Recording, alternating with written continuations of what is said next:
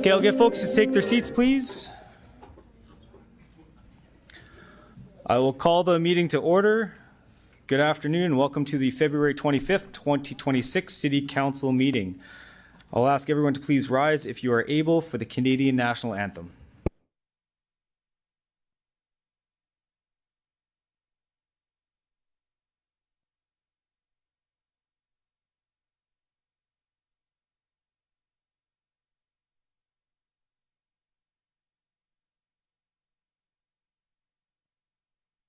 Oh, Canada, our home and native land, true patriot love in all of us command, car ton bras s'est porté l'épée, il s'est porté la croix. Ton histoire est une épopée des plus brillants exploits.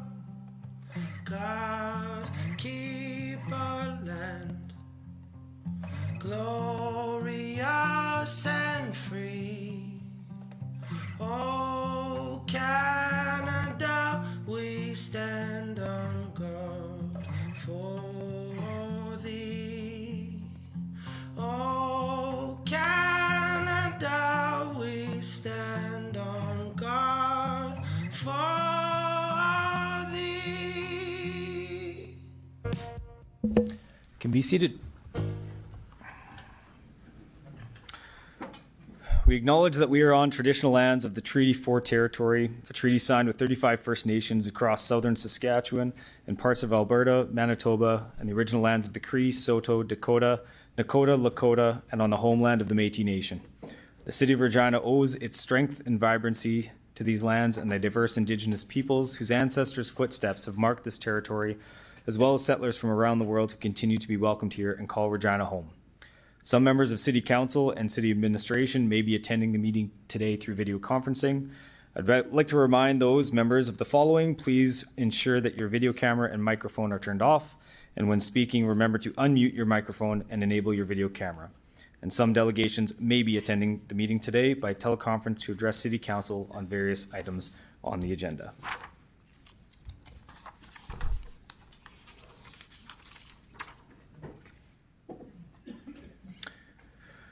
Okay, can I have someone move a motion to approve the agenda at the call of the chair with the following adjustments? Replace pages 110 to 114 of the published agenda with the correct appendices for report CR 26-2 Al Ritchie Community Association lease as previously published on the February 11th, 2026 Executive Committee agenda.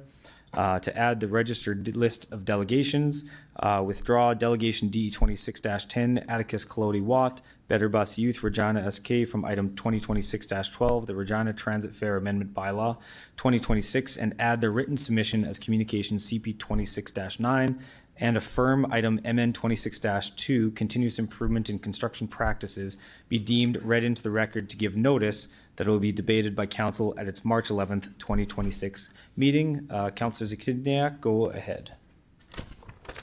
Thank you. I'm happy to move adoption of the agenda. I would also ask for us to table the Regina Transit Fare Amendment Bylaw.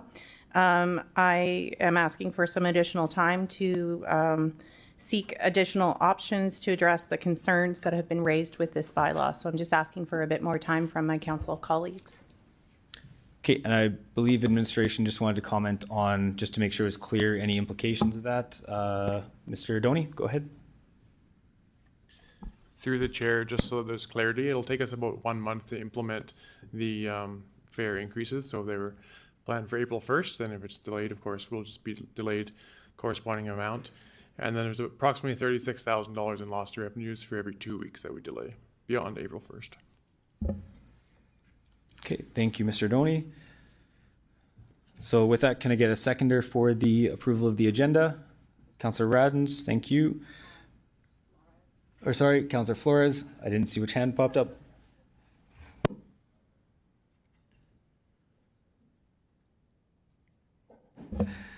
Perfect. Okay, so with that, I will call the question on the approval of the agenda. Any opposed? And that is carried.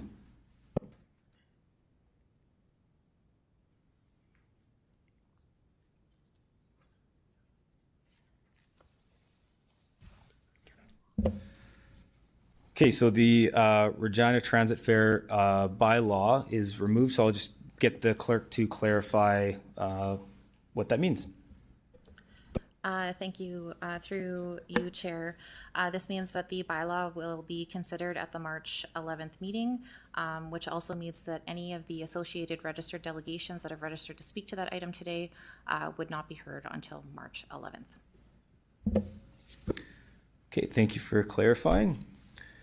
Okay, next, can I have a motion to approve the following minutes? The meetings held December 3rd, 2025 and January 22nd, 2026 as circulated, and meeting held December 15th with the following adjustments. On page 6, add DE 25-263, William Wells representing Albert Park Community Association, Regina, Saskatchewan, to item CM 25-20, 2026 to 2027 budget deliberation supplemental report. On page 18, correct motion that recommendations number 4 to 10 read as that recommendations number 1 to 10. Page 21, add description to amendment number 1, funding allocation to EDR. Page 44, correct text under motion for amendment number 31, dust suppression.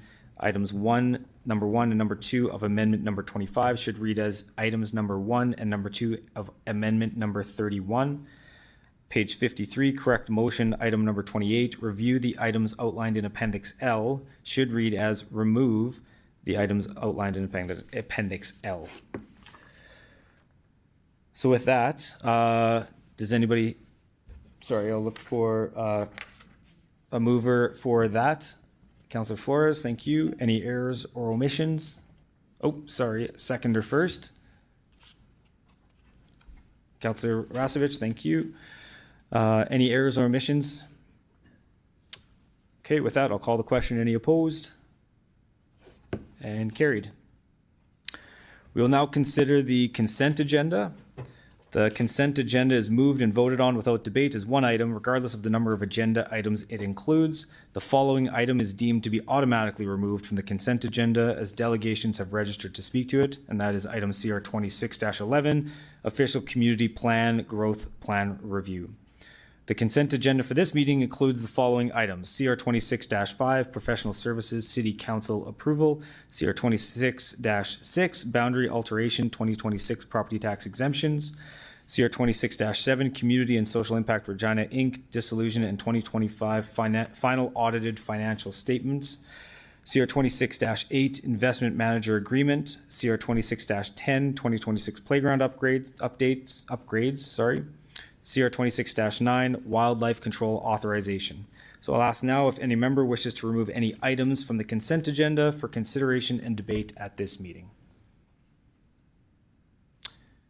Okay, seeing none, can I have a motion to approve the consent agenda?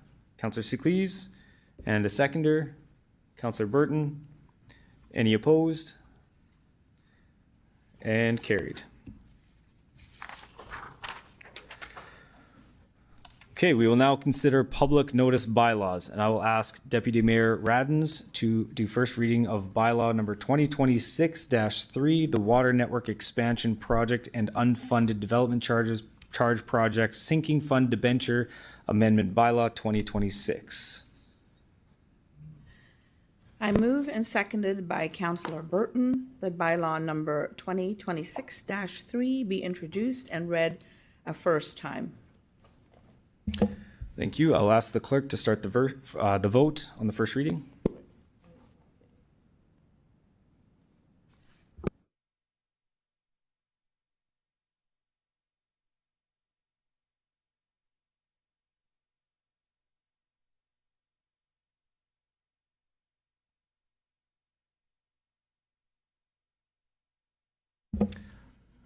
Councillor Zakiniak, can I get your verbal vote? In favor. Thank you.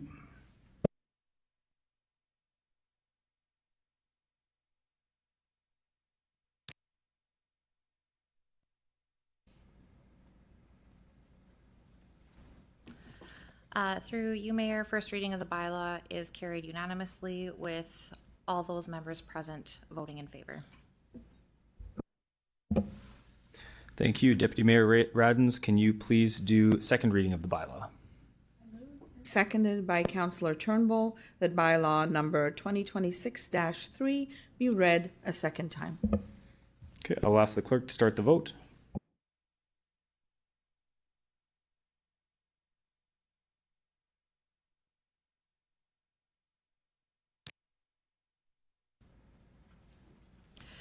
Through you, Mayor, second reading of the bylaw is carried unanimously. Thank you. Deputy Mayor Radens, can you please do consent for third reading of the bylaw? I move and seconded by Councillor Flores that bylaw number 2026-3 go to third reading at this meeting. Okay, I'll ask the clerk to start the vote.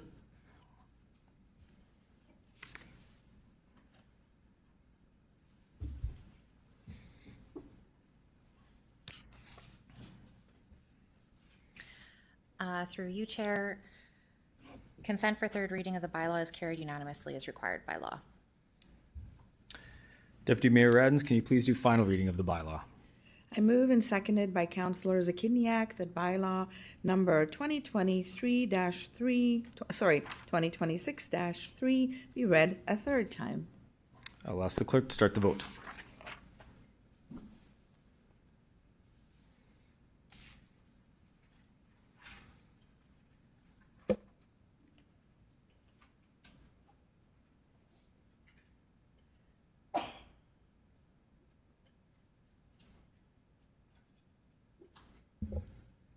Councillor Turnbull, can I get your vote? It's okay.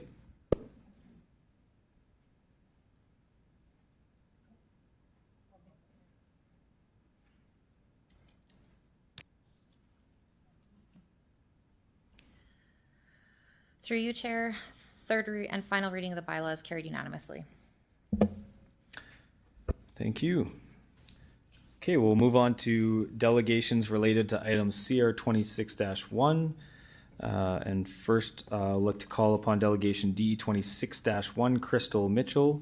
And I believe Crystal's online. Okay, Crystal, Hi. can you hear me? Yeah. Yes, can you hear me okay? Yeah, we can hear you just fine. Good afternoon. So, good afternoon. I'll get you to introduce yourself for the record, the organization you're representing today, if any, the city or town you reside in. You'll have 5 minutes to address City Council, after which you'll have the opportunity to respond to any questions that members of council may have for you. So go ahead whenever you're ready. Okay, thank you so much. My name is Crystal Mitchell. I'm calling in from Regina, and I am a representative from the Arcola East Community Association. I'm advocating to build the first community garden in our Arcola East neighborhood. After several years of working with the city of Regina, we found an ideal location in our neighborhood. The community garden location is planned for a portion of Maca Park, where Dream Developments is currently installing a large park in the new Eastbrook neighborhood. In addition to the community garden, Maca Park features a cycling pump track, play structure space, toboggan hill, and an expansive green space for activities. The community garden will feature 98 garden plots, including 12 accessible raised planters, and our construction is scheduled for this spring. Our association is very excited to offer a garden to our community members. It's a wonderful way to promote increased physical activity and mental well-being while fostering a sense of community and inclusivity across cultures and generations. Did you have any questions for me? Sure, I'll check with council members. Councillor Turnbull, go ahead. Hello, thank you for presenting and thank you so much for your work to enhance the community. I just wanted to ask you about the accessibility of the planters and how we can expect them to be used and the pathways. Sure.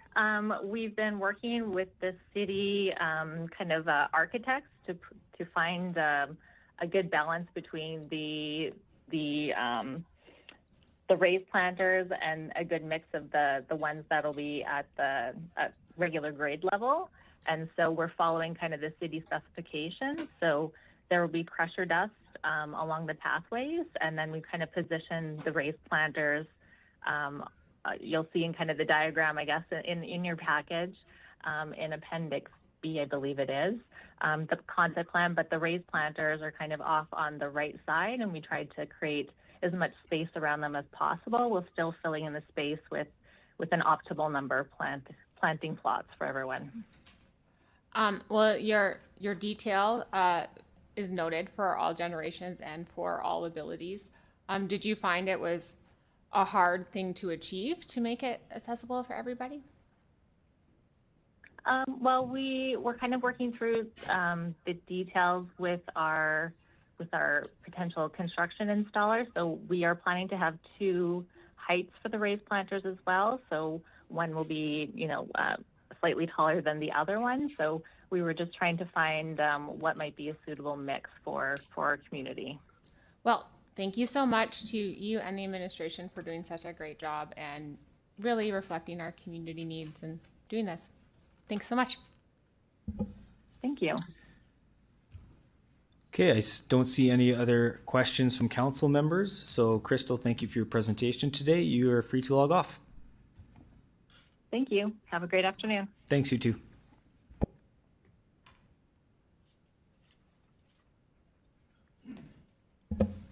Okay, we will now consider item CR 26-1, Arcola East Community Association Garden Lease, Maca Park. And I'll ask Deputy Mayor Radens to please introduce the report. At its February 11th, 2026 meeting, the Executive Committee considered the attached report EX 26-1, Arcola East Community Association Garden Lease, Maca Park, from the Land, Real Estate, and Economic Development Division. Crystal Mitchell and Terry Ginter represented Arcola East Community Association in Regina, and the committee adopted a resolution to concur in the recommendation contained in the report. Recommendation number 8 of the attached report does not require City Council approval. Perfect, thank you. Can I have someone move the report? Councillor Turnbull. And a seconder, Councillor Burton. Councillor Turnbull, would you like to speak on the report? Sure. Just briefly, I think this is a wonderful community ad. I'm so thankful for our community association for doing this and bringing this community center to Arcola East, and for our administration to working with them and making this possible. I can't wait to go visit it. Thank you. Any other questions from council members? Seeing none, Councillor Turnbull, would you like to close debate? All good. Okay, with that, I will ask the clerk to start the vote.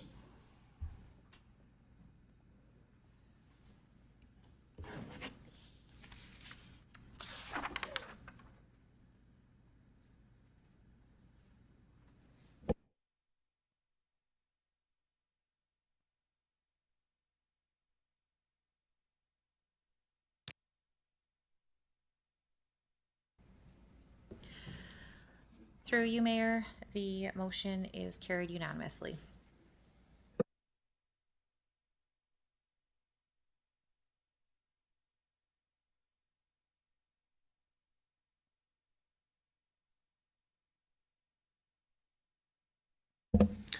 Okay, we'll now consider item CR 26-2, Al Ritchie Community Association lease, and I will again ask Deputy Mayor Radens to please introduce the report.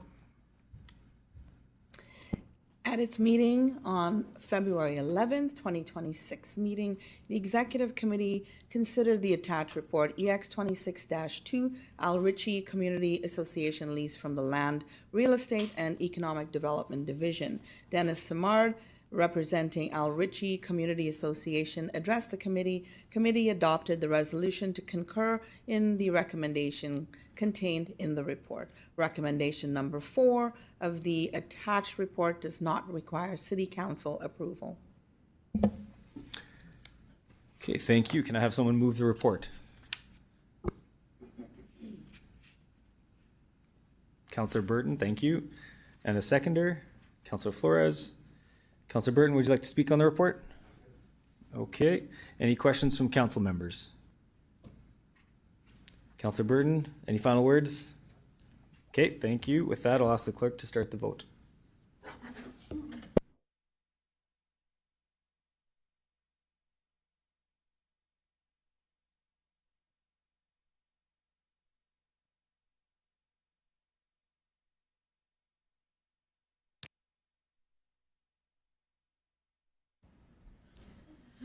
Through you, Mayor, the motion is carried unanimously. Thank you. We will now consider item CR 26-3 Rider Foundation lease, and I'll ask Deputy Mayor Radens to introduce this report. At its meeting on February 11th, 2026 meeting, the Executive Committee considered the attached report EX 26-3 Rider Foundation lease from the Land, Real Estate and Economic Development Division. Committee adopted a resolution to concur in the recommendation contained in the report. Recommendation number 4 of the attached report does not require City Council approval. Thank you. Can I have someone move the report? Councilor Rasevich, and a seconder. Councilor Burton. Councilor Rasevich, would you like to speak on the report? Nope. Any questions from council members? Seeing none. Councilor Rasevich, you're still good? Just collect the money. Okay. With that, I'll ask the clerk to start the vote.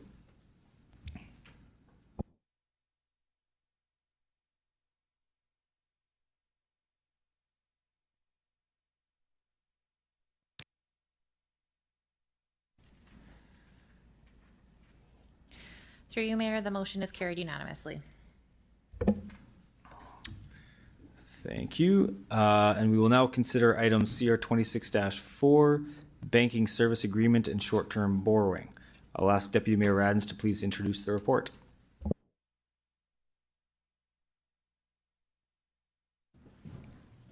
At its February 11th, 2026 meeting, the Executive Committee considered the attached report, EX 26-7, Banking Service Agreement and Short-Term Borrowing from the Financial Services Division. The committee adopted a resolution to concur in its items number 1, 3, 5, and 6 of the recommendations contained in the report and made a motion to recommend that City Council refer items number 2 and 4 to the February 26, 2026 Audit and Finance Committee meeting. Recommendations number 6 of the attached report does not require City Council approval. Thank you. Can I have someone move the report? Councilor Flores, and seconder, Councilor Sickleys. Councilor Flores, would you like to speak to the report? No. Okay, any questions from council members? Councilor Sickleys, go ahead. Thank you, and through you, Mayor. Just a question on extending our banking agreement. Did we have a 10-year before this? Actually, before I even asked that, did we talk about this in ANF? And if so, then I shouldn't be asking questions about it. I don't remember. Go ahead, Mr. Anderson. Thank you, Mayor, and through the chair. So I believe we're talking tomorrow at ANF about this type of stuff. I don't know if it had been discussed prior to me getting here, but we did discuss at the last executive committee that, we're looking at extending it this, I think the last term was 5 years. Yeah. So we're looking at extending it for another 10 years with annual increments, annual approvals. But we haven't deferred it till tomorrow. That piece is to be voted on today. Am I right? Correct. So tomorrow we're discussing the line of credit increase. Today we're asking for approval of this so that we can know whether or not we have to do an RFP. It was a timing thing. Gotcha. Okay. So the reason I ask is not to make trouble and say push it till tomorrow, none of that stuff. But when I was reading about our investment manager piece, we do have a long-term agreement, but we have these options along the way to renew. Is that going to be part of the bank agreement too? Through the chair, yes, correct. Okay, yeah. Then I'm good with that. Thanks. Thank you. Councilor Mancinelli, go ahead. Just bumped it by accident. I have nothing to add. Okay. Thank you. Councilor Burton, go ahead. Thank you, through the chair. For residents that might be viewing online, I was just wondering if the administration could explain if this existing line of credit and that's now being extended has ever been used, and is this the city just borrowing more money to spend willy-nilly? I wonder if you could just explain that so that people... Mr. Henderson, go ahead. Through the chair, so thanks for the question, Councillor. That portion of this was actually been referred to ANF and will be discussed at ANF tomorrow, I believe. And then we will be bringing it back to council after that conversation. But the answer to your question is we very infrequently use that. It's more for liquidity management purposes. Thank you. Councillor Rasevich, go ahead.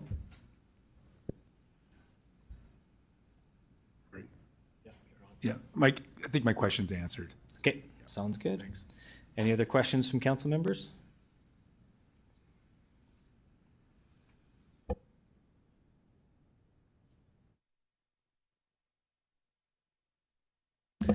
Okay, seeing no other questions, Councillor Flores, would you like to close debate? No. Okay, I'll ask the clerk to start the vote.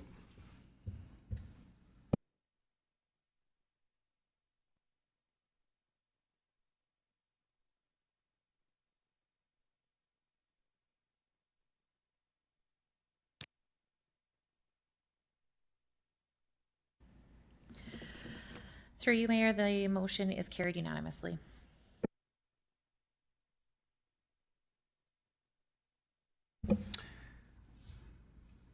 Okay, we will now move on to delegations related to CR 26-11, the official community plan growth plan review. I'd like to call upon delegation DE 26-2, Stu Niebergall.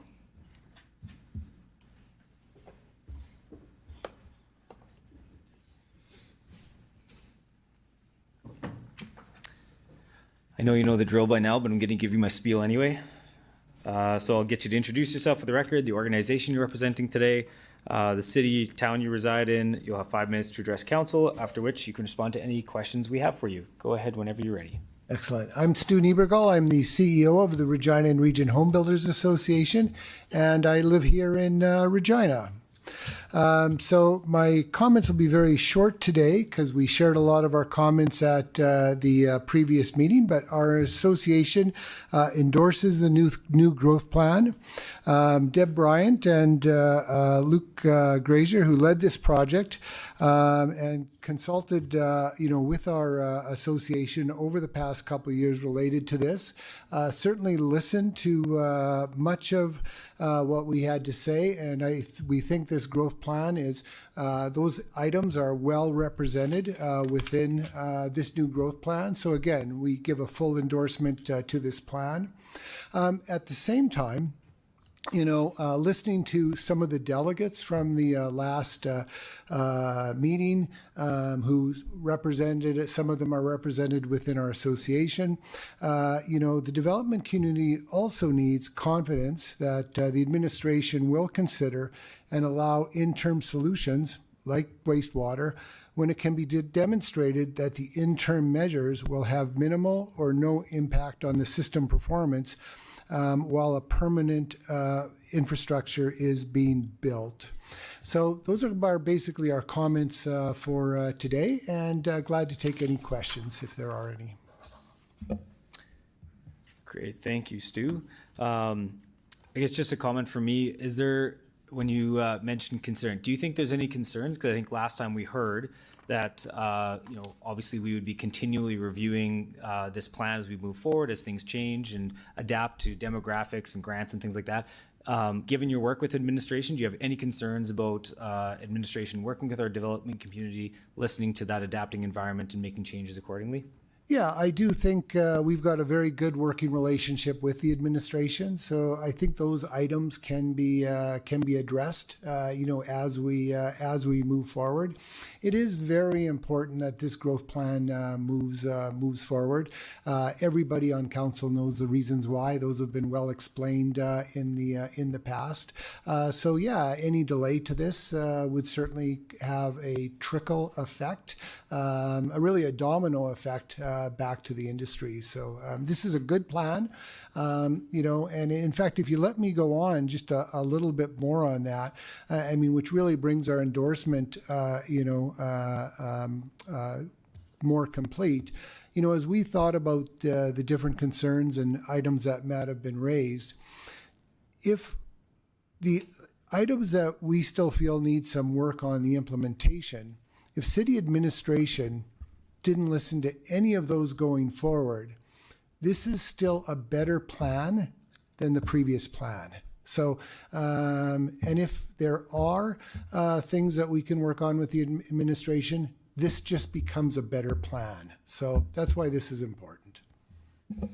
Great, thank you, Stu, and thank you for all your work on with administration. I know you've played a key role in a lot of the work that helped bring people together on this plan. So thank you very much for Appreciate that. Thank you. I'll just see if there's any other questions for you here. My system logged out, so yeah, Councillor Rastovich, go ahead. Thank you. Through the chair. You mentioned like interim solutions. Can you give me some examples of what that would be? I'm curious. I want to learn. Yeah. So, you know, again, I'm not the engineer here. I'm not a city engineer. I'm not a consulting engineer. You know, what I heard at Executive Council, you know, last time, you know, there were presentations about, you know, potential opportunities to make short-term adjustments while larger infrastructure is getting built. And again, you know, we'll let the experts figure out what the right timing and that is, and what capacity is in the system. We just want really the assurance that that can continuously be an ongoing discussion with the administration and council, because we do have to be opportunistic all the time, because we all have a responsibility, but especially the municipality is to accommodate growth. You know, it is the one thing that, you know, the more things this city does and the investments it makes to make this city more livable means more people are going to want to move here, and we have to accommodate them. So, yeah. So I know that's very ambiguous and the devil's in the details, but we just need that openness for that.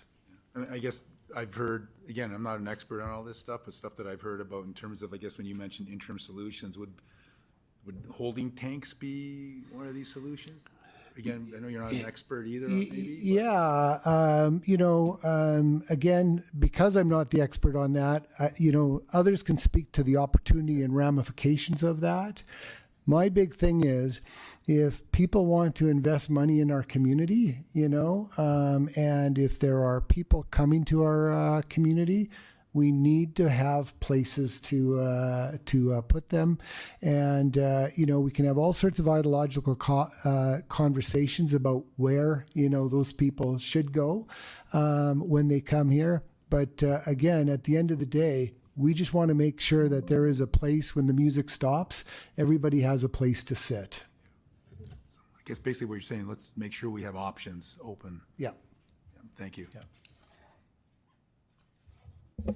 Okay, any other questions from council? Seeing none, thank you, Stu, for presenting today. Thank you.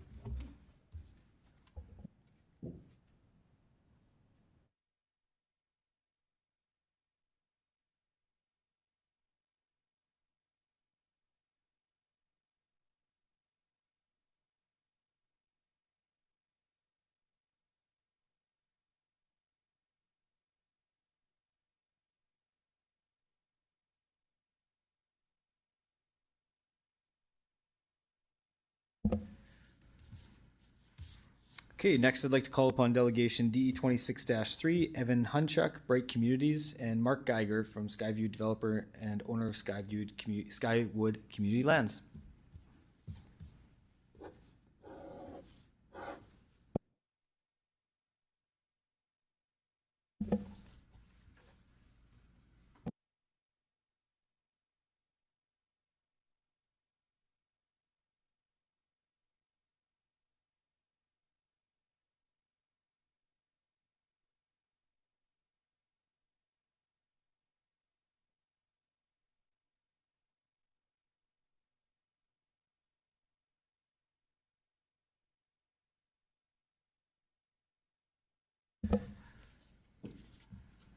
Okay, so I'll get you both to introduce yourselves to the record, the organization you're representing today, the city that you reside in. You'll have 5 minutes to address council, after which you can respond to any questions.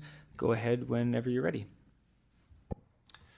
Good afternoon, Mayor Bashinsky, members of council. My name is Evan Hunchuk. Today I'm here with my business partner, Mark Geiger. We both reside in Regina and we're working on the Skyview Skywood lands. Thank you for the opportunity to present and provide correspondence. We are respectfully but urgently requesting one modest amendment to the growth plan before you today.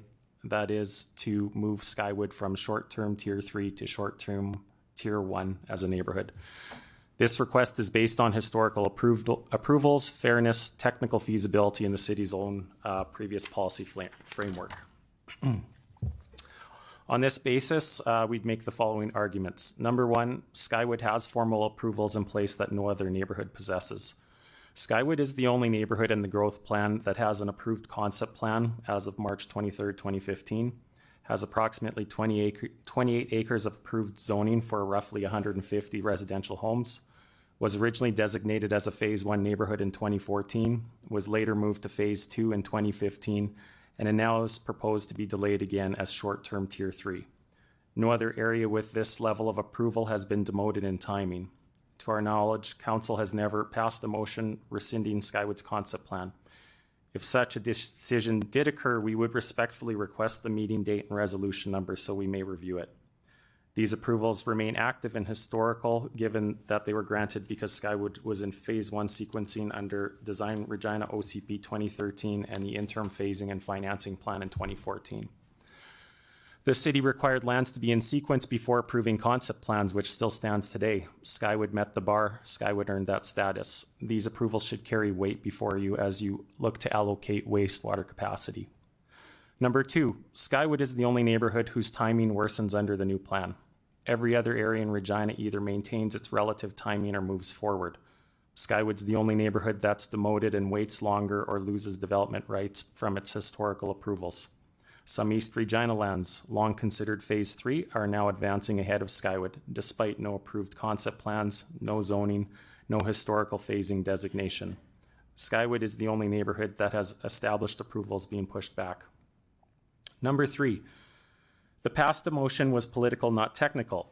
As presented 2 weeks ago in 2015, Skywood was moved from Phase 1 to Phase 2 because the landowner was unable to front-end approximately $14 million for a new school site. This was a political decision, not an engineering one. The servicing logic hasn't changed, topography hasn't, or catchment hasn't changed. The only allocation of the school site was changed, and that was a result of moving the school site. It should not be used to justify another multi-day setback today. Point four, the proposed delay is not 5 to 7 years. We believe it's effectively 30 or more. City administration has suggested Skywood may proceed in 5 to 7 years through the future Coopertown trunk. With respect, this is not grounded in financial or technical reality. The Coopertown trunk is over an $80 million project. Gravity feasibility has not been fully demonstrated, and prior studies question whether this route can fully work all the way to Skywood. The city does not have the debt capacity to build a 7-kilometer sewer trunk across undeveloped farmland. A small landowner like ourselves cannot front-end tens of millions of dollars waiting for decades for recapture. It's far more honest to acknowledge that Skywood, as proposed in the Tier 3 status, is not 5 to 7 years away, but likely 30 years or more. Skywood fits into the phasing principles better than any other delayed area. Skywood's prepared to use existing Rochdale system through feasible interim engineering solutions if required by admin. This would include inline storage. City has allowed such examples, for example, Costco in Aurora. We would prepay the Northwest area specific SAF rate immediately. We would design the system so that it could connect to the Coopertown trunk in the future. No additional city debt capacity would be required to service these lands. Point 7, leaving Skywood in Tier 3 will impose nearly $30 million in economic harm. This is poised to drop the land value by roughly 90% from $31 million. No other neighborhood faces this magnitude of harm under the plan.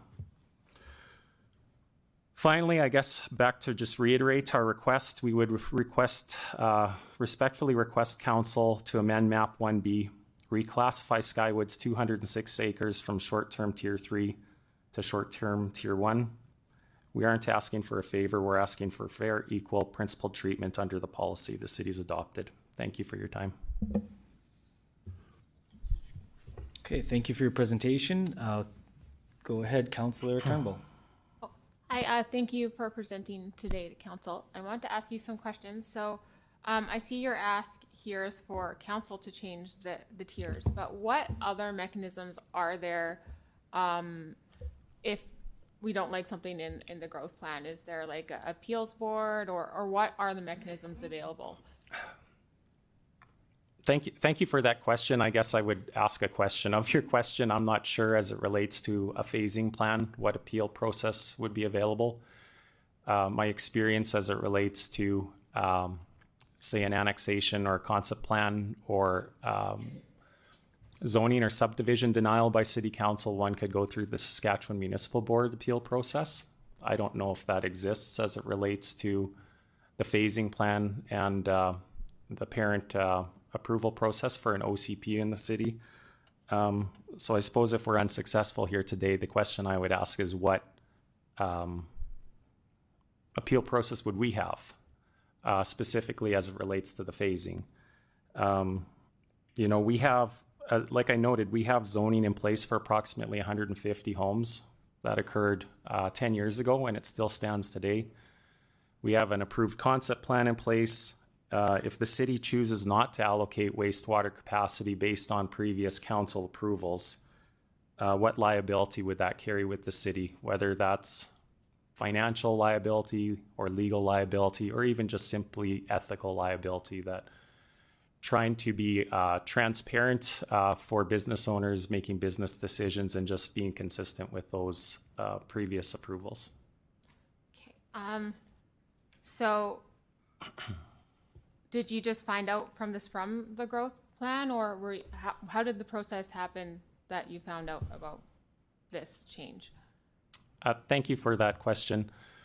In all fairness, there was a thorough consultation with Ms. Bryden and Mr. Grazer. There wasn't a lack of consultation. We were probably consulted with for the past 2 years. We've continued to voice our opinion and have meetings and provide formal communications. So our conversation today would not be a surprise to either of them if you ask them. You know, from the start, we were just told to be patient because we were ready to go and we weren't permitted at the time. So we figured this process would sort itself out and the OCP would back us up. And then that later changed to trying to advance our work and previous engineering with different solutions, which then I guess came under scrutiny and the justification for a different preferred solution through Coopertown, despite our feelings that that wasn't equitable and it would just be too far of time horizon, and even from an economic standpoint, we couldn't make the same financial sense work. So I would just say we respectfully agree to disagree on what their position was. Again, I don't think it's founded 100% in engineering technical solutions and a lack of capacity, because there has been a lot of work specifically in Southeast Regina to model what Southeast Regina can incorporate for wastewater capacity. And that comes from the upgrade of the Southwest Trunk, which traverses past Harbor Landing and to the north. And that's a service agreement fee project that's already committed to, and I believe it's tagged to be completed in about 5 years' time, around 2030 by the city. So that one's going forward, along with an interconnector trunk. And so a very specific solution like that was modeled in the plan to justify timing. But all the analysis we provided, we never received comparable analysis to suggest whether downstream capacity exists or didn't exist. So don't understand why that was only done for Southeast Regina. It's problematic and has been historically problematic for council to make tier changes on the floor. So what would you suggest maybe in terms of process that maybe would address these concerns going forward? Thank you for that question. Through the chair, it's difficult to answer that because we start to get into a bit of a debate whether there's capacity or whether there isn't. And honestly, as a council, you have to rely on your city admin and what they're telling you is truthful.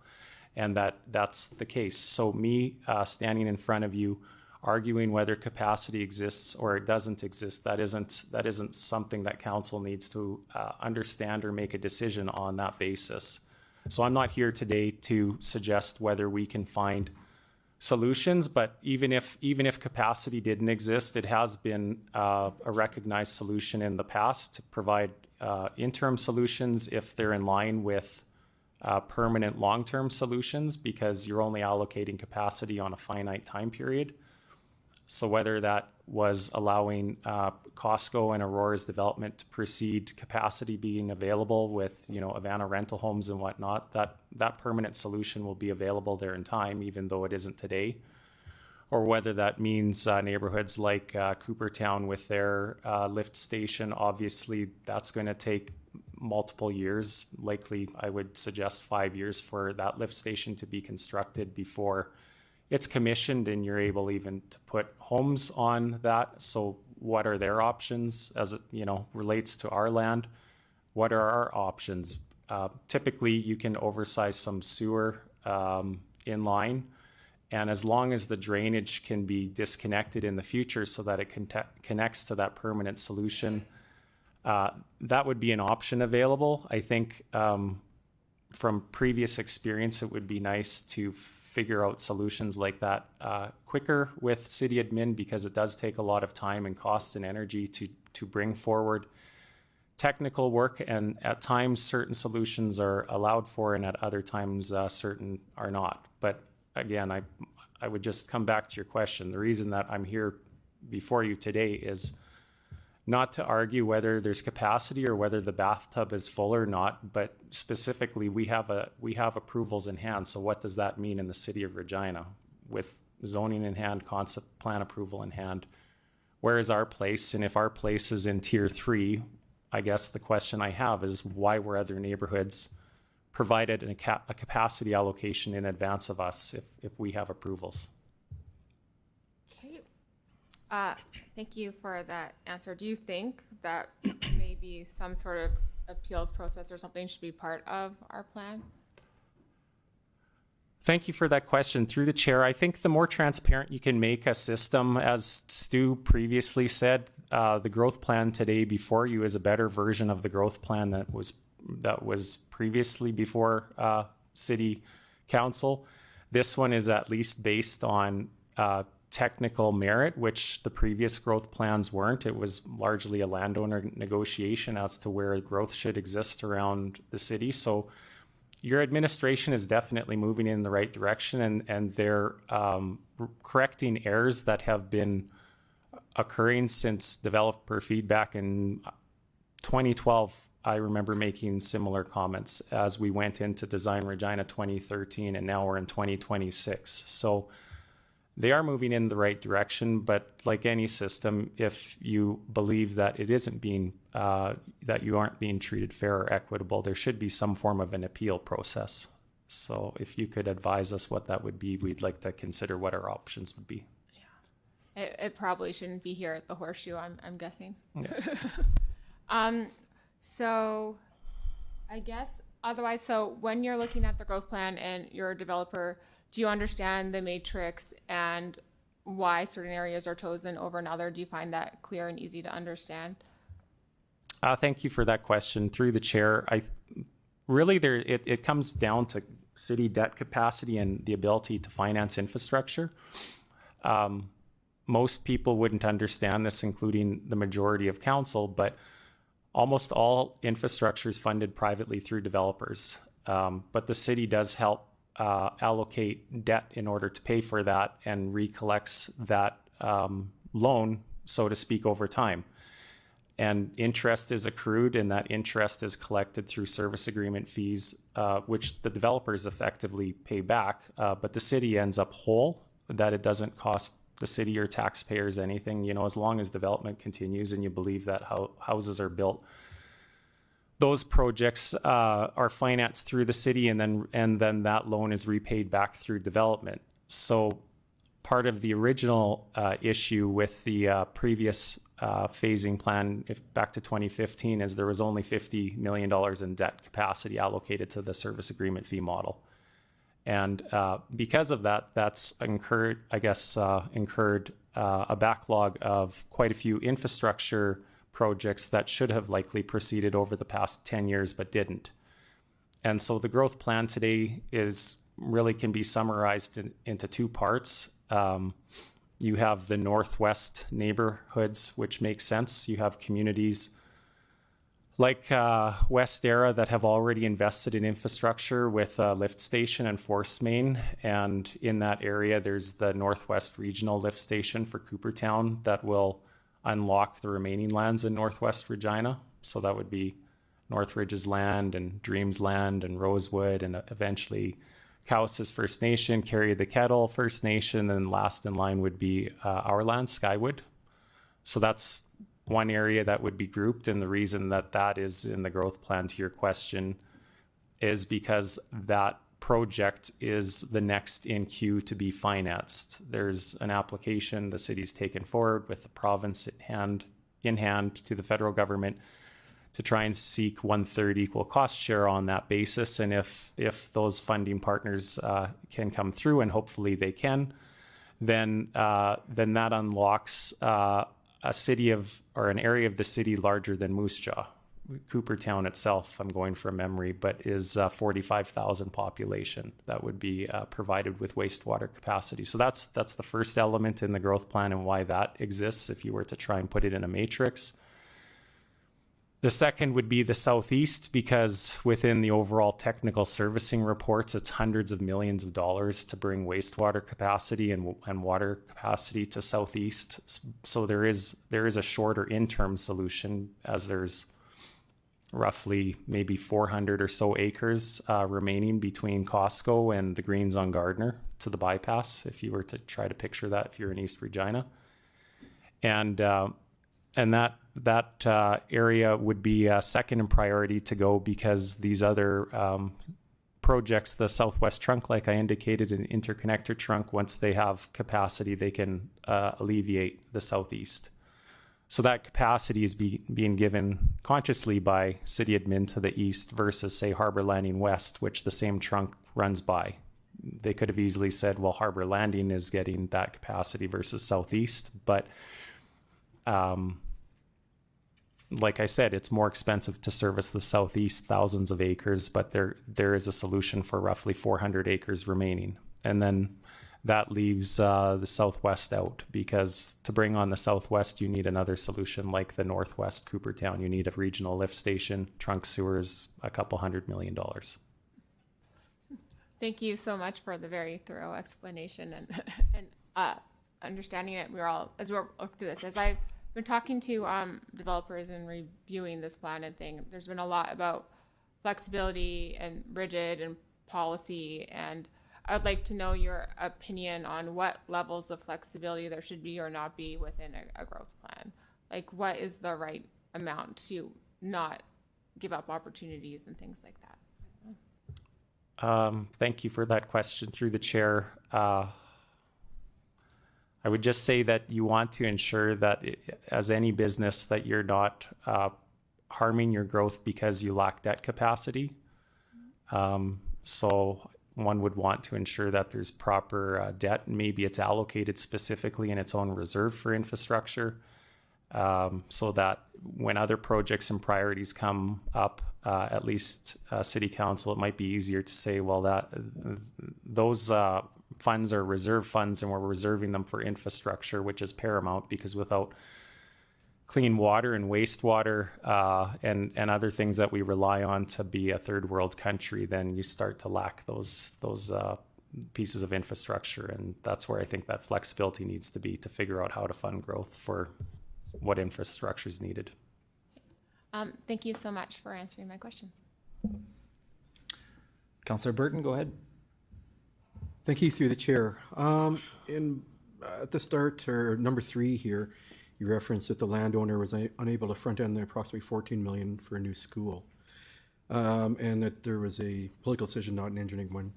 What was the school allocation change, and could you explain this a bit further, and is it normal for the landowner to front end the school? Thank you for that question through the chair. At the time, it was normal for the developer to front end all the infrastructure for the school. That was a change in policy roughly at the time, as the province was trying to have 3 new schools built in Harbour Landing, the Greens on Gardner, and in the Northwest, specifically the Lake Ridge neighborhood was the neighborhood that was needing that school. Hence why Skywood was the primary choice for the location.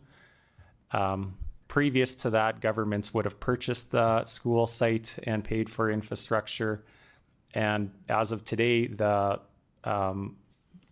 ministry at the province, along with the home builders and cities, are trying to figure out the newest policy with a change in MR, municipal reserve dedication, and who pays for what. But by increasing municipal reserve and having the city or the government fund the purchase of that school site and infrastructure. So to answer your question, this is where things become a bit problematic when you go through 3 different policy changes in roughly 10 to 15 years. It's tough to make a business decision and have a budget when things are constantly changing like that. Thank you. At the end in number 8 here, you suggest that we reclassify 206 acres from short-term 3 to short-term 1. And my question through the chair is, could a smaller amount, like the 28 acres mentioned at start, be a reasonable initial allocation, or is it just not feasible at a smaller amount? Thank you for that question. Through the chair, that's a very difficult question to answer, because it's all what is your revenue, what is your revenue, ability to collect revenue, and what is your total expenses? And so without having approvals in place with city admin and knowing what the cost is, one really can't answer that question. So if you were able to connect to the existing sewers which exist on COPE that the city of Regina constructed into the western portion of these lands, well, there's capacity and there's sewer right there. So on that basis, yes, 28 acres would work.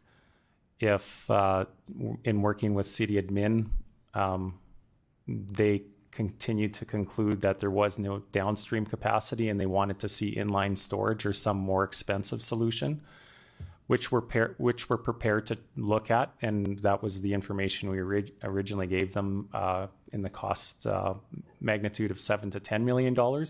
Over 200 acres, that cost works. So it's all how much cost is incurred and how much land you have the ability to amortize it over. Okay. So I would say our previous experience working with city administration is a reduced amount of land would not work unless they looked at the technical solutions differently. Okay, thank you. Thank you, Councillor Siklees, go ahead.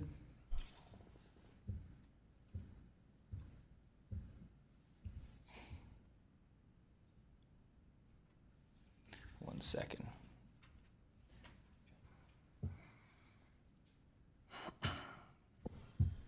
Thank you. Through you, Mayor. If I could just jump to the 50,000 foot level for a minute, I don't want to put words in my fellow councillors' mouths, but I think we're looking for a triple win here in the long run, which would be residents win, the developers and the constructors win, and the city wins. And when we dip into the details, it can get a little confusing to people. I mean, we're talking about millions of dollars, we're talking about hundreds of acres, thousands when you include everything together. And then we're talking about basically wastewater, which seems to be the biggest issue right now. It could be imminent, any information we get from the federal government and help from the province to build, but I wanted to ask about 3 different themes. One of them is a timing theme. Is part of the issue that if we assume that there's federal and provincial funds coming, is it still critical to try and have an interim timing solution for wastewater because of the fact that there's engineering involved on lift stations, it takes longer to build, it's more complex, and an interim solution is quick and can get shovels in the ground sooner. Is that one of the issues that is behind this push from our development community on interim? Yeah, thank you for that question. Through the chair, that's a valid argument. There's the practical time it takes to actually design and construct and turn over a piece of infrastructure, especially when you're talking a $40 million lift station or whatever the cost. So I think there has to be some form of practical understanding for that, and that development can't stop. But yeah, back to my previous point, we're just trying to figure out what is that interim solution for Skywood if our request is valid. If you believe our approvals are already in hand, then why is wastewater capacity being allocated to certain neighborhoods and it's not to us? Okay. Why would capacity even matter if an interim solution for the city side of things is free? Yeah, thank you for that question, Councillor Seacless. Through the chair, it's a good point. If you have, if the inline storage, which is basically an oversized horizontal sewer, is effectively designed and it holds back the wastewater flows for 24 hours or 48 or whatever is needed until downstream capacity is available, then it doesn't have an impact on the city system. And typically, that's what the engineers that you hire for a lot of money try to demonstrate through an InfoWorks or another technical model to show what the level of surcharge is downstream. And so the city does have standards, and if you can show that the level of surcharge is less than 1.83 meters in depth, or roughly 5 feet, then there isn't a negative impact on basements being flooded. So that would be the design parameters of what you're trying to do. But just to reiterate, like what you've asked, that would allow for capacity to exist downstream because you're creating new capacity. It's like a battery, right? Yeah. Okay, well, anyone who's had a sewer backup in their basement knows they want to avoid that at all costs. And the wastewater modeling that was done prior to 2015, is the theory any different in 2025 than it was in 2015 behind wastewater modeling? Thank you for that question. Through the chair, yes, the assumptions change every 2 to 3 years. There was certain assumptions at that point. There was certain assumptions in the previous studies that were only completed 3 years ago in the Northwest by the same consultants that have completed the study today. So if you change the assumptions, you change the outcome. Okay, the assumptions matter. Is it possible to have the same engineers have a different answer depending on who's asking the question, even if the assumptions are the same? Thank you for that question. Through the chair, it is. I have personal experience in that. Specific engineers that I've worked with in the past that would demonstrate this trunk to extend through to Skywood to not be technically achievable would now say that it is technically achievable. So that's hence our concerns, because everything I say, I try to be as forthright and truthful and honest, and I have enough experience in working in the Northwest since 2010 when I was at UMA and then AECOM and then Dundee and then Dream after that, and I understand all this historical experience. So that's the part that I find confusing, because you start to argue assumptions. Yeah, well, maybe Councillor Turnbull's idea of a way to have a chat about this when you get a no makes sense, since if the same engineer can have two different opinions with the same assumptions, that's a head scratcher. To be clear, the assumptions would change. If the assumptions were the same, they wouldn't come to a different solution. Well, that's good. because I don't want a bunch of engineers coming after me.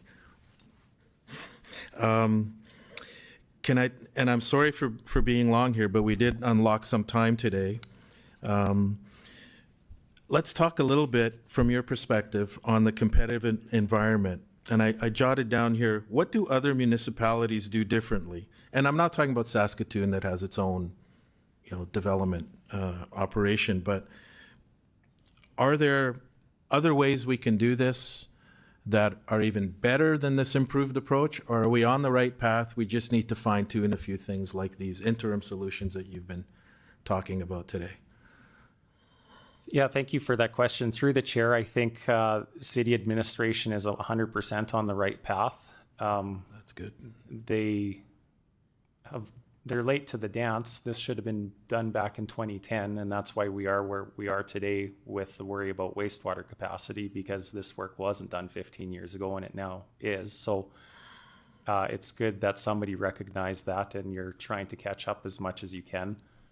But again, back to practical solutions, we're looking to make power grids more resilient and add batteries and smaller nuclear modular reactors or things like that. I'm not sure why you wouldn't consider similar changes in thought as it relates to wastewater infrastructure and figuring out ways to isolate capacity throughout the community versus concentrating it in a few major trunks. To me, again,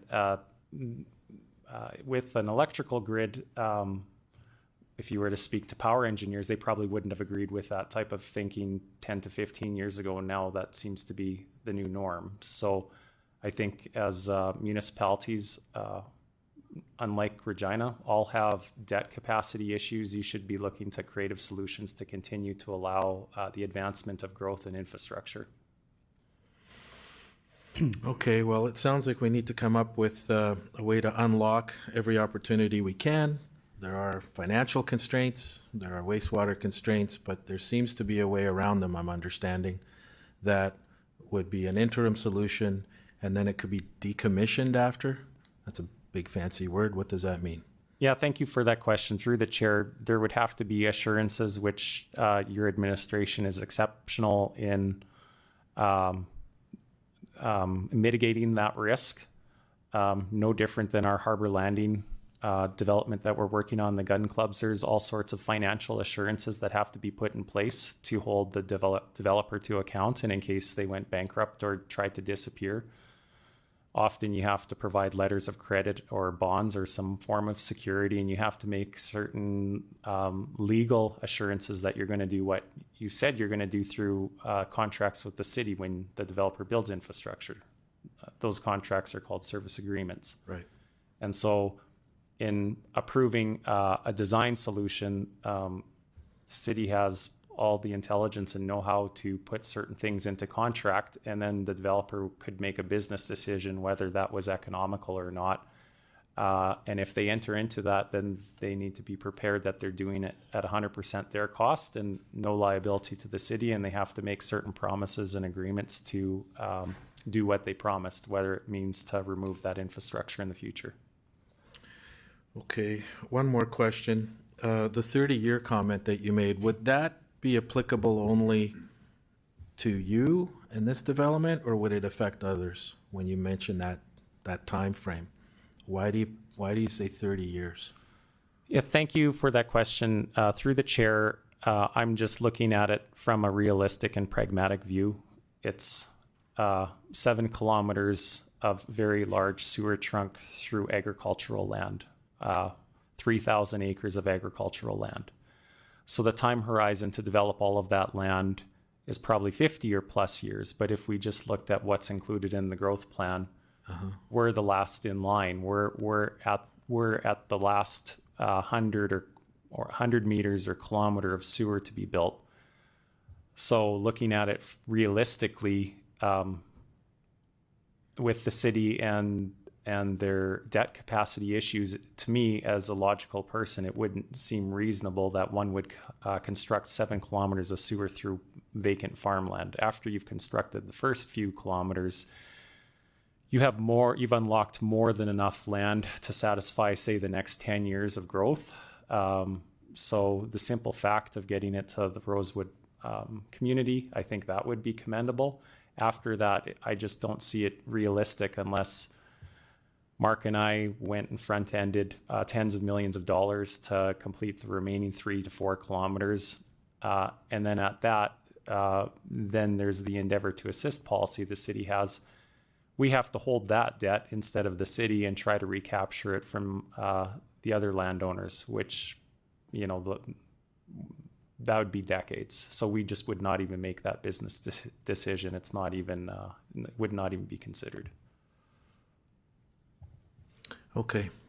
Thank you very much to both of you for your patience and for your detailed explanations today. Thanks. Just one question. So you're talking about the kind of the two options. There was a kind of the city building that trunk where you were just talking about there. What were you given a price for that? Like for what that would look like and what the recovery could potentially be for building that trunk line from the kind of the Coopertown around versus kind of the proposed trunk going south? Yeah, thank you for that question. Yeah, there was an analysis completed on that. Again, it's based on a cost estimate with a very high degree of uncertainty through the opinion of probable costs. There isn't a preliminary design nor a detailed design nor any type of design that's been completed to actually cost something. It's all based on theory. So like I was previously saying, we're not even sure if you can achieve a gravity sewer to that point. So the simple fact of comparing, trying to compare one cost versus the other isn't an apples to apples. We do have a cost estimate that we're working with Associated Engineering through their Edmonton branch, and they're experts in Western Canada for trenchless installation down McCarthy. And so that cost estimate we have is very precise. And, you know, we believe it to be in that $7 to $10 million range with significant contingency and whatnot. When we shared that with the city administration, they would have adjusted it and increased those costs based on further uncertainties. And then comparing that against to the Coopertown option, on a per acre basis, it would look like the Coopertown trunk option could be the cheaper solution, and that in fact is correct if it exists. But you have to take into account the time value of money and interest and all those other investment options. And so like you cannot even compare the two. They're not an apples to apples comparison because the ability to recapture debt from other landowners over an indefinite period of time, whether you may or may not even be able to capture it, could mean that the cost is double or triple the cost per acre. Okay, thank you. Councillor Rasevich, go ahead. Through the chair. So I guess the big question is, it's wastewater, right? Okay, because I know our last council meeting, we talked about stormwater and how stormwater mixes in with the wastewater and gets into Wascana Creek. So that's not something that we're worried about here, is it? Thank you for that question. Through the chair, I think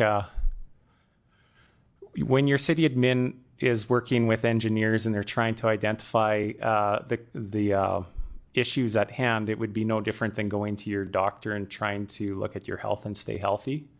So there's many issues at hand, whether you want to talk about transit or parks and rec or water. There's no limit to concerns, but the primary concern for the city of Regina, if you were to try to look at it, would be wastewater. It's, you know, the city effectively would have, as an analogy back to the doctor-patient, cardiovascular disease. And we have one heart, and that heart is called McCarthy Boulevard Pump Station, and it pumps all the sewage to the treatment plant. Right. And it's having capacity issues keeping up in wet weather events. And so what we're trying to do now is create bypasses to the city so that heart attack doesn't occur. And that's that Coopertown lift station now. I'm sorry, the Northwest Regional Lift Station is its official name now. Or Harbor Landing. And But at the same point, there isn't, there is a solution for East Regina, but it's very expensive. So that's where the doctors made the decision, we'll let that go through, but these other areas we're going to bypass. Mm-hmm. Is there a natural flow though of stormwater? Well, thank you for that question. Through the chair, there really, from my perspective, I don't believe there's any issues with stormwater. That would probably be quite low as it relates to the hierarchy of where concerns would be. You know, water system's been a concern in the past, but I don't believe that your administration would, I think they have a pretty good handle on the water system now. Transportation system, it just slows down people and annoys them. If you know, it takes 20 minutes instead of 15 minutes to get from East Regina, well, it's not the same as if you have a water or wastewater concern, because you need to ensure health and safety and sanitary conditions for individuals. So I would view that a bit more paramount. But back to our analogy, we do have an approval. Yep. We're being told that, well, we can't supply blood to your finger, so you guys have to cut it off. You know, why can't we have a little stint as well as it relates to some capacity allocation? Because obviously it's the city's position to choose winners and losers and allocate capacity, and that capacity is allocated in models, engineering models, and that's what we're advocating for. We're advocating, let's see an engineering model that allocates some capacity to Skywood so we can have a productive conversation. Yeah. And I guess, I know you have 200 acres and 28 acres approved? Was it 28? 150 homes? Yeah, thank you for that question. There's 28 acres of zoning that was approved in 2015. That's correct, yeah. Okay, so I guess, I don't know if you know, but is there capacity for that 28 acres, 150 homes in the system? In the system? Are you aware? Did administration let you know even if that was possible? Thank you for that question. It's all based on how the preference is to allocate it. Okay. So it's no different than, again, another analogy. Yeah. But if you have a limited budget, you have to figure out what you can spend for rent and food and insurance and vehicle and all that sort of thing. So, are you aware of certain amounts of wastewater being allocated to other projects, like, you know, I guess stuff as councillors we've talked about the crush plant, which we know it's not happening. So, but are you aware of like that allocation of that, say, wastewater being allocated to their crush plant still being held for that? Do we know? Yeah, thank you. Thank you for that question. Through the chair, that's why we were asking for equal treatment to Hawkstone and Kensington and Somerset.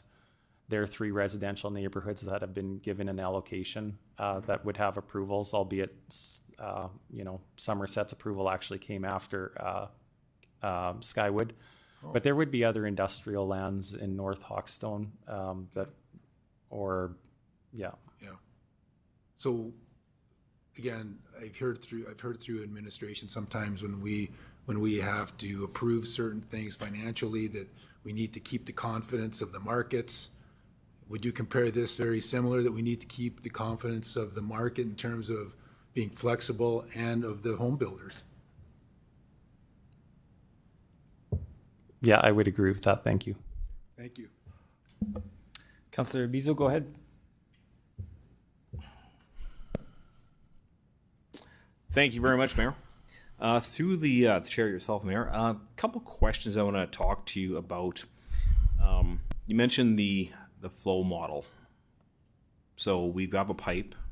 That pipe is modeled with a certain amount of flow going into it. That flow is based upon consumption rates in a household in which goes down the sewer. Is that correct? Thank you for that question. Through the chair, it's very complicated. It's even difficult for me to explain it, even though I worked on those type of reports and engineering projects in the past. It's largely based on certain assumptions that you're putting into the model.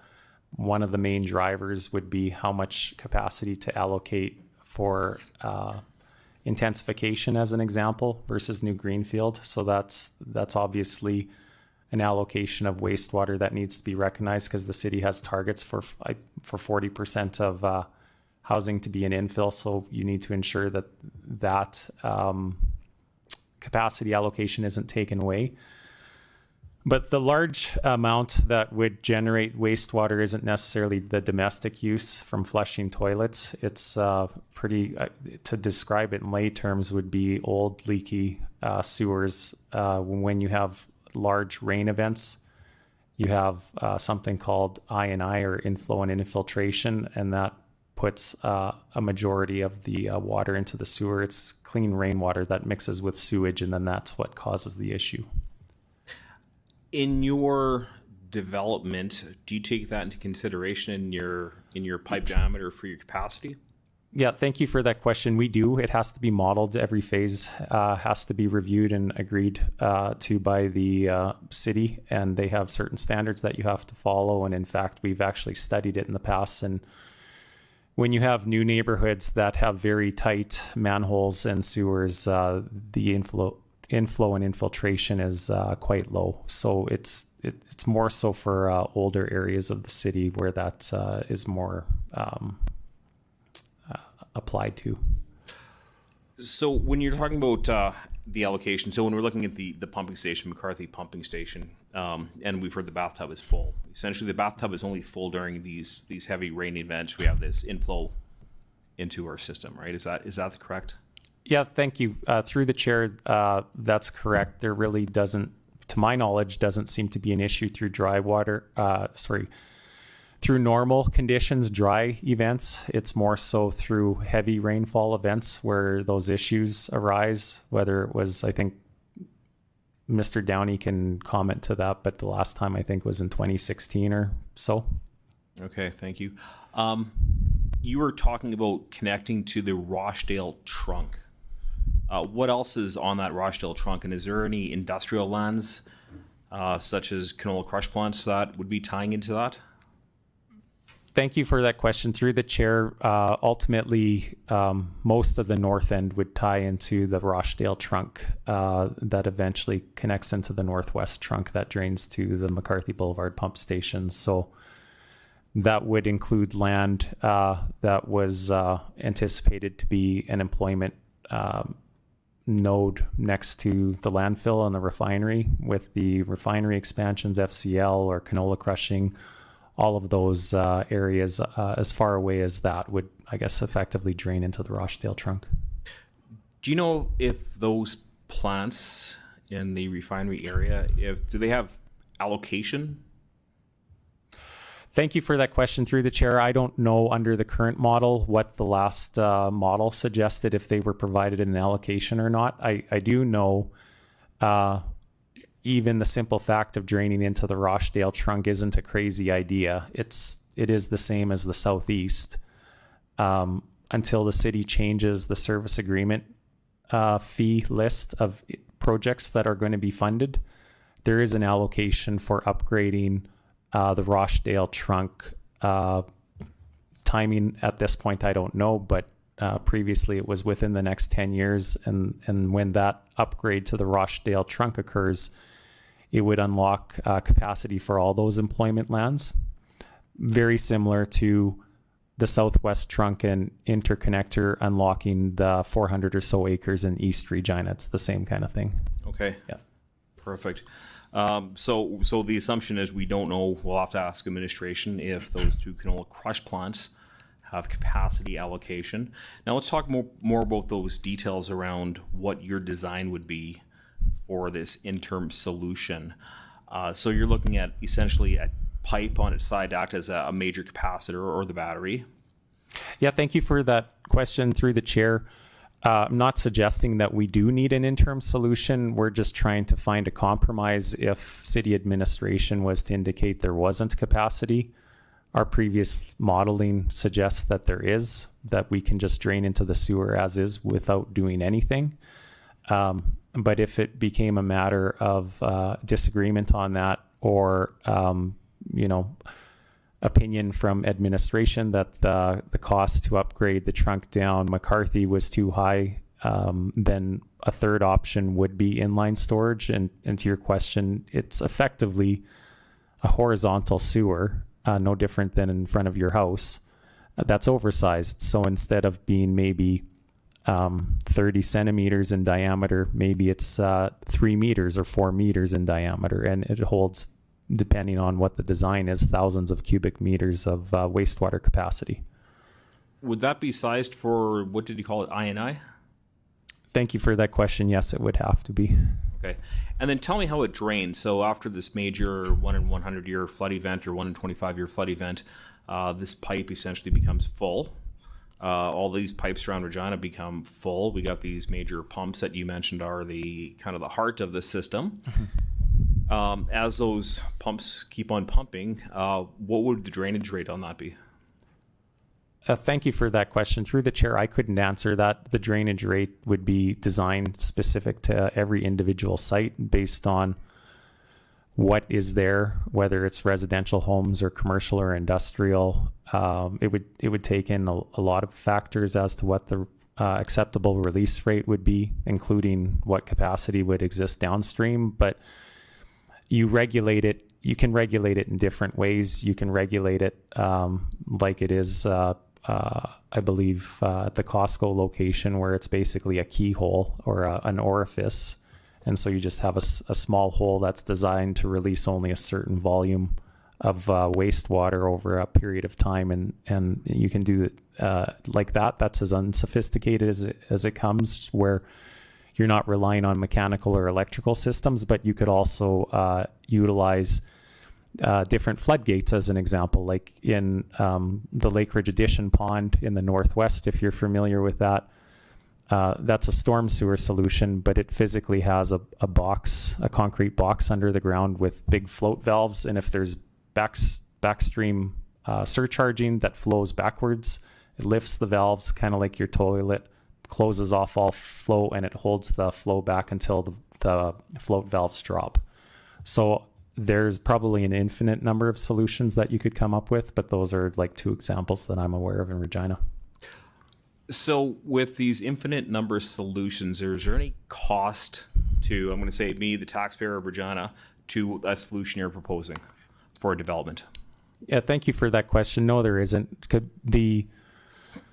Anything to do with wastewater, water, stormwater, building the parks, building the roads, the developer bears 100% of that cost.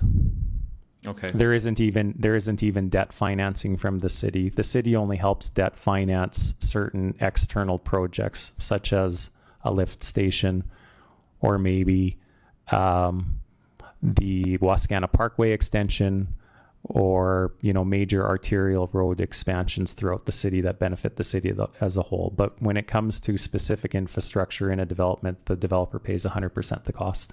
Okay, so you're asking to front end all the costs for a development and no cost to the city, correct?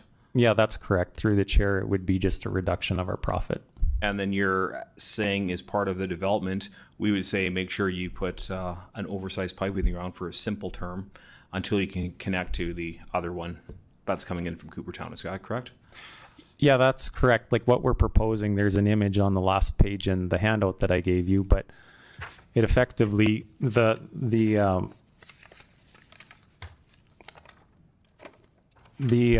Skywood drains from north to south.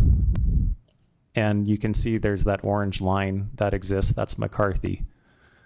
So you would design the whole internal system still the same. You still put in all the homes and the streets and the water, and you drain all the sewer from the north to the south being the lowest point, the north being the highest point. And if an inline storage solution is required, well, you put it at the south end, and at which point a Coopertown trunk might exist. You disconnect that, and those flows are still there. You just direct them to the west. So you basically sever the connection to the south, so it can't flow to the south. In that event, is there any more cost to the city, the taxpayer, for this connection? Yeah, thank you for that question. Through the chair, there wouldn't be, because like previously commented, city admin is very good at downloading risk on the developer. So they would make sure that if they felt that that specific solution would carry a risk in the future, they would ensure some sort of obligation from the developer to deal with it if they wanted it removed. Yeah. But at my point previous, it might not make sense to remove it because maybe it makes sense to have additional capacity throughout the community, just no different than batteries, where you're building resilience into your wastewater system. I think building resilience is a good thing, not necessarily getting rid of that. Okay, thank you. Tell me about the development itself. Would that be the vision? Yeah. Okay. Through the chair, thank you for that question. It would be a development that would meet the city's standards. It's predominantly residential. There would be a portion towards the east that falls within the 1,000-meter IPSCO buffer where residential is prohibited. So that would have to be commercial or industrial to the east portion. But Mark and his wife have a passion to try to promote some form of age-in-place community. That would be one of the ways that we would try to compete against other developers for a portion of the land and build a beautiful community that would allow for a more comfortable home for people as they age.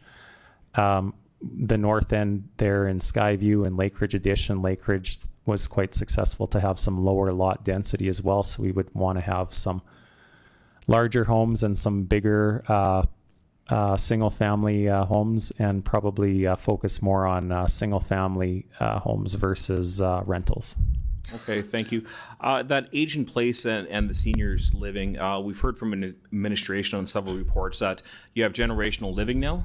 So I'm going to assume that, my parents are aging, they're going to have to move in with me. Am I going to be able to build a big enough bungalow to park, my vehicle on the driveway and perhaps Councillor Burton's Superurban on the street? Specifically in Skywood or? Skywood. Okay, thank you for that question. Through the chair, yeah, we would be interested to have some larger lots. Yeah. Okay. Is that going to help the whole development? Is that going to help with this housing shortage that we're experiencing right now?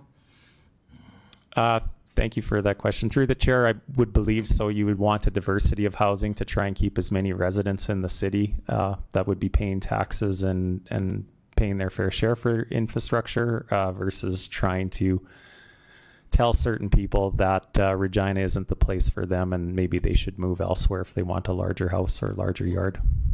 Okay, speaking to that, I just read an article that our neighbors to the east of us have annexed about 500 acres of land.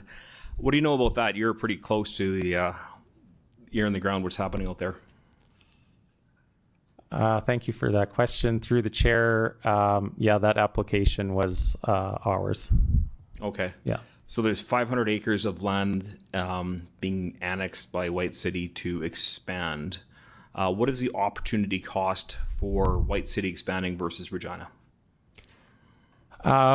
Thank you for that question. Through the chair, I think White City and Emerald Park realized their infrastructure issue earlier than the city did, and they've invested in their wastewater capacity and it now exists. So whether a government invests $2 billion in an interchange and flyovers or $20 million in a new wastewater treatment plant, and you can signal to developers that it's a good economic opportunity, you get developers' attention, and that's why it got our attention. Okay. So in order for attention to be had by developers in Regina, what do we need? Do we need flexibility in order to say we got several areas of Regina to develop? Thank you for that question. Through the chair, yeah, flexibility, just the ability to have nimble and understanding administration to try to work with developers in good faith to try and find solutions, to have policy that's based on merit, like the current OCP is based on wastewater capacity. You're doing the right thing there now. And just consistent policies or consistent behavior without changing over time. Okay, thank you very much. Through the chair, one last question, maybe, and this will be directed towards administration. You provided this handout, page 8. It says minutes from the meeting held February 23rd, 2015, and I can go on and on and on, and it says you have a development permit. What does that mean? Yeah, thank you for that. Through the chair, those are the meeting minutes from the the meeting on March 23rd, 2015, as I had noted. Again, we had researched every council meeting that occurred between 2013 to present to try to find when the concept plan was rescinded. We couldn't find that.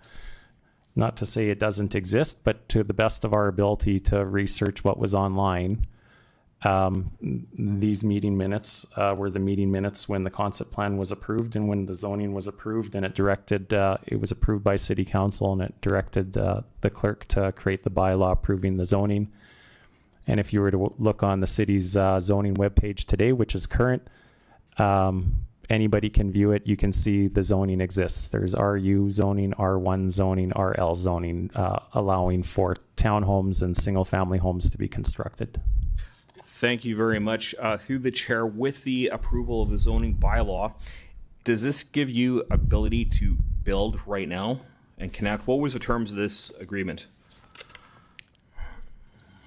Thank you for that question. Through the chair, I'm not sure entirely how to answer that. At the time, we had a phase 1 neighborhood, and our concept planning was approved, and the zoning was approved, and subsequently after that, the phasing plan was changed. And right now, when we spoke with city administration 2 years ago, we weren't in conformance with the phasing because we were phase 2, and that's still a few years away. But the phasing plan is now changing again. So that leaves the question open to us, as we're not sure where that leaves our land, aside from having to wait for the Coopertown trunk solution, despite having approvals. Thank you very much. Through the chair, talk to me about opportunity cost. If the city comes back and from March 2015 and says you're approved and you're higher at a tier 1 and now you're down to a tier 3, what does that tell you as a developer? Does it give you confidence that we're going to make a decision and stick to it? Yeah, thank you for that question. Through the chair, I think that kind of sucks, to be frank. Mark dedicated land for free at no cost for the extension of Diefenbaker Drive. That wouldn't be typical. He didn't receive any compensation for that. He did that on the basis of being included in the growth plan. Spent hundreds of thousands of dollars advancing engineering solutions and technical work. If you read through these reports, they're very interesting. 2013, 2014, 2015. City admin noted that the design was about 95% complete, ready for approval. Hence, their zoning was in place.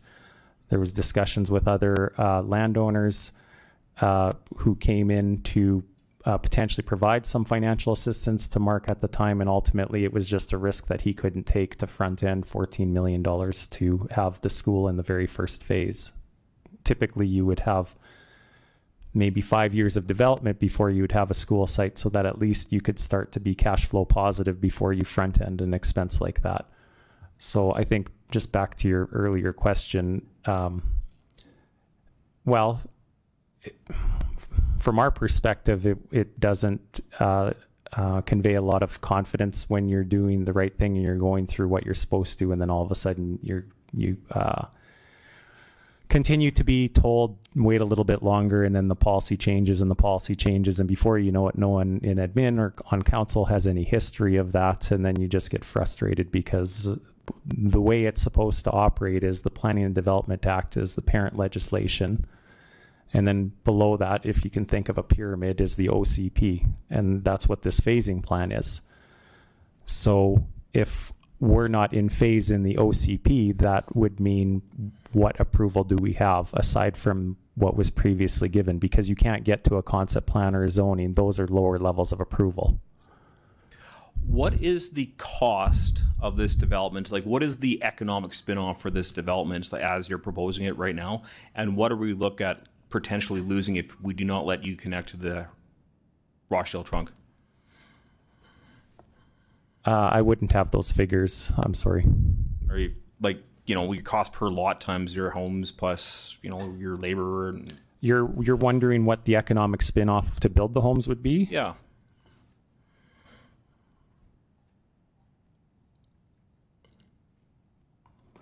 Probably in the range of about $100 million. Okay. So $100 million of an opportunity cost is at stake right now if we don't let you connect, or connect and we can start generating jobs, employment, and revenue. Yeah, through the chair, that's correct. Yeah. Okay, thank you very much. And you're just asking for flexibility in the plan based upon a policy that was already reviewed, approved, adopted in a bylaw to stay with what you were promised, correct? Through the chair, we're wondering what obligation the city has to us, whether that's a legal or financial or just purely ethical obligation, because we believe we still have approvals in place. Okay, fair question. I think we'll have to ask administration for that one. Thank you. Okay, thank you. We have a couple more folks with questions, but we are at well past our mandatory breaks, so we're gonna have to take a mandatory break, and we'll get you folks to come back in 15 minutes. So we'll reconvene at just about 10 after 3 o'clock. Okay. Thank you.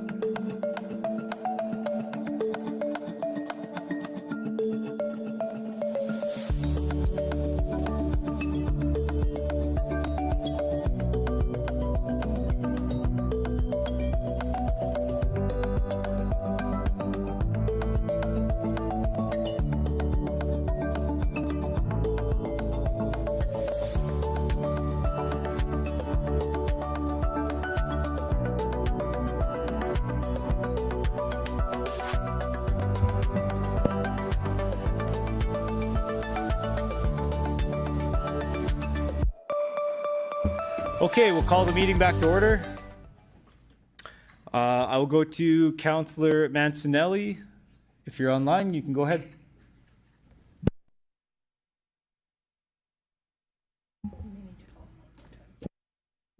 Councillor Mancinelli, can you hear me? I can hear you. Oh, there you go. Okay, you can go ahead with your question. Thanks. Through the chair, appreciate the presentation. Just wondering if I've been taken in properly. Basically, previous to 2015, 2016, the growth plan was a political decision, and that's part of the problems we're seeing nowadays. Is that basically what was relayed through the chair? Mr. Hunchak, go ahead. Thank you for that question. Through the chair, that would be our assessment, yes. And so now the difference in the plan that we're debating today is it's kind of based on physics, on the capacity of wastewater. So it's more of a backing to a growth plan rather than just raw politics, correct? Correct. It's one based more in science. That's correct, yes. Okay. To have this come forward and to undo the massive knot in the northwest corner that was created from these political decisions, that pumping station we've been talking about has been solution, and that's debt funded, correct? By the taxpayers. Sorry, could you repeat that? To unwind the knot that's been created in the northwest corner, Skywood included, everything was relayed to the wastewater, and that wastewater solutions, the Coopertown trunk, and that Coopertown trunk is being fronted by debt on behalf of the taxpayers to be paid back as the development occurs, correct? Yes, that's correct. It would unlock several thousands of acres of new development. Okay, and with that, the alternate position you guys are taking wouldn't be contributing to that solution, would it? Through the chair, that would be incorrect. We're proposing that we would pay our fair share through an area-specific SAF rate now, even though that connection may not exist for 20, 30 years, whenever it would occur, but we would be prepaying our connection fee now, which would ultimately reduce the city's debt now. It would mean that the city would need to borrow less money as we would be paying today. Could you just extrapolate on that a little bit, just for the parts I'm not understanding? If we need these pumping stations to get trunk access and we bypass contributing to payback of that, wouldn't that have a financial impact upon the city? Thank you for that question. Through the chair, the proposal to front end that Northwest Regional Lift Station would be financed through debt, 1/3 roughly from the city, and the city would be looking for 1/3 from the province and 1/3 through the federal government. And so the city would fund that 1/3, roughly $80 million of 1/3 of $80 million. And developers would pay as they develop land an area specific rate, surcharge, as it would be. And so as the land is developed, that 30% is recollected over time, including interest. And so what we were proposing, again, an olive branch, I suppose, but would be that we would pay our fair share upfront, no different than Dream or Rosewood or Northridge or anybody else accessing capacity on that. So that would effectively mean I don't, there's a lot of figures, so I can't keep maybe all of them clear, but I believe that means we would be paying roughly $2 million in debt down far earlier based on what our share is for those 200 acres. Okay, so there would be a contribution from Skywood towards that pumping solution still. Yes, in year one there would be, as soon as we connect with our first service agreement. Okay. The assumptions we talk about that led up to all these changes, that has a lot to do with the insurance tables and the storm rates that they're starting to recalculate due to the change we've seen in climate. Is that some of the assumptions that changed a lot of these figures? Thank you for that question. Through the chair, I wouldn't say it's necessarily a change in climate. It was a change in provincial regulation that required municipalities to be able to detain, I believe, up to a 1 in 25 year storm event because one or two previous occurrences occurred in the city of Regina, and whether it was at the Harbor Landing lift station or the Creeks lift station or others, I'm not sure, they were forced to discharge raw sewage into the creek, which ultimately flows downstream, and that, I believe, led to the province changing their policy on the amount of detention. And that ultimately, in my opinion, would be the the biggest contributing change that has resulted in where we are today. Here again, I'm just wondering if I'm speaking the same language, so I'm going to say it in my layman way of saying it. 10 years ago, we had a 1 in 100 year event that we would calculate for. Because of the changes in weather, what was originally a 1 in 100 year event might now be a 1 in 25 year event. So all the tables got more dramatic from the change from the province, is how I understood. Is that how you understand it too, through the chair? Thank you for that question through the chair. No, I wouldn't. Okay, so that's just me then. Okay. Putting this much work into planning for a wastewater-based system so we can have smart growth, and then making an exception at this last moment. Would that be kind of the same thing that led to Plainsview School being built instead of having it attached to Skyview originally? A change in calculation causes a big change, and then when we're trying to plan for 20 years, the politicians changed it at the last minute. Because originally, St. Nicholas and Plainsview Elementary were supposed to be part of Skyview, correct? Thank you for that question. That's correct. That was supposed to be within the approved 28 acres of zoning we have. There's an institutional and a public service zone presently that was pre-zoned for north of Skyview in Skywood.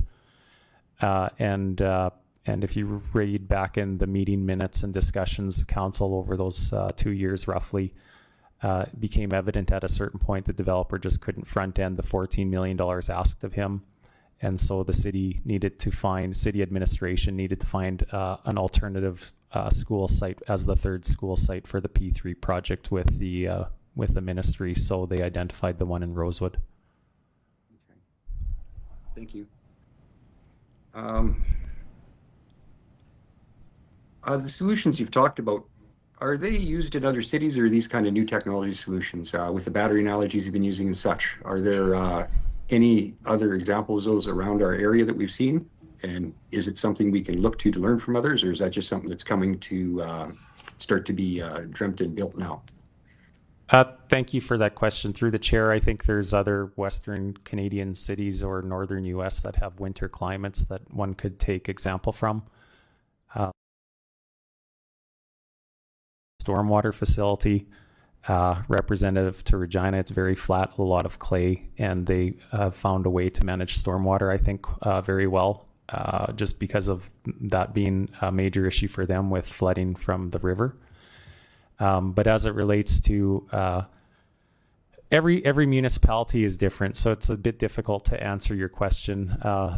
The attributes that many municipalities have, Regina doesn't. We are a very flat city with no major drainage outlet. We have a small creek. We don't have a river system or anything like that, and we have almost no elevation change. And on top of that, we have soils that do not allow for a lot of permeability, being clay. You kind of mentioned equity and fairness within the city, and just looking back at Westera in the recent past, with the investment of a fairly big pumping station, if you chose to make the investment towards connecting to Coopertown and trying to speed it up that way, is it that much of a cost differential between that and designing a whole new, and especially new to Regina system, trying to compensate with new technologies and attaching to the Rochdale trunk? It seems like a 6 of one, half dozen another. The calculations are that far off between the two investments that it's not advantageous to try to connect to the Coopertown. Even in light of the SAF fees paying back Coopertown, it seems like that might be a loss of money doubling up. Am I misunderstanding that portion?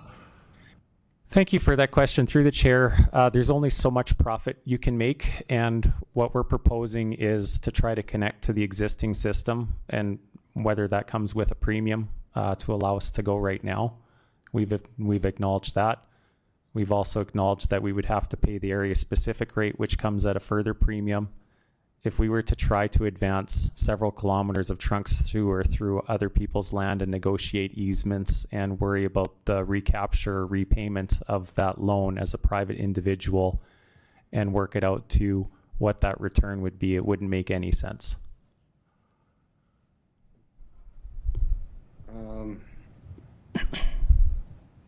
Sorry, there's been a lot of questions asked. I just want to make sure I'm not doubling up on anything. I'll just be a second going through my notes here.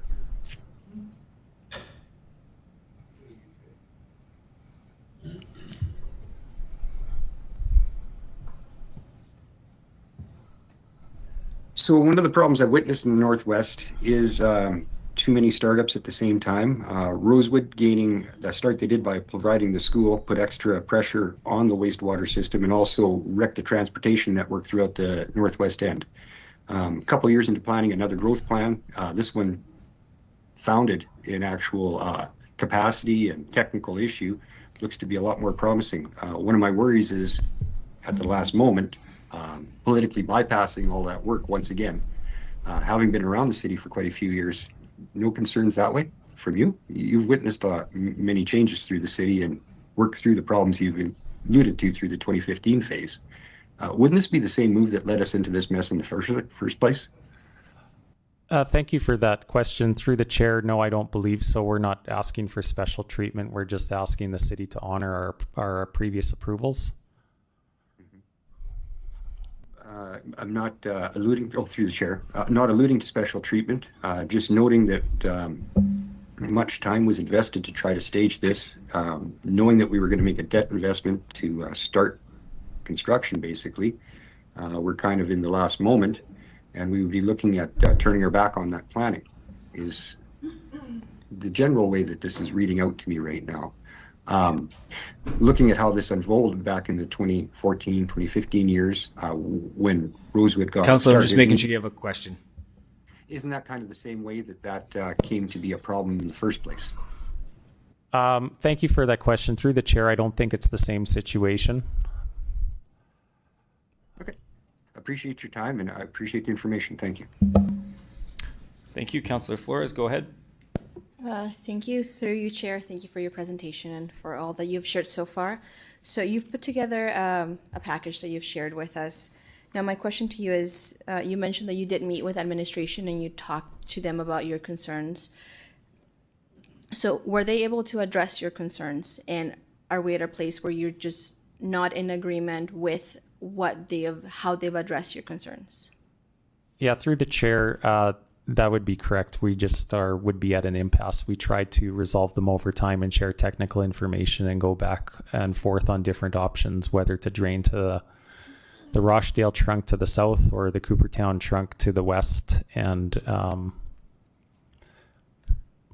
sorry, go ahead. To have a conversation, you have to have another party interested to listen. And I don't feel that we were ever listened to. It was always, we were responded to as to how to just try to not necessarily find a solution or a compromise or listen to understand what the other party's trying to convey. We may disagree, but whether it's in marriage or with your children or anything in life, there has to be a give and take as it relates to communication. And I think that's what was lacking because effectively we're back to where we were 2 years ago without any resolve. All right. So am I correct in understanding that it is more of gray areas in which it's a matter of opinion? Because at our previous meeting, administration mates relate to us some issues specifically to the engineering of the pipes and infrastructure and all of that. Mm-hmm. Your position is that you disagree with what administration has told us. Is that correct? Yeah, thank you for that question. Through the chair, yes, we disagree because they have the ability to provide wastewater allocations and we requested an allocation. We weren't given one, but other landowners were. All right. Whether it was the southeast or other northwest landowners. All right. Thank you for that. That's all for me. Okay, thank you. Seeing no other questions, thank you for your presentation today. You can return to the gallery.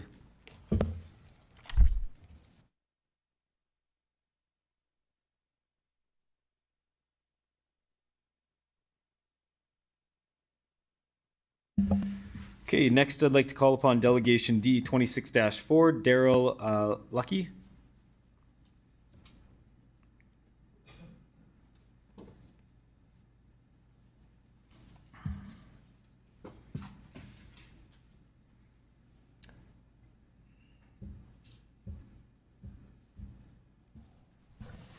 Okay, and once you're settled, they'll get you to introduce yourselves to the record, the organization you're representing today, what city or town you reside in. You'll have 5 minutes to address council, after which you can respond to any questions we have. Go ahead whenever you're ready. Thank you, Mr. Mayor. My name is Darrell Lukey. With me is Troy Metz. Our other partners are Darren Kuski and a gentleman named Terry Leach. We all live in Regina. I guess Terry lives in White City, but three of us live in Regina. And what was the other question? I think that's it. So, today, we want to just thank you for the opportunity to talk about our company and its interest in its Harbor West land developments. What we're looking for today is we're looking that City Council adopt a clear statement affirming that flexibility is an essential component in the interpretation and application of the Community Growth Plan. A rigid or overly literal application of the growth plan risks delaying development, discourages investment, and undermines Council's broader objectives for economic expansion and housing supply. Allowing measured flexibility ensures the city can respond effectively to market changes, new information, and project-specific constraints without compromising long-term planning goals. Clear guidelines paired with professional judgment and evidence-based evaluation allows administration and council to support projects that align with the intent, even if they diverge from prescriptive details. A statement of flexibility provides transparency about how the city evaluates proposals, reducing uncertainty and creating a more competitive investment climate. We do think that a critical piece of data was minimized or missing from the growth plan, yet it was mentioned in several of the consultations. This criteria that also supports flexibility within the plan and is a critical component for the Canadian Infrastructure Bank and Housing Accelerator Fund can be summarized as follows, and it's selecting infrastructure projects, water, sewage, and waste that directly enable the highest number of new homes, particularly focusing on increasing density, transit-oriented development, and affordable units rather than just funding general infrastructure. That's it for what we have to present, and we'd just be happy to hear your questions from council and yourself, Mr. Mayor. Okay, thank you. I'll look to my colleagues first to see if anybody has any questions. Councillor Rasevich, go ahead. Yeah. Through the chair, so I guess when you're talking flexibility, I guess in regards to, I guess, harbor landing, are you talking specifically around that? The West Harbor Landing, the portion of Harbor Landing that's okay. We would propose would be next with a drain. Could you be a little more specific about what type of flexibility you're looking at? I guess What we're looking for is flexibility that, there's money to be applied for right now with federal government for infrastructure funding. And if money becomes available, we may want to look at having some flexibility instead of following a rigid plan of A, B, C, and D. Perhaps Regina would like to be a little more robust in its offerings in housing. Right now, if you want to move to Regina, you have two choices. You live northwest or southeast. Although my friend, Mr. Hunchak, has some new land now, and he's going to be developing land in Harbor Landing very, very soon. We want to have some flexibility that allows City Council administration to say, okay, there is some money to start developing the newer area of Harbor Landing, which is immediately to the west and south of the highway, but west of Courtney and south of the highway, as an area that is kind of up and coming and serves the south west portion of the city. Right, because currently I look at the map, it's categorized as long-term right now. It's long-term or special assessment, I believe. Yeah. Okay. Yeah, okay. So yeah, basically, if there's more funding, maybe sit down and look at what could impact the city, in terms financially, the best way possible. Exactly. Right. And if I can add to that, yeah, through the chair, when you're doing a growth plan or a strategic plan, and in many decades of helping organizations and companies grow and evolve, flexibility, being able to pivot, understanding, none of us here will know what's going to happen 10 years from now. And I think Evan is identifying that in some of his presentation. Yep. When we were witnessing the last executive committee meeting, it was becoming very clear that this plan was seeking for rigidity. And to couple the mayor's statements that we want to have a database system, which is accurate. That data, however, is time and place. And that data, in some respects, we are finding is missing some key parts of information, housing yield being one of them. We aren't going to speak to the engineering side of the equation, but we can speak to the investment side of the equation from a landlord and a landowner point of view, that Regina as a community needs to be always poised for growth, poised for market response. Where do people want to live? And what does that business case look like for a community? We think that what the plan is now, and well done for all of the efforts put forward to it. But 2 years from now, some of those market conditions may change. And I'll give you the example that we experience as landowners. Nobody could have expected the rates in banks to change the way they did in the last 5 years. And we all rode that roller coaster of mortgage rates jumping up and plummeting. We've recently had circumstances where lenders have said, out of Calgary, that their risk assessments in Toronto, their risk assessments in Calgary would give us different rates, would give us different terms if we weren't Regina. And that the risk assessment for Regina is higher and is at more risk because there are distinctions made in our community. Having an ability to bring forward a business case, no matter where that is, whether that's Harbour Landing West, whether that's the southeast side or the northwest side, and bringing forward in that case a series of matrix, a series of information that is transparent to the community, that says this investment will seek this outcome. And it may inherently show a different sequencing. It may inherently be a good investment for the community to make. And all we're asking for is the nuancing of a conversation at the front end, so that perhaps not this administration or even this council, but future ones can rely on a different lens on how they interpret that growth plan going forward. We want to stand on the cusp of, we are open for business as a community. We don't want people to say, well, if we're not able to invest in anywhere but the north or the west, we can't put our money here. I understand that there's debt limits. We understand that there is a sense of how we evaluate taxpayer dollars, new taxes coming from these area developments. But we also have to take into account, pardon me, the collateral that happens from people being employed, communities being engaged, new businesses being started. Those have spin-off effects to a community's health, and they support all of the social aspects of that engagement. As investors, we look to, can we invest in a property or a piece of land for a development time cycle that hopefully is in our lifetime? Right? And that's a critical thing. So when people are looking for what does a growth plan mean, it means more than just pipes in the ground. Because to get to that square, somebody has to own it, and somebody has to be prepared to hold that land for a period of time on a significant investment. We're simply saying if we present to you a solid business case, where we carry this debt, where we are able to develop this property with our developers, where we can sell this to new opportunities in commercial growth and new residences in town, that it would be considered against a series of matrix that is transparent. No different than, Mosaic has an auditor. Do we have an audit function that can review these opportunities? Do we have a set of criteria that can review these opportunities? Or as the last presenters were saying, do we have a process of appeal that we can sort of retreat to? It's not lost to us that the Regina Home Lottery for the Hospital Foundation is in Emerald Park. We should take a moment and think about that. For whatever reasons, we have limited ourselves as a community on how we develop. And I think rigidity is not the answer, right? We need to have flexibility. We need to be able to pivot. Yeah. So, thank you. Yeah, thank you.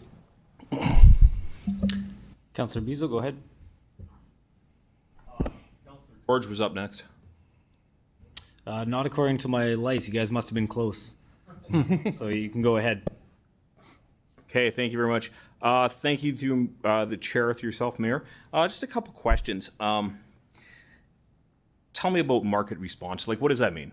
Pretend that I have no idea what's happening in the market. What does market response mean? Market response. So if you have the funds today and you want to move out of a starter home, which is about 350 grand, into something bigger, something larger, you're limited on where you can build in Regina. You want to build $1 million home, your question you have to ask yourselves is, where do I want to build that? And that $1 million home, do you want that in the northwest end? Do you want it on the west side?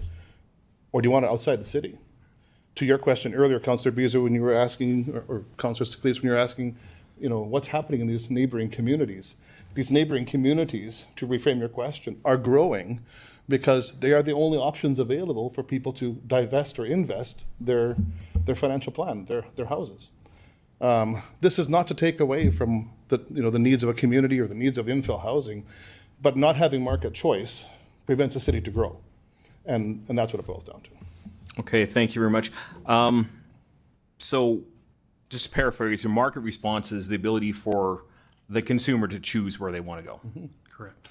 And right now, if I don't have a house where I can park Councillor Burton's Suburban, I'll have to go to White City. If I can be as transparent as I can in conversations with colleagues of mine out of Vancouver who are investors, and they reviewed some of these conditions, they said to me, so if I had $1 million, I can put it close to the wastewater treatment facility on the west, I can put it northwest to the Evraz pipe center or northeast to the dump, and that's where my options are to put $1 million home. And we said at this point, if they rigidly follow this sequencing, that's correct. Okay, thank you very much. What development are you talking about? You're mentioning about the west of Courtney? Correct. And south of Dewdney? No, south of the number one highway. South of the number one highway. So tell me about that. What is that all about? That is the property adjacent to Dream. We're adjacent to Dream. We're on the in the special assessment zone area. And again, we understand we're not digging ground tomorrow, but again, hopefully our lifetime. What it means is that since we've taken over the property, we have pre-sold all 26.8 acres. The demand is there. We know where people want to live, right? We have several developers that have come to us going, can we be your development partner? And this is both on the residential, but also on commercial. So from our point of view, on a business case basis, this is easy. We can shoulder the debt. We can deal with the bypass scenarios. We can work with the city on growing. Saying no to them brings back comments of, you know what, we've had to move several $100 million of development out of the city of Regina because we can't find any more land. Nothing's ready to grow. Nothing's ready to develop. We don't want to be in that situation. You know, I mean, obviously we're patient. We're little guys to the market, you know, in respect to the other folks that are here.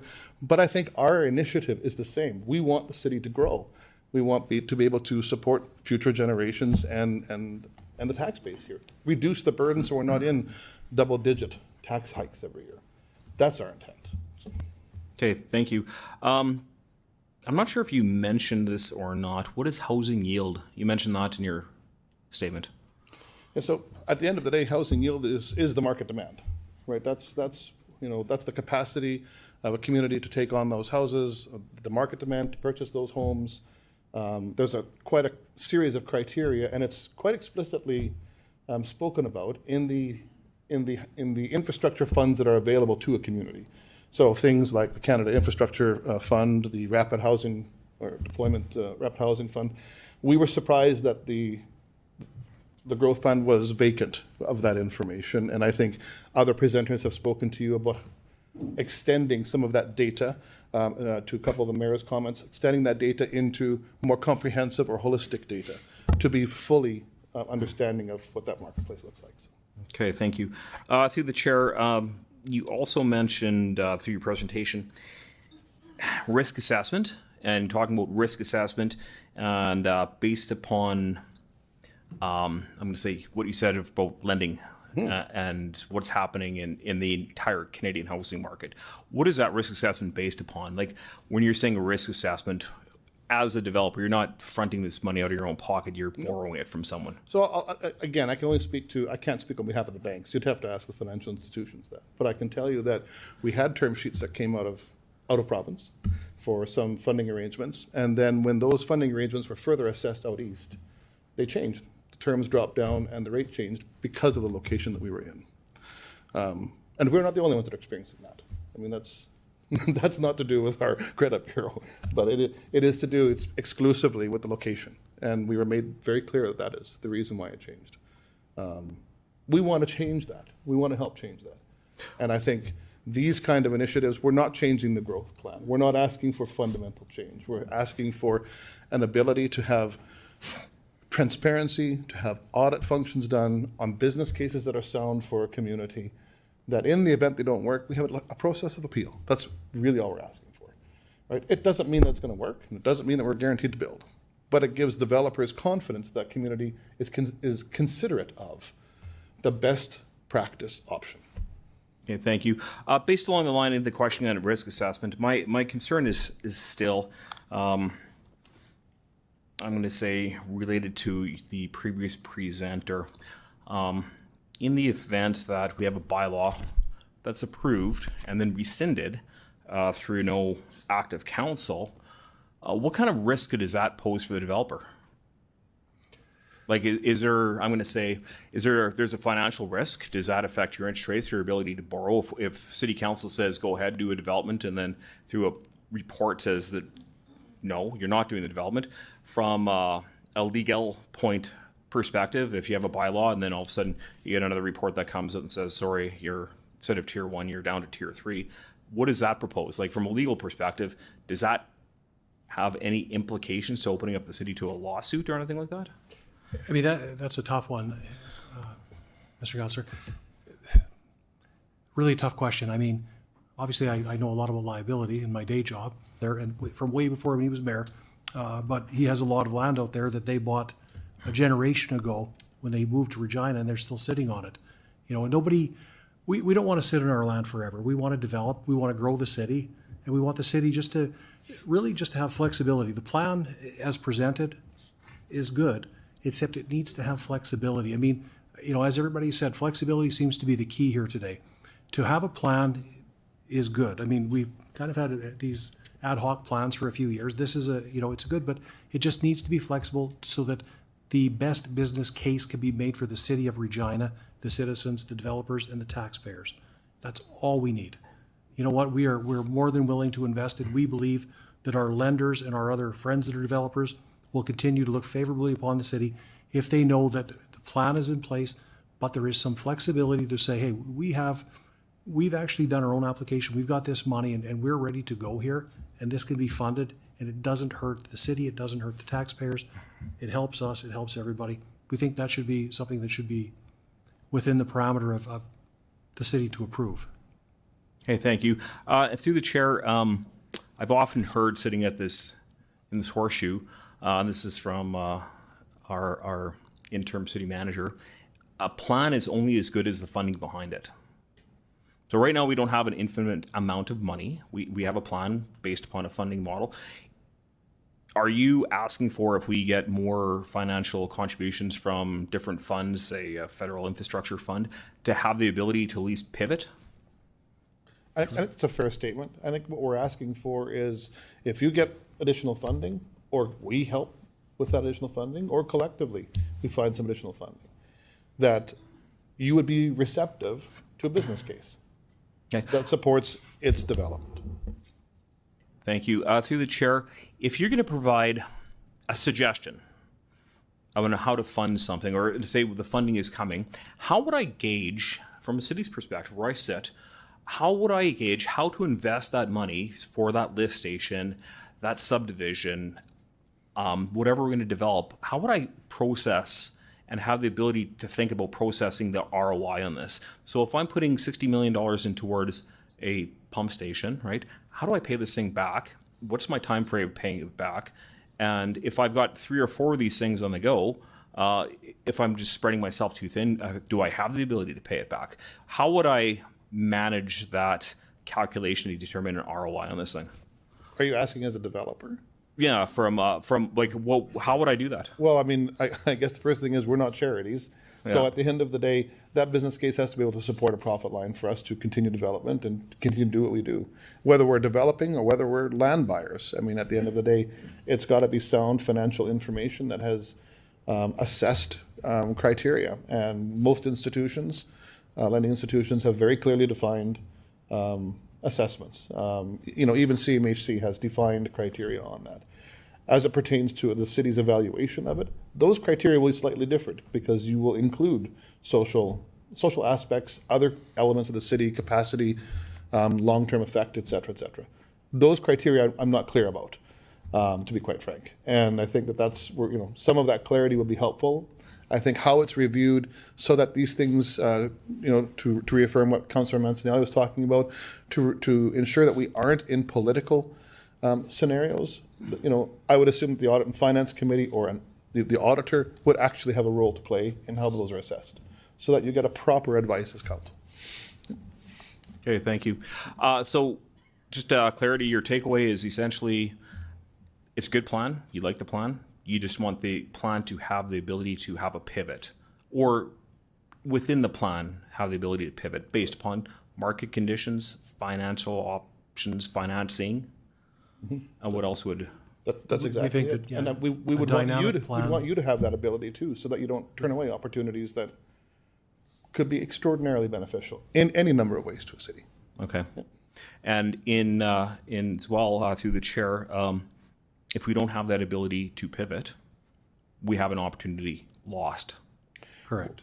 If you don't have that ability to pivot, then we have the ability to pivot away, and we'll take that opportunity somewhere else. Yep, that's correct. Thank you. Thank you. Thank you.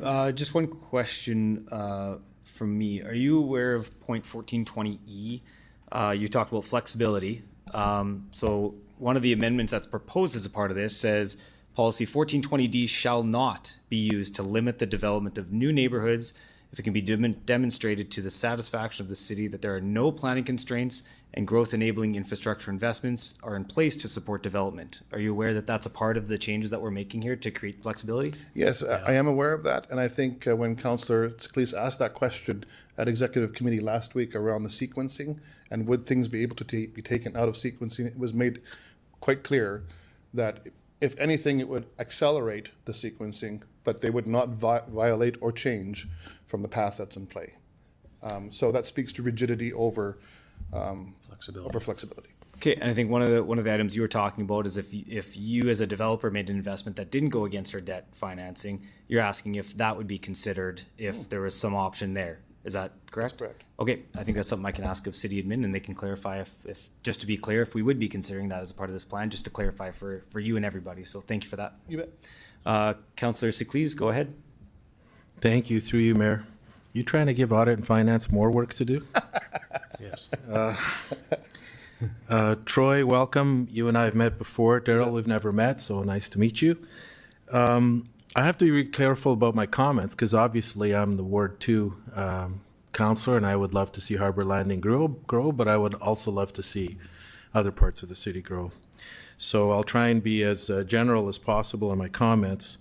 And I don't have too many. You mentioned the word matrix, and I've heard that before. And then you said assessed criteria by I guess government is clear. City evaluation is unclear.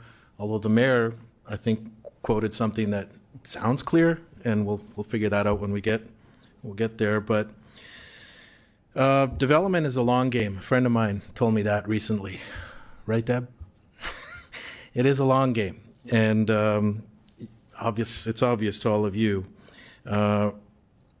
When you talk about matrix, are you talking about trying to come up with the best bang for the dollar, for lack of a better term, in terms of where to build? And is that different than what you see in the documentation that's in front of you with that Appendix A?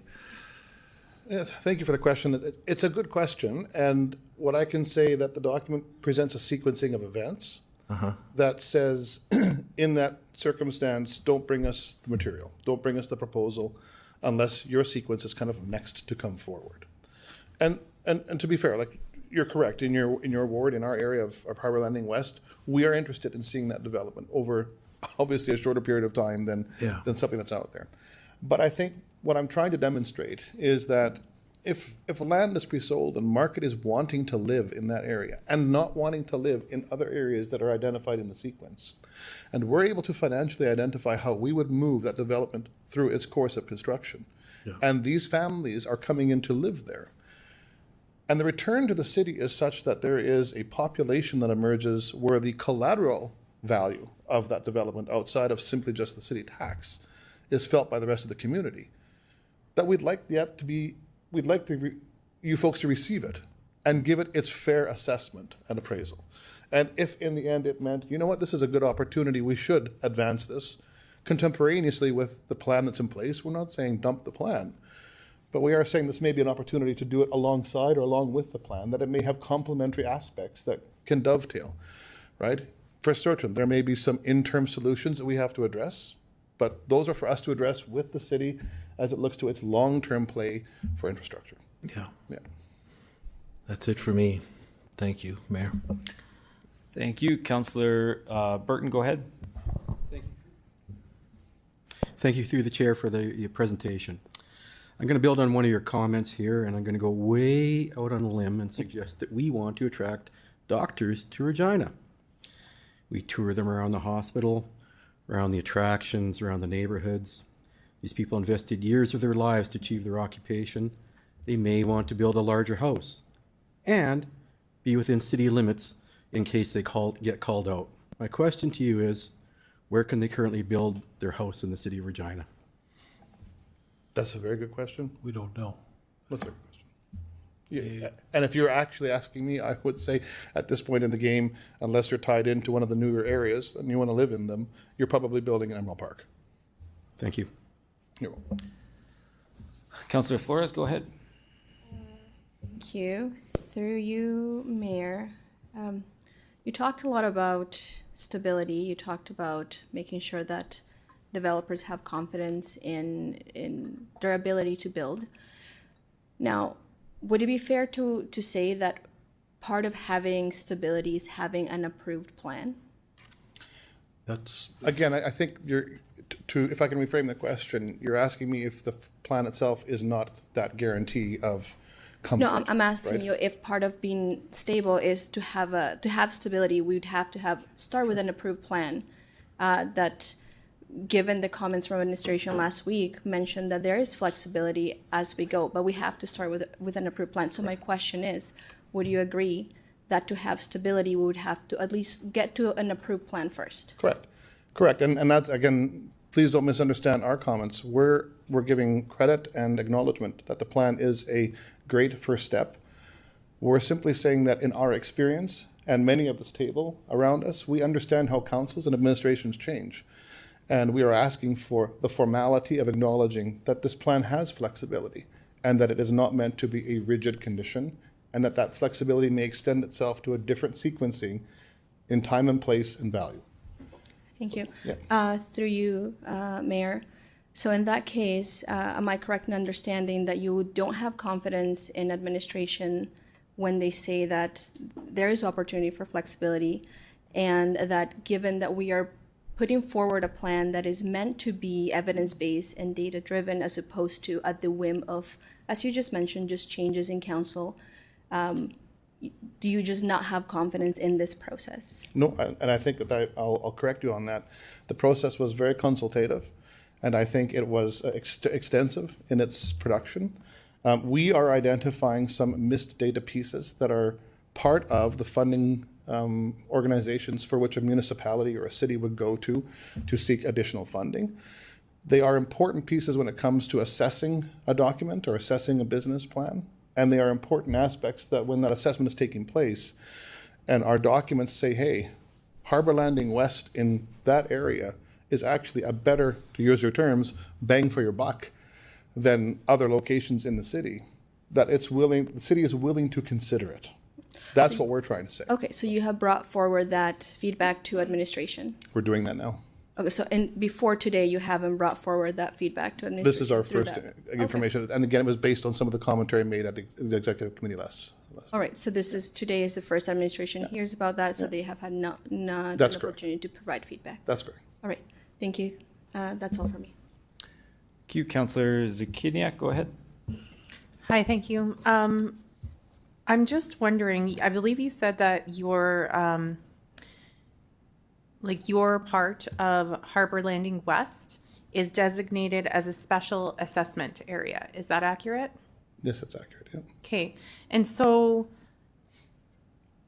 with that designation, doesn't that already give you a level of flexibility because it's will be studied further to determine, like it gives you more flexibility than if you were tied into a very specific phase. Is that accurate?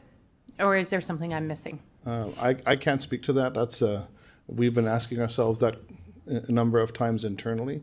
I think what we're trying to do here is identify the lens upon which an application to the city would be made with respect to the growth plan. You may be correct. I don't know that answer today. And that special assessment area may change in time. That would include it in a different phasing plan. That would still not change our position of having a measure of flexibility and an understanding of what that means to do something different. So. All right, so to clarify, and I can ask that question to administration, but it may address the specific current concerns if there is more flexibility for you specifically, but you are still making the case for added flexibility throughout the city. For sure. And we say that with the intent of we're not one-time landowners. We have a number of projects underway, and over the next, I intend to live another 20 years. We'll probably make further investments into this community. And we want to be able to do that in a measured way, in a manner that is got return for us, to the interest of the city, and ultimately responding to the market. And another question in terms of if there are additional, I think I will get administration to speak to the flexibility provisions already embedded within the plan and the changes they're making. But in addition to those, if there are more provisions made for flexibility, I assume, and I want to see what your thoughts are on this, that it would make it slightly more complicated for planning for underground infrastructure if there may be an additional development added and we don't know at any time. Do you have a response to that logistical challenge? Sure. You're asking me a hypothetical.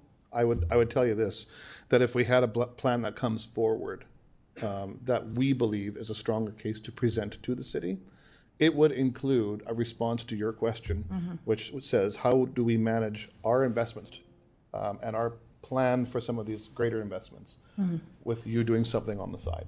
That would form part of the criteria that we would put together in a business plan that would come to council, 100%. And so you had mentioned you hadn't had a chance to talk to administration, so it'll definitely be worthwhile asking them, some of these questions. Great, thank you. Thank you. Thank you. Councillor Turnbull, go ahead. Hi, thanks for being here and for your presentation and notes.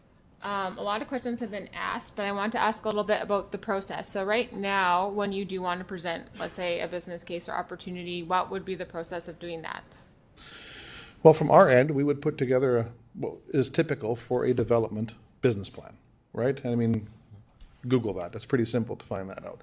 It looks to return on investment from a financial point of view for us and a length of time to develop, carrying costs, everything involved. What we don't know specifically is how that's evaluated in the city, so that we can take into account those either non-financial measures, infrastructure measures, or what those aspects are from a city's timing point of view that we can either dovetail, complement, or ask for exception to.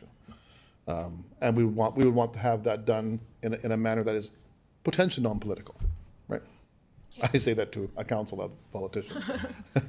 I mean that with the greatest of respect.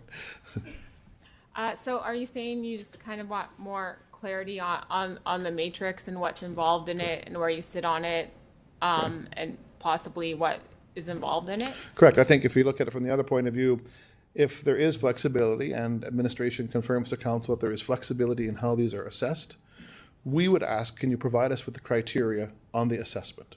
And is that assessment done through audit and finance? Is it done through independent third parties so that the data can be trusted, right? Okay, so the matrix kind of asks as a scorecard, and then you can look at it, and then you can make a case potentially. Is that sort of what you're... 100%. Let's use the CMHC example. When you're applying for a CMHC and you have to have X number of points for X types of ratings to get X number of rate over X term of mortgage. It's very clear to developers how we build our buildings in order to acquire those kind of favorable terms for investment. Same kind of thing. I think we can all agree, and I think everyone hears that our growth plan is a lot more improved with a lot more of those elements, and it's working towards that. So with the elements which the administration has worked on with the matrix, is that clear to you on what is a priority? Is it what you would include, or are there other elements? Well, again, the premise of us speaking here today was some of the tone of conversation that said we can never go beyond the sequencing that's in place. No matter how much money is thrown to the city, it simply accelerates the sequencing. And we're asking for the flexibility to bring solid business plans to council. And if we can have that sense of how are these assessed by the folks at administration or at audit and finance, so that we can address those concerns in advance and complement our plan, that's all we're asking for. Okay. And then you're also asking for a place to appeal or Correct. talk about these things as Yep. well. Correct. Correct? And I'm assuming the ultimate appeal is council, but again, we don't know that, so, correct. Okay. See if there's anything else. I think I understand what you're asking for, and I appreciate it. And I appreciate that you want to keep this non-political and matrix. I guess the question would be, in the current plan, it actually names what the tiers are and which neighborhoods they are. Would it be more clear if it was a set of requirements versus neighborhoods? I'm not sure. Yeah, I would agree with you on that, but again, I don't want to help define a new process. All right. I'm just thinking out loud here. Yeah, But, thank you. Oh, and then, did you say the hospital home was not in Regina? Yes, I believe it's in Emerald Park. Okay. Thank you so much. Thank you. Thank you. Okay, seeing no other questions, thank you for your presentation today. You can return to the gallery. Thank you. Thanks, everybody.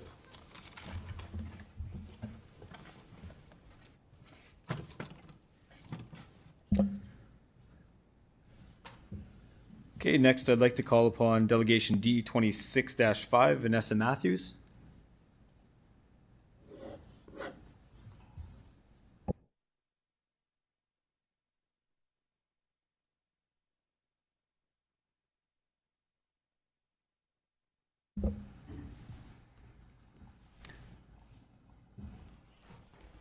Okay, once you're settled, I'll get you to introduce yourself for the record, the organization you're representing today, if any, what city or town you reside in. You'll have 5 minutes to address council, after which you can respond to any questions. Go ahead whenever you're ready. Thank you. I'm Vanessa Matthews. I'm an associate professor in geography and environmental studies at the University of Regina and a resident of Ward 3.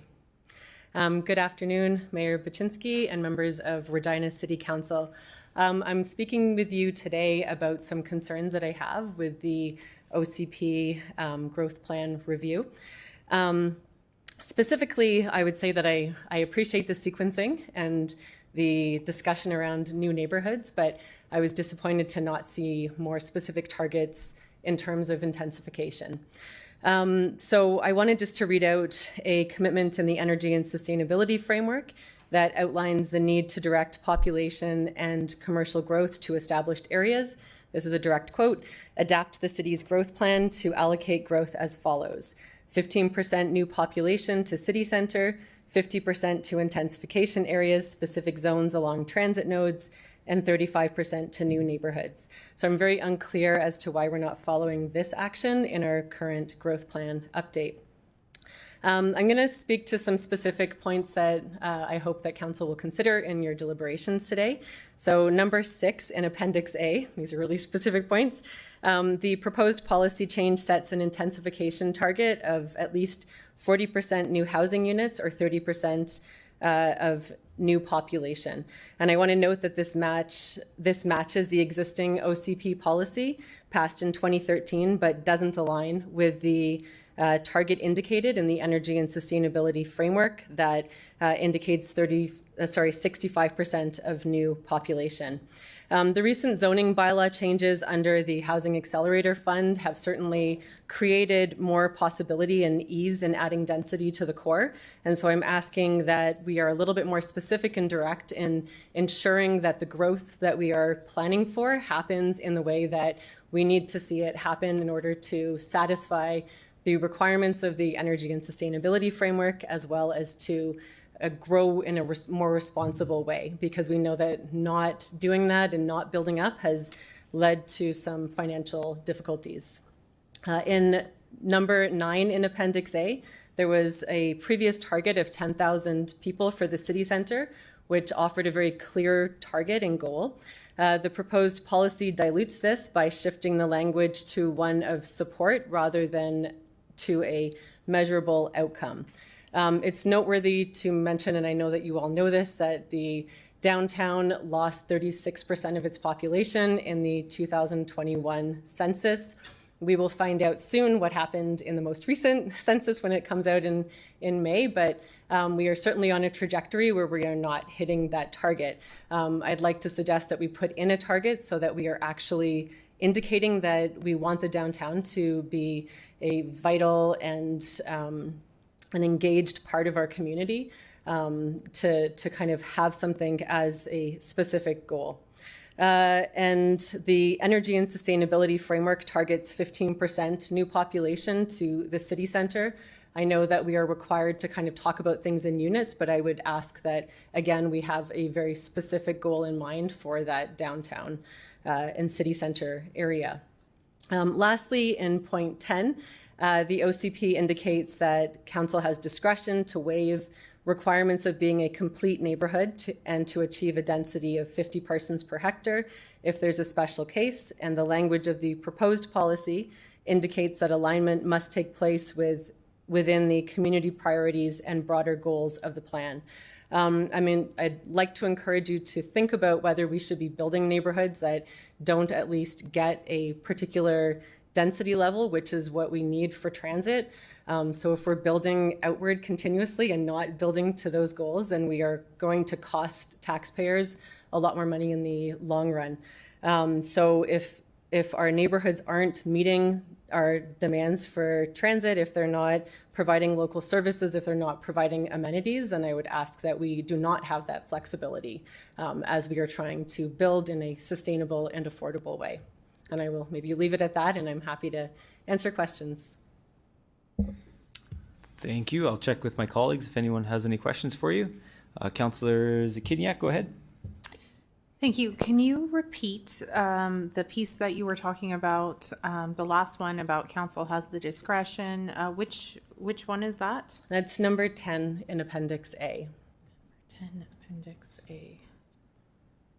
Okay, I'll just write it. So the language of it says that alignment has to take place with community priorities and the broader goals of the plan. But it allows for a potential to waive requirements of being a complete neighborhood and to achieve a density of 50 persons. Okay, I found it. Thank you. I will take a look at it, and I'll be asking administration for some of the responses to your questions. Thank you. Thanks. Councillor Flores, go ahead. Thank you. Through you, Chair. Thank you, Vanessa, for that presentation. You talked a lot about, I'm really glad to have you as delegate because we've heard from a lot of the sprawl side of development, and now we're getting a perspective from what infill looks like.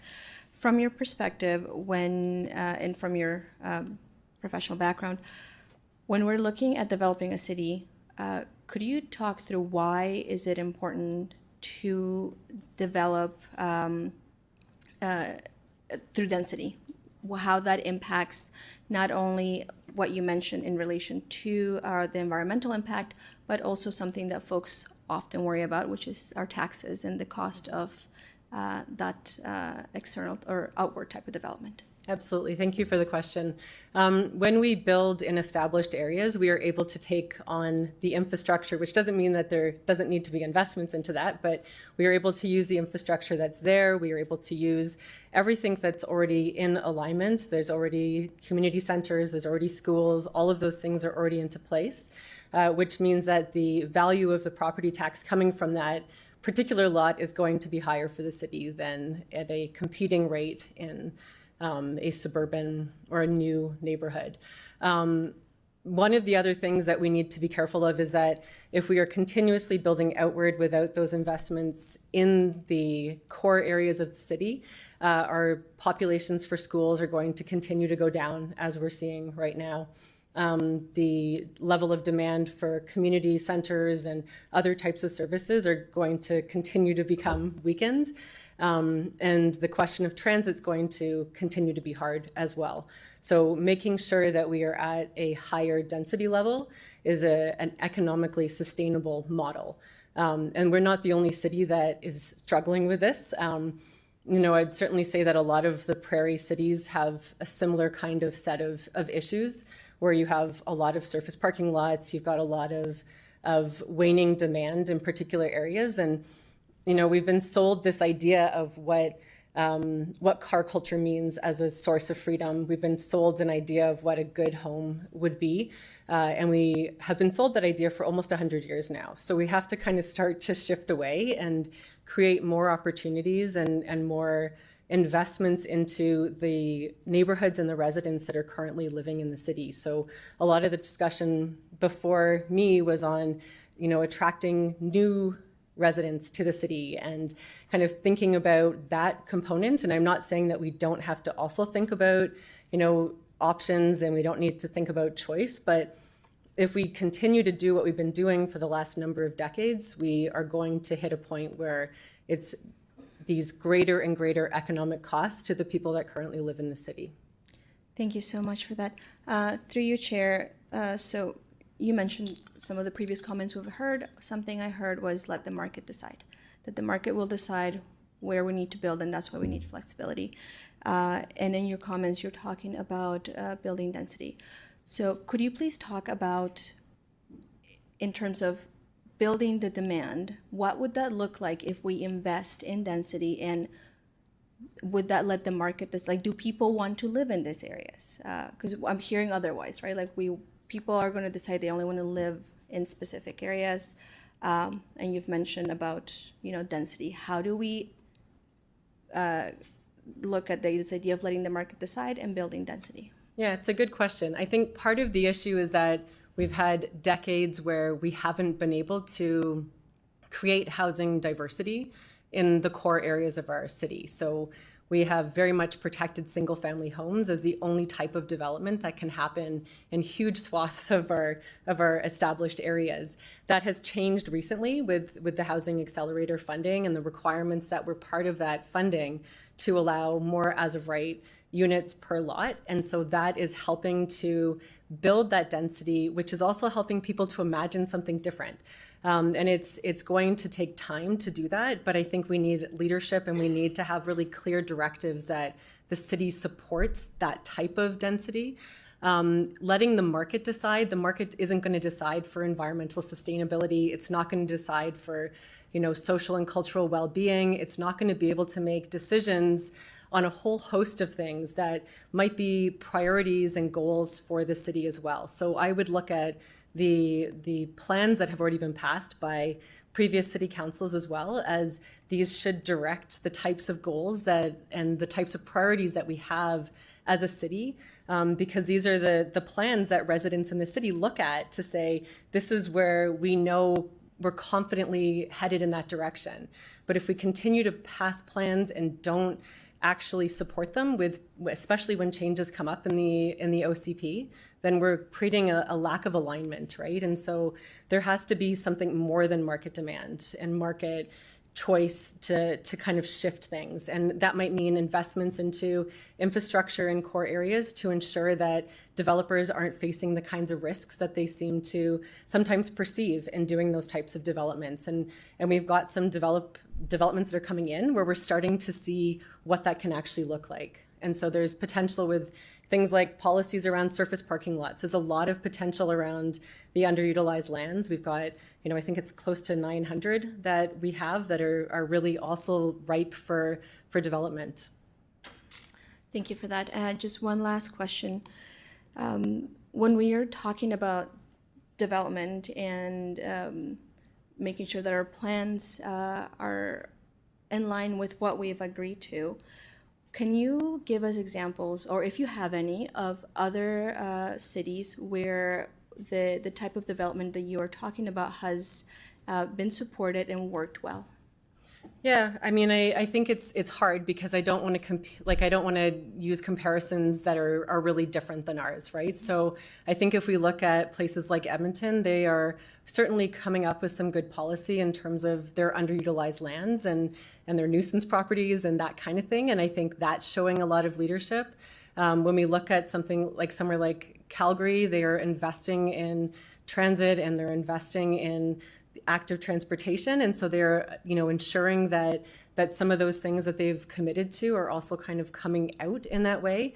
It doesn't mean that we're not going to have struggles, and we certainly are as things are kind of coming together. And a lot of these questions are like chicken and egg kind of questions, right? It's like you want to build complete neighborhoods and to have the density that is required for transit, but sometimes that takes time to shift, and sometimes it's hard to ask people to give up their vehicles if there's not appropriate affordable transit to kind of turn to. So there's always this interplay that is happening anyway, but I think we certainly can look at good examples, and I know staff know about all these good examples that are happening elsewhere as well, of just best practices and what we can do to actually try to achieve some of our goals. But we don't have to follow other places. It's like we're small enough that we can also be a leader in some of these things that we're trying to set out to do. And I think that the sequencing and the work that is going on for new neighborhoods is like a really positive step, where we're considering the cost of that growth, right? And the need to make some of those investments early on. So I think there's definitely potential that we can also kind of become the inspiring story of this is what it looks like. Thank you. Being a leader, I really, really like and appreciate that. That's all for me. Thank you. Councillor Rastovich, go ahead. Through the chair, I guess you mentioned priorities. You mentioned, and I guess attached with priorities are service levels. And you can't give 5-star service levels to everything.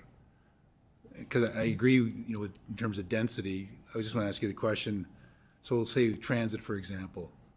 The market wants, people want to live in big lots, big houses, and you're not going to get that in the city downtown, but you can get that on the outskirts. But if people want to choose to live out there, maybe they don't get that service level. Councillors, do you have a I guess question? the question is, if you have good service levels within the city and the core closer, then people will choose to live closer to there, versus then they have to make a choice of what service level they want.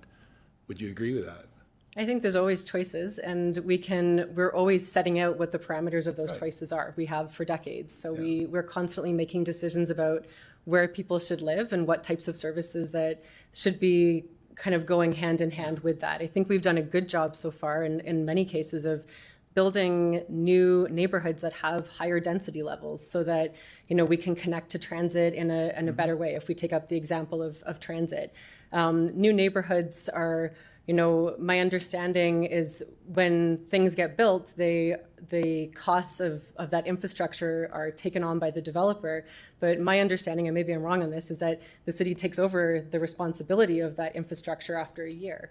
And so the more that we spread out and build, the more that we have to be responsible. So, it maybe comes down to an individual choice versus a collective interest in some of these cases of what does that look like and how do we balance individual freedom to get the huge house in the outskirts versus, making investments into core areas that are going to serve a lot of your constituents better.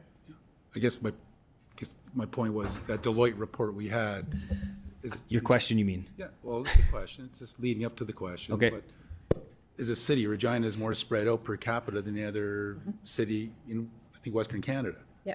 So again, when you brought up priorities, and we brought it during budget. Councillor, I want to make sure we're not agree that we can having a only, conversation. we can only designate a questions. certain amount of money towards certain priorities and give certain service levels. Right, but if we continue to build out, then we're not going to increase that, I guess financial sustainability. So my point to that would be, okay, Councillor. I'm asking the question. You said you're making a point 3 times. So can you ask a question? I did ask a question. Okay. So can you let the delegation answer the question? Well, sure. Just without interrupting is all I'm asking. Just Sure, if but you you're can finish your interrupting point. me. Yes, Sure. because let's just be you done were with making a this, point. okay? So do you have any So the further point questions? is- the point is, you have priorities. Councillor, it's not, if you want to make a point, you need to wait until talking to an service in. levels to certain priorities. There's always, I would say that there's always competing priorities. Right. Sure. And a lot of that has to do with people's choice. Okay. Any other questions? No. Councillor Beazle, go ahead. Thank you very much through yourself, Mayor. I do like the intensification aspect. From a city perspective, if I have a building downtown and it's a high rise, a 15-story, I can essentially collect from a one block by one block or one block frontage, $250,000 worth of taxes versus spread out, $15,000 worth of taxes. That being said, how do we approach, and I think this is your field of study in geography, was it correct? Geography or geology? No, geography. Geography. So explain to me what you study as a geographist. Maybe I should approach it through what I teach. And so I teach urban planning, I teach urban geography, I teach urban sustainability. So I'm very interested in how cities grow, how they develop, how we balance particular types of interests and priorities in doing that. Okay, so on that balancing side of the equation, is part of the balancing side the ability to grow up and grow out? Yes, absolutely. But what we've been doing is only growing out. So, if you look at our intensification rate before the changes through the Housing Accelerator Fund, we had 90% of our growth. But we're talking today. Like we're not talking about what was in the past 1950 and onwards. No, I'm talking about, I'm saying that, I haven't seen the newest intensification rate. We have certainly been struggling to, the last one I saw was at 90% greenfield. And so I'm assuming that has changed. I've probably missed a change that has happened since the Housing Accelerator Fund, which I know has been shifting things slightly. But what I'm saying is that we've had decades of building out and not up. So we have to balance that. And that might be best served with having goals and targets of, we need to have a minimum level of growth in the built up city and then grow at the same time outward. So from your experience in development, how do we achieve that? We have certain things in place. I'm going to say not too long ago we approved Namarant Housing downtown on 11th Avenue, and we invested a significant amount of money into the 11th Avenue corridor to expand, to have growth. No one came to the table. One developer came to the table. We have downtown buildings that are getting knocked down. No one's coming to the table. We have tax abatements. We have programs in place. We have no developers coming to the table. So from your experience, how do we get someone to the table? We've got on the table right now $200 million that has a potential of walking away because no one wants to do what you're doing. So how do we get the development happening? I don't know. It's, this is, again, because we've had decades of doing things in the way that we've done them. So I don't have the magic answer for this. All I'm saying is that if we are going to have a growth plan that's supposed to serve us for the next 25 years, we should make sure that that growth plan is in alignment with the other plans that we have. We have investments in place. We probably need to do more to try to encourage and incentivize the type of development that we want to do. There might be a bigger role that the city needs to play. We really probably have to think outside the box in terms of what this looks like, because I understand that, we have developers that are doing these projects and we need to convince and But who are you convincing? That's the thing. We have to convince. So we're trying to convince the market. Counselor, I just asked that you let the delegate finish their comment before asking your next question. We have developers that are here that are doing fantastic infill, right? And we have developers that are outside of the city that are open to coming into the city to do those kinds of investments as well. And so maybe it's like tying in, and I know that we have a lot of greenfield developers who seemingly only want to really work on greenfield development. There's some that are crossing over, but maybe more of that crossover is like what we're also looking for, right? So it's like if you're wanting to build out, maybe you have to build in as well, so that we're having something that's actually a little bit more of a balance. Because what will happen over time if we don't get that growth in the core is that we're going to continue to lose out, and it's not going to be an advantage for us, and it's going to continuously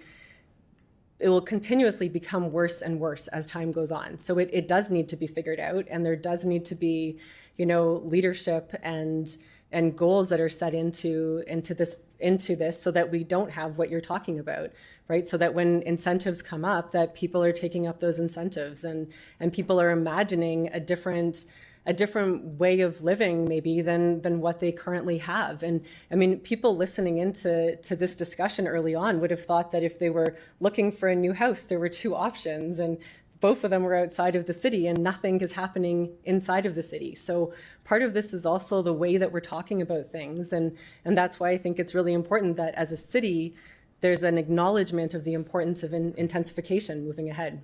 Okay. As your experience in what you do, developing and teaching how to plan a city, what else do we put out there? What other carrot can we dangle to have this intensification happening, to make sure these plans happening? And these are questions that I'm asking. Like the downtown, what you see in the downtown, the last major construction projects in downtown for the high rises were done in the 70s. Yeah, we have a small development. We wanted a 15-story building. We've got a 1-story or a 2-story building. That's not happening. So how do we convince the market? How do you convince the market? The market is telling us they want one thing, and how do we convince the market to get this done? We're trying to convince the market from an investment perspective. We put in $30 million into Dudney Avenue, hoping a development will come. We're putting $21 million into Taylor Field, hoping a development will come. What else can we do? Yeah, I think it's the $1 million question, right? It's like how do we $20 million question, whatever price tag you want to put on it. It's $60 million. Yeah, this is the big question, and I think part of it is that we've made it really easy to have surface parking lots. So if you're looking at our downtown, if you want to take that as an example, we should be charging way more for developers to have parking lots because it's something that is blocking the types of opportunities that you're talking about. And so I think there's a need to maybe have both incentives as well as some, larger types of taxation for the types of developments that are blocking what you're talking about. And so that we're opening up to new ideas and new investments for many of those projects. I mean, 47% parking is like, again, I'm not a developer, and I'm not somebody who, I'm not, you saying I work on development. It's not really what I work on. I'm just saying that from my perspective, if we continue to do what we're doing, we're going to have like higher and higher mill rates every single year, every single 2 years, right? It's like this is going to be our system. So something needs to change. And right now we're at this amazing opportunity of looking at this OCP growth plan, which is this document that gives us the blueprint for what we're going to do.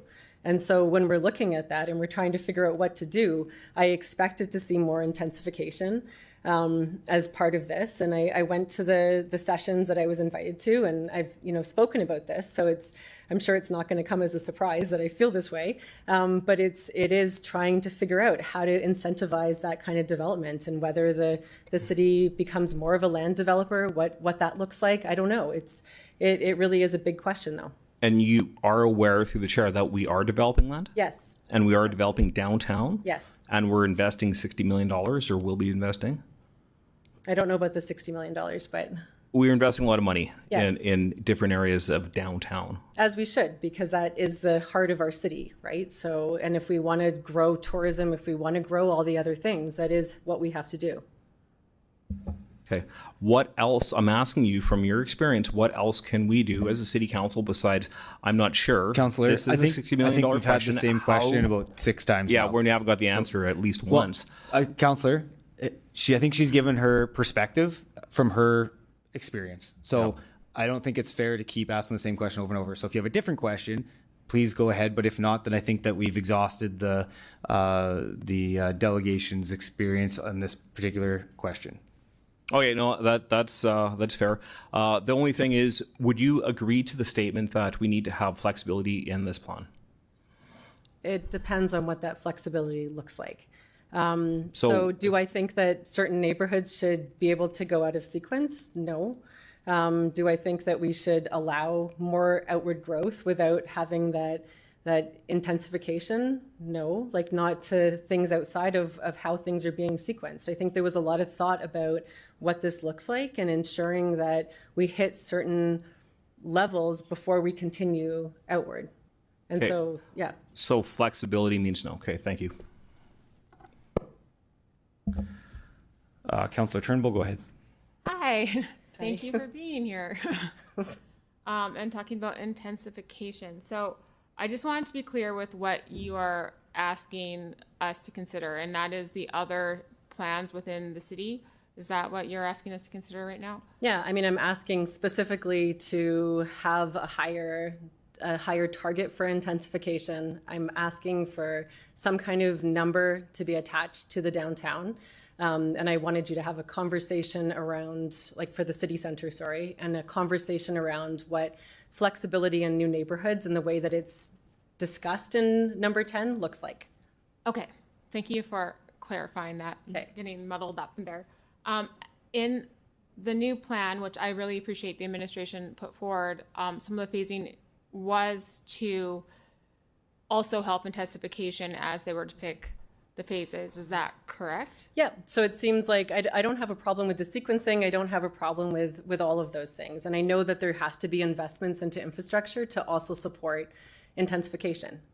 So from my interpretation and been presented from administration, it does look like intensification and being able to improve current water services to neighborhoods is actually part of the growth plan and one of the matrix points. Is so would that you'd be supportive of that, would you not? I am supportive of it. It's just that it's not any kind, there's no like target that actually reflects what our plans and policies are currently. So if we take our energy and sustainability framework, it is trying to advance a much higher rate of intensification than what we currently are seeing in this growth plan.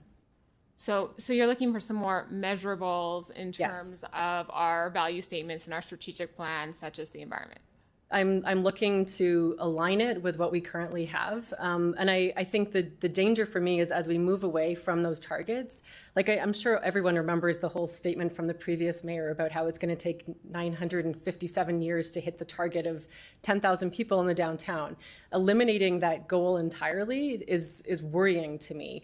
And kind of softening what that language looks like, because I think we should have a target and we should be following it and we should be investing in trying to reach it.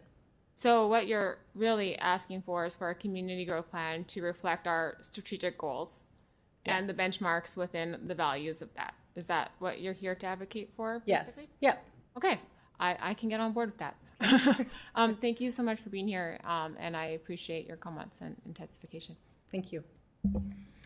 Thank you. Councillor Burton, go ahead. Thank you through the chair.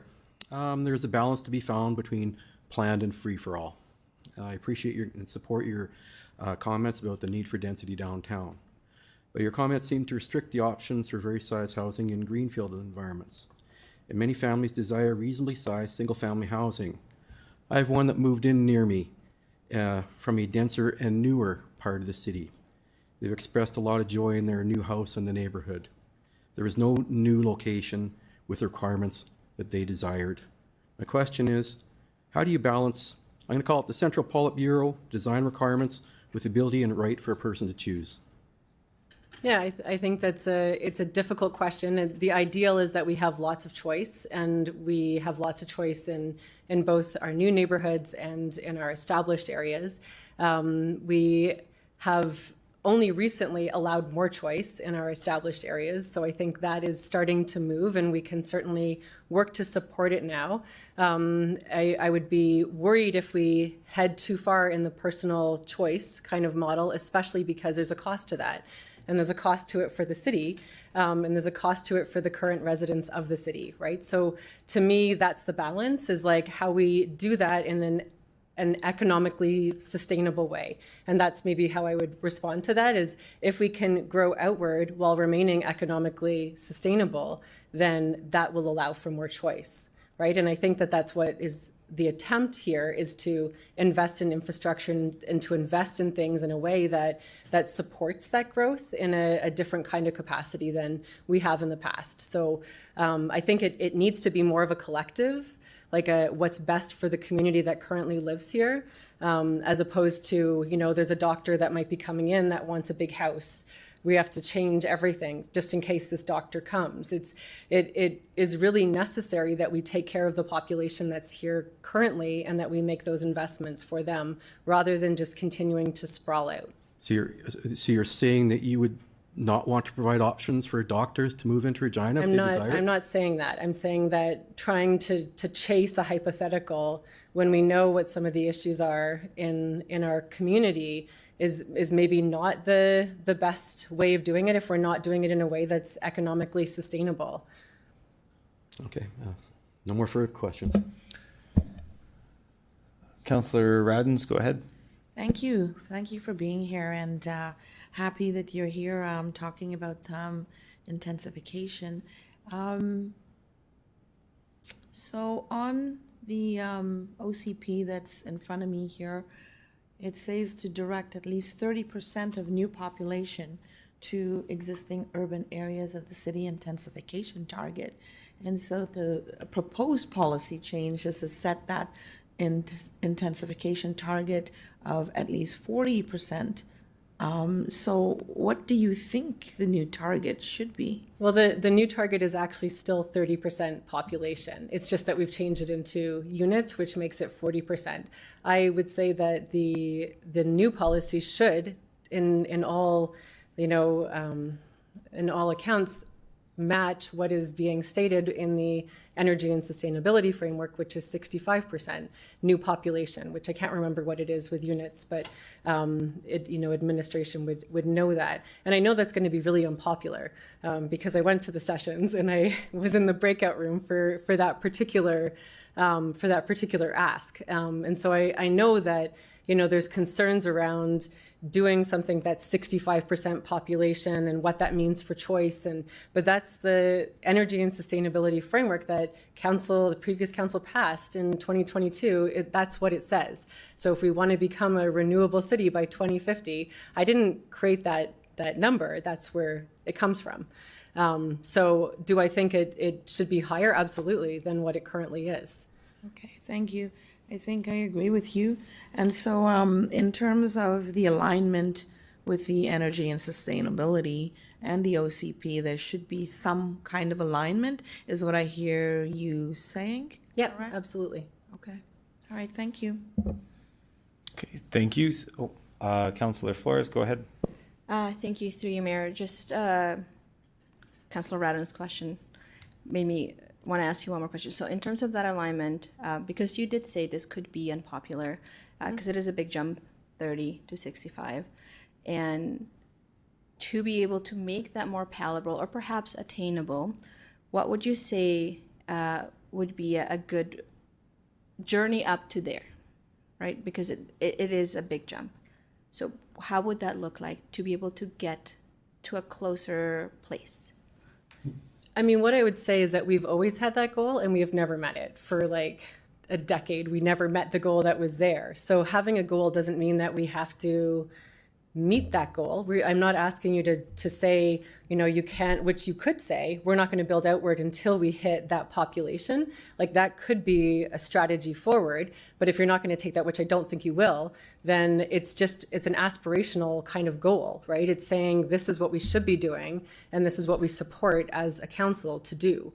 And I think that makes it a lot more palatable because it's not saying nothing else is going to happen. It's just saying that this is putting it in alignment with another plan that was passed.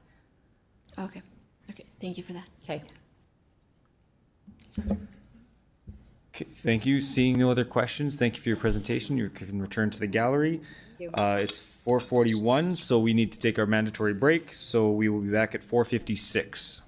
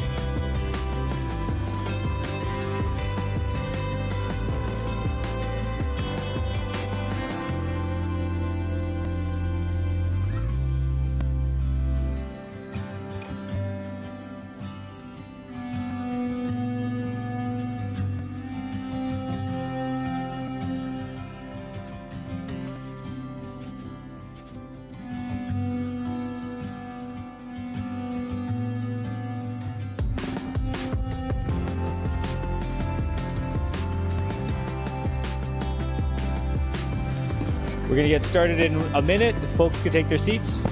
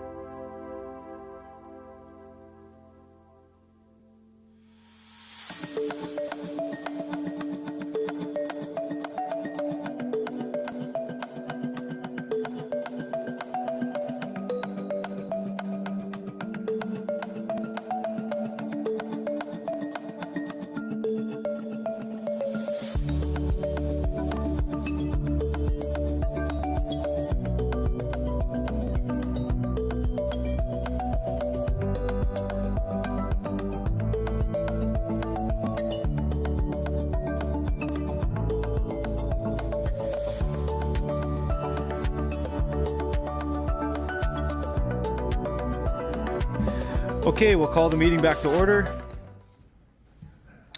Next, I'd like to call upon Delegation DE 26-6, Blair Forster.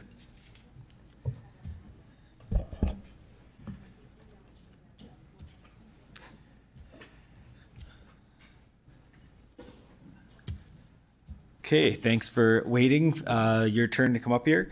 I'll get you to introduce yourself for the record, the organization you're representing today, the city you reside in. You'll have 5 minutes to address council, after which you can respond to any questions. Go ahead.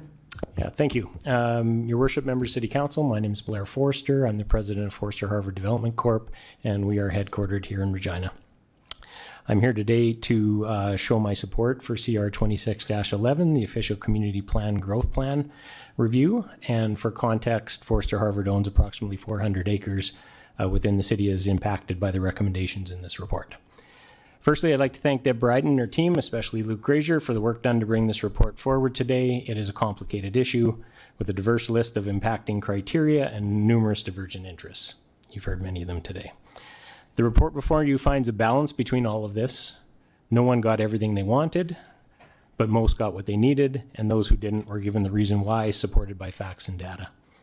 The consultation process with industry was significant, and I believe all voices were heard. In 2013, when City Council adopted the current OCP, a phasing and financing plan was inserted to guide the growth of the residential neighborhoods in the city. This plan prioritized Westside residential development simply because it was the only area that servicing capacity could affordably be developed to bring this land to market.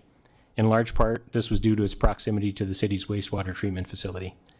Nothing has changed in this regard. And you will see in this report, the West Side neighborhoods still occupy all short-term growth phases in the proposed phasing map. Even with this proximity, in Westera's case, we were required to build at our sole cost a lift station and force main, not only to service our land, but all land in the basin. The capital cost of this, with interest costs and carry costs, is between $12 and $15 million. The principle of the 2013 phasing plan was an acknowledgement that if industry was required to make investments of this magnitude, their developments were given the chance to recover this investment before competing land could be brought to market. Although this report removes the protections we were promised when we commenced Westera, we are in support of it, as its findings carefully balance the existing needs of our community and the cost of developing new infrastructure. It acknowledges consumer choice and provides clear targets for when infrastructure improvements will allow development in various areas of the city. In some cases, such as the Southeast, it advances the timelines for develop to the year 2033 from the previous 30-year plus development horizon. As industry participants, we now have an accurate and clear understanding of the current state of our citywide storm, sanitary, and water networks. We know where these systems are deficient and what infrastructure and at what cost is required to solve this deficiency. In addition, we know what additional capacity can be created while we are completing this work to bring on new development land in the city. For well over a decade, the city has allowed development projects to tie into city infrastructure using engineering reports that did not consider the integrated nature of the citywide system. The result is the system is now at or over capacity in wet water flows. Every acre of land that is added without a corresponding upgrade in the citywide system increases the chance of a major failure, resulting in flooded basements and raw sewage discharge into our waterways. This report is what industry asked for, your administration delivered, and I encourage you to support it. The work does not stop here, however. We still need to look to refine our service agreement fee model to allow for area-specific SAF rates. This would allow the neighborhoods with low servicing costs to benefit from a lower hectarage rate and would allow developers to pass these savings on to the consumer, helping with the affordability of our housing stock. Today's citywide SAF rate is certainly easy to administer, but simply requires the lower cost neighborhoods to subsidize the expensive ones. Thank you, and I am happy to answer any questions that you may have. Great. Thank you for your presentation. I'll start with a couple questions. Do you feel that this plan creates a level of certainty and encourages development in Regina? Thank you, Your Worship. Absolutely. What was happening before we had a clear understanding of what the servicing capacity was for each area of the city is people were speculating on land without knowing if they could develop the land. Simply owning land in the city doesn't mean you can develop land in the city. So the work that Deb and her team has done has showed exactly where we can afford to service land and over what time frame it can be serviced. So when you're making an investment decision in Regina, it's guided by facts now. There was some talk about Regina from previous delegations being a difficult place to finance your investment or a difficult place to lure investment into the city. And I can tell you categorically from our experience, this is not the case. We've got lending institutions lined up right now to finance our projects here, and are very happy with the reception that we've received in the city on our applications and the performance of our projects in the community. So you mentioned Westera, obviously a development that's building quite quickly right now. Are there nice new houses in Westera? We've got a very nice mix of a complete community in Westera, and we're moving through the first phases, which is probably a higher density phase clustered around our amenities that we have in the community, the new commercial that's coming on board. As we transition deeper into the project, you might see a larger lot product come, but that's going to be based on what our builders, who are our front line, they're the ones talking to the consumer, are telling us what to build. So when we go out for a new phase, we don't just go into our boardroom with our consultants and then develop lots and then put them out. We bring our builders in and they say, what are you being asked to deliver to the community? What's selling right now in Regina, and what do we need to design so you'll take down a significant number of those lots? So right now, our largest lot is in the 34 to 36 foot range. That still can deliver you a 1,400 square foot bungalow if you want it, or a 1,600 square foot two-story. So we've got a really diverse product line, but yeah, I think we have some great houses in Westera. And do you think growing in this more financially responsible way, given that we just went through a massive budget process and a significant tax hike, it would be prudent for us to grow responsibly, because one of the selling features is to try and keep those kinds of tax rates more sustainable, predictable, and lower in the future? Absolutely, Your Worship. Like we need to be as fiscally responsible as we can with the massive infrastructure deficit that we have before us. So the part of this plan that I appreciate the most is that it really told us where our citywide system is deficient for our existing residents. So the first thing we're doing is we're solving our current problems for the people that are currently occupying homes and paying taxes. While we're making that investment, we're oversizing the capacity in those trunks and those mains to accelerate development in other areas of the city. I fully agree that we probably have a shortage right now of very large lot product. If you're looking to build a $2 million house in the city, we're getting very close to not having that capacity, and it's going to go outside our boundaries if we don't fix that. So a good, diverse housing stock is critical to keeping people in the city. So I certainly agree with Councillor Burton in that regard. But we also need, there's economics surrounding our subdivisions. And the reason why lots are getting smaller and there's more houses on those lots is pure economics. That's what we can afford to deliver to the community, and that's what the homes that the vast majority of the people buying homes today can afford. So I think this plan is a huge upgrade from our previous phasing plan in the OCP. It's accelerated many of the growth areas in the city where people clearly want to live. And I think the alignment of when that infrastructure is going to be in place is going to very closely align when we're out of lots in those new areas coming on board. To simply add new neighborhoods to the city is not going to add new purchasers of homes. It's just going to spread that existing purchaser base over a larger geographic area. That's going to have communities develop slower and become complete in a longer time frame.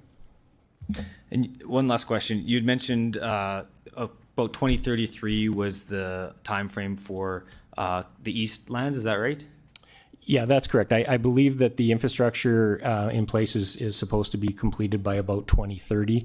That would allow planning to start at that point in time, and probably have new lands coming on in the east that was previously phase 3 lands. So pick your time frame, but probably 2050, being moved up to 2033. We have 60 acres of land in the east side of Regina. We're going to be moving forward on those plans somewhere in that time horizon. So just to clarify, so if 2033, that's kind of the medium term one, is that right? Correct. So then it would be safe to say that anything in the short term would be expected somewhere in that window before 2033. Is that correct? Again, I think you heard from Mr. Hunchak here. That's all going to be based on the installation of infrastructure to service that tier. In my opinion, moving from phase 2 lands to a tier 1 land is an upgrade, not a downgrade. Like I say, when West Arrow was brought on board, we had to spend $12 to $15 million for our capacity. We did so. It wasn't fun, but I think that option is available for other lands that are in tier 1 to advance their time frame. Okay, thank you. I'll look to any other councillors that have questions. Councillor Mancinelli, go ahead.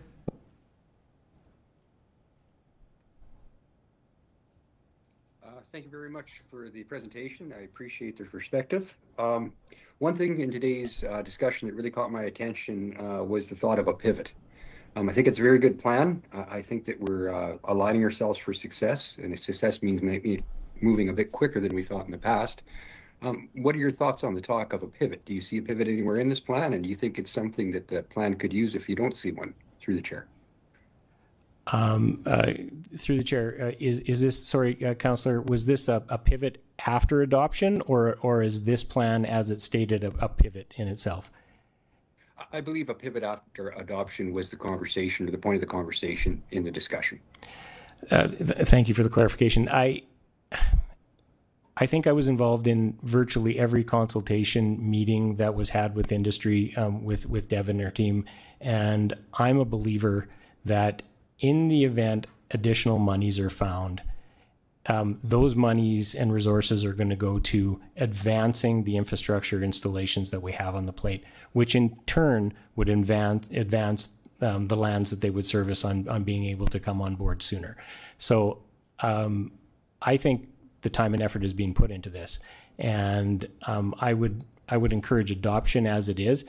Clearly, if $200 million landed on our desks, and that was going to be matched by a developer contribution, the city should listen. But I haven't seen that happen very often in my career. Okay, so I think what you're saying is the way the plan is built already is adequate, and you believe if the money came in, the pivot already exists by the way the plan's laid out. Does that kind of surmise what you were saying? Yeah, through your worship, that would be a correct statement, yeah. I appreciate your input. Thank you very much. Councillor Turnbull, go ahead. Hello, thank you for being here and for your expertise. And I did want to ask something that's come up a lot, which is these interim solutions. Have you used an interim servicing before, such as at Aurora, and how did that process work for you? Yeah, thank you for the question, Councillor. So a little bit of a differentiation with commercial development to residential as it relates to the interim solution. So there's no phasing plan for commercial development in the city of Regina. So I think it's looked at through a slightly different lens. Obviously, it's an economic development initiative and a large tax base that you're trying to derive out of it. Secondly, the wastewater generated in our commercial projects is significantly less on a per acre basis than a residential, and it works on the opposite time frames. So the majority of the wastewater generation in a residential neighborhood is in the mornings and the evenings, where the majority of the wastewater generated in a commercial project is during the day. So it actually works counter to the cycle, and in itself allows for additional capacity within the infrastructure. But we did install for the Aurora development lineal storage down Houghton, and to date we've had no problems with that system, even in wet water flows. Okay, and so that was an interim solution. So how did you go about developing that with the city and making this interim solution work for you? It was a proposal we brought, through your worship, it was a proposal we brought forward, again, because there's no commercial phasing plan. It didn't fall within any neighborhood structure, a plan that we brought forward to the city and worked with their engineering department to get approval on it. So you didn't have any issues bringing forward an interim proposal, and it was approved and everything worked out great? That is correct, yes. Okay. Do you think there should be any sort of formalization of that process for all developers so that equal treatment when we talk about these interim solutions? Well, through your worship, I guess that the first question you have to ask yourself is our system today operating at capacity or not? So I think the question was asked of a previous delegation on experience in other communities. One of our larger projects is in Winnipeg. In Winnipeg situation, they do not exceed 80% of the capacity in an area without additional capacity being brought forward. So if we believe that the system is at full capacity today, then I think then it's a evaluation of risk on bringing on anything additional to that system, and the city would have to weigh the merits of that risk towards the benefit being generated by the applicant. Okay, so I guess if there was no impact during wet weather at no cost to the city, any developer should be able to come in with an interim suggestion. Would that be what you would think? Or? No, that's not what I'm saying. It's still the wastewater that's generated by that system is still flowing into the main system. And if the engineering department in the city of Regina feels that system that it's flowing into is at capacity, it doesn't matter how big of a pipe you build. It's still flowing into a system that's surcharged. So it's a much bigger discussion than that. And that's why I went back to clarify, you have to decide whether the system is at capacity first before you can look at alternative holding solutions. And then you're able to present that to the city to see if it does that. Is that correct? That would be correct, as long as you were in the sequencing in the phasing plan that we're discussing today. Yes. Okay, so the interim solution would only work if it was within the sequencing plan, is what you're saying. That would be your recommendation. that would be the only way the city would review the application, is if you were in the sequencing plan in the tier. Yeah.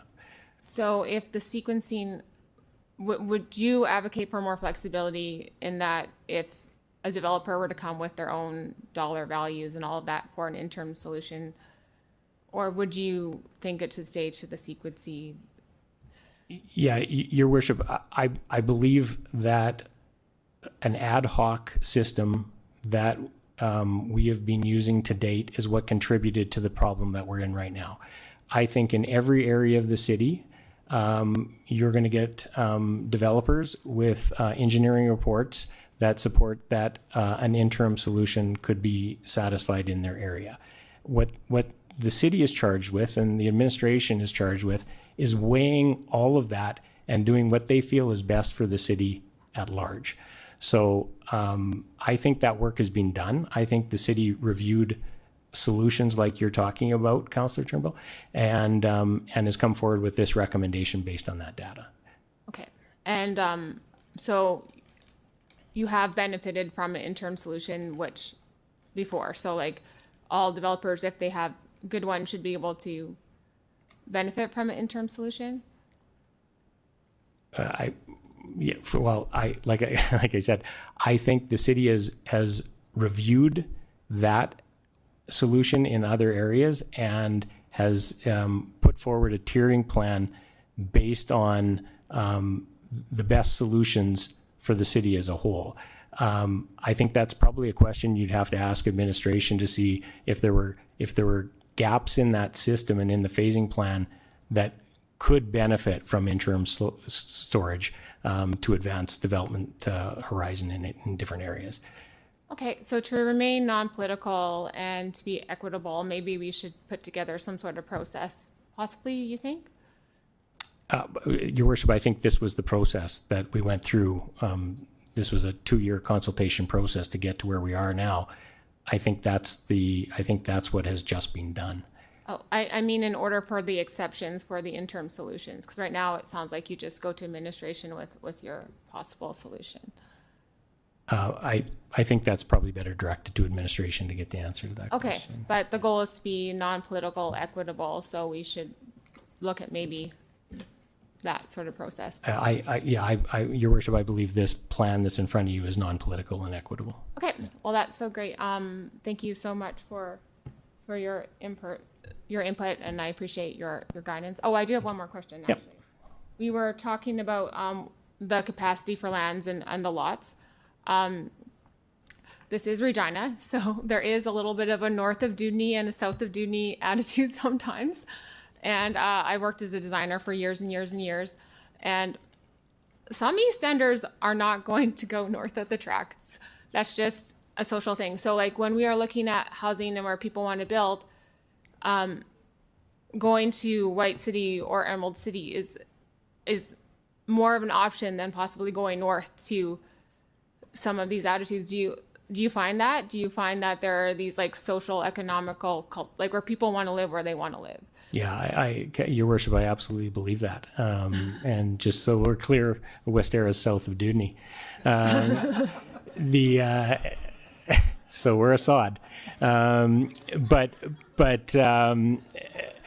I believe that East Regina is a very desirable area of the city. And I think that between the city's lots in the towns and Dreams lots in Eastbrook and the lots that the builders are holding in their inventory right now, that the 2033 timeframe for moving into the next phases of East Regina development is going to align quite nicely. Yeah, I think that's great because where there's a void is going to be filled, and I'd rather be filled within Regina versus out of our. I couldn't agree more.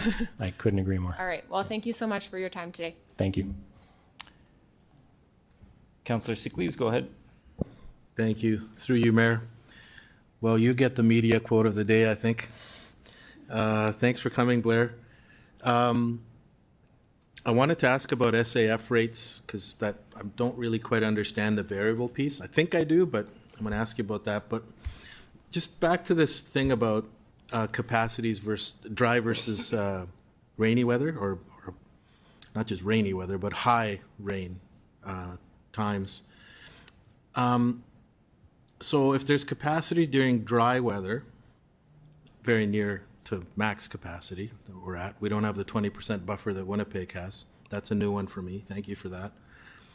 So as long as the solution doesn't impact during the wet weather and the land is sequenced, such as in the Northwest, they should be okay, right?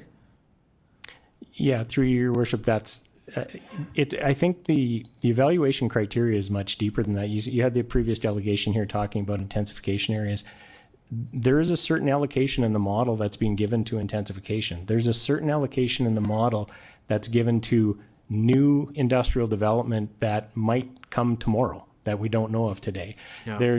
There's I'm sure in the Rochdale trunk there's an allocation that's being given to Callisis for the land that they recently bought from the city that they plan on development. Like the city can't be caught on anything. So it's a very complicated model, but the simple answer to your question is yes, if you can demonstrate that you can go and you're in tier, I assume that application would be reviewed by the city. Okay.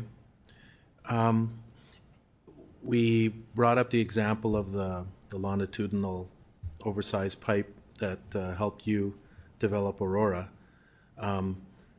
Were the Havana units part of that plan, or did they come in after? Did you know that you needed that capacity? Thank you for the question, Your Worship. When we started Westera, our plan with the city was always integrated mixed use, and at all points we had anticipated with every project that we have done is embedding residential into our projects. I think it benefits both the residents and the commercial, the retailers that occupy in our projects. So it was always part of the project from the first day we mentioned that to the city. Now, where it was located and how many units and what, that came later. But the process of having that was always in the zoning. Yeah. Okay. And the other, I know you told me this before, but the space that you have around there, that's residential to come in the future?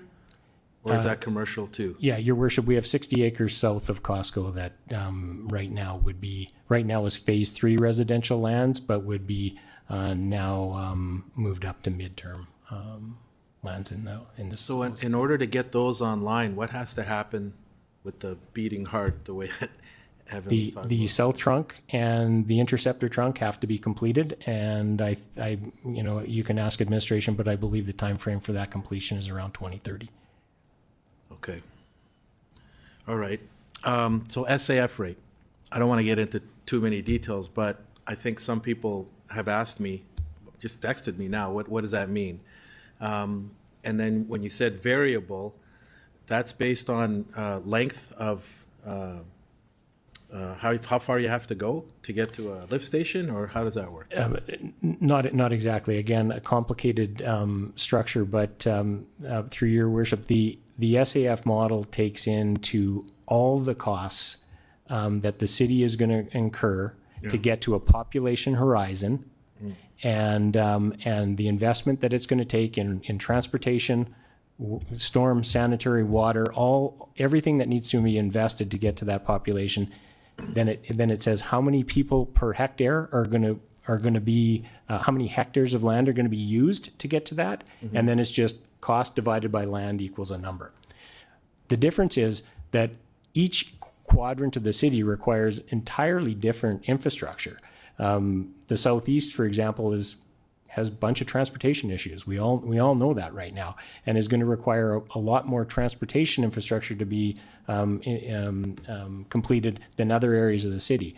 So what we've been advocating for is to say, break the city into quadrants, take the real cost per quadrant, and then charge that as the hectarage rate, as opposed to doing a city-wide rate. These aren't the real numbers, and I'm just going to use them for order of magnitude, but and they've changed with some of the infrastructure improvements that we talked about today. But when we started this process, our estimate was that the southeast was 900,000 per hectare, and the west and northwest was 200,000 a hectare. Well, we're both paying the same rate right now. So the northwest and west is subsidizing the east side of Regina significantly. I don't know what the current numbers are. They're probably not that. The spread isn't that significant today, but it's still a meaningful spread. Okay, and that's not up for debate today. It is not. Yeah. A little bit on infill. You're not in the infill business, right? We are not. Are you aware of our 70-30 split, and that 30% infill was a target that we met the last 2 years in a row? I don't know if we have full 25 numbers yet, but that was met. That's a success. How can we lure you to build in the city? Thanks for the question. I think we hit 28%. I think Mr. Grazier can give us an accurate number on that. But intensification is a very broad topic. Our intensification in the area in the city, if you look at it on the map, is the vast majority of our community. I think when the previous delegation was here, I think she really was talking about the city center. And you know, my experience with this, and I had a long conversation with Councillor Bizo, is our intensification targets are struggle because of the proximity to our suburban neighborhoods. We're a 15-minute city. And, you know, I did a lot of development over the years in Calgary, and it really gained momentum when the drive time got to be an hour and a half and your parking stall got to be $400 a month. Yeah. Well, maybe I'm going to regain those 3 hours and I'll walk to work if I live downtown. So there are real strong drivers for intensification around a downtown core if you work downtown. We struggle with not having those same drivers. So, you know, I think if we want to hit those targets in a meaningful way, I think we have to focus our attention around one specific area, and possibly the yards might be that area where we can actually create a really exciting, new, vibrant community slapped right against the downtown core. We can get some good density there, and maybe if that gains momentum, it will start to migrate outward into the downtown, into the warehouse district, and create a spot at least. But I don't think we can just do 4 plexes here and 6 plexes there, all over a huge geographic area, and think we're achieving densification, intensification targets. Yeah, yeah. And Dudney's ready. And Dudney's ready, and we spent the money there, and it could be an exciting opportunity. Okay, thank you, Blair. Okay, thank you. Councillor Zakiniak, go ahead. Thank you. So you told us already that you think that this new OCP growth plan is a vast improvement over the previous plan, and that there was significant engagement to get us to this point. Can you just can you provide, because there's a lot of, like, so my question is, there's a lot of concern, like, is it good? Is it enough?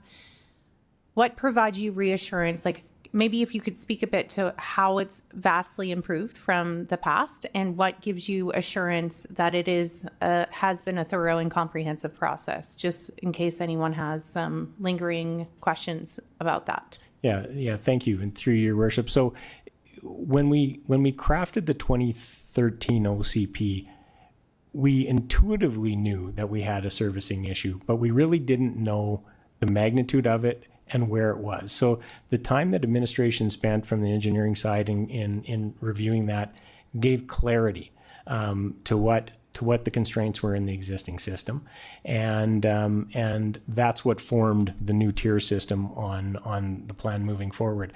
But if they didn't listen to industry about market choice, they probably would have just stuck to something very similar to the previous plan and directed most of that the new growth to Coopertown, quite frankly.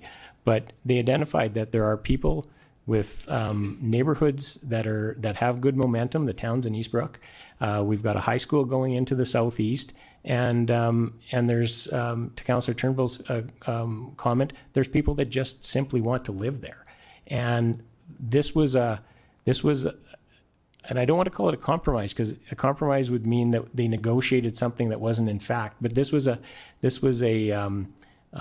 solution that they came forward with that weighed just about everybody in the community's desires, and it didn't happen probably as quickly as the Southeast. The Southeast would have liked to go tomorrow, but I think the time frame that was delivered to them is palatable. So I think it's just a well thought out plan that's based in sound engineering and data.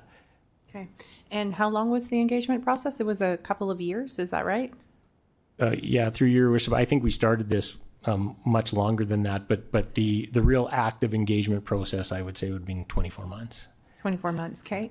And I think what we've heard from everyone who's come today, that they actually think this is an improvement, even if they were asking for something else. Is that what you've heard from your peers as well? Have you heard support for the improvements made with this OCP growth plan, whether they're looking for more, just support and an acknowledgement that this is a vast improvement? Would you say that matches what you've heard? I would say, through your worship, that's an accurate statement. I think there are people that still believe or wish they would have gotten more, but they understand now and have been told exactly why it didn't happen, and most of them can live with their position in the phasing plan.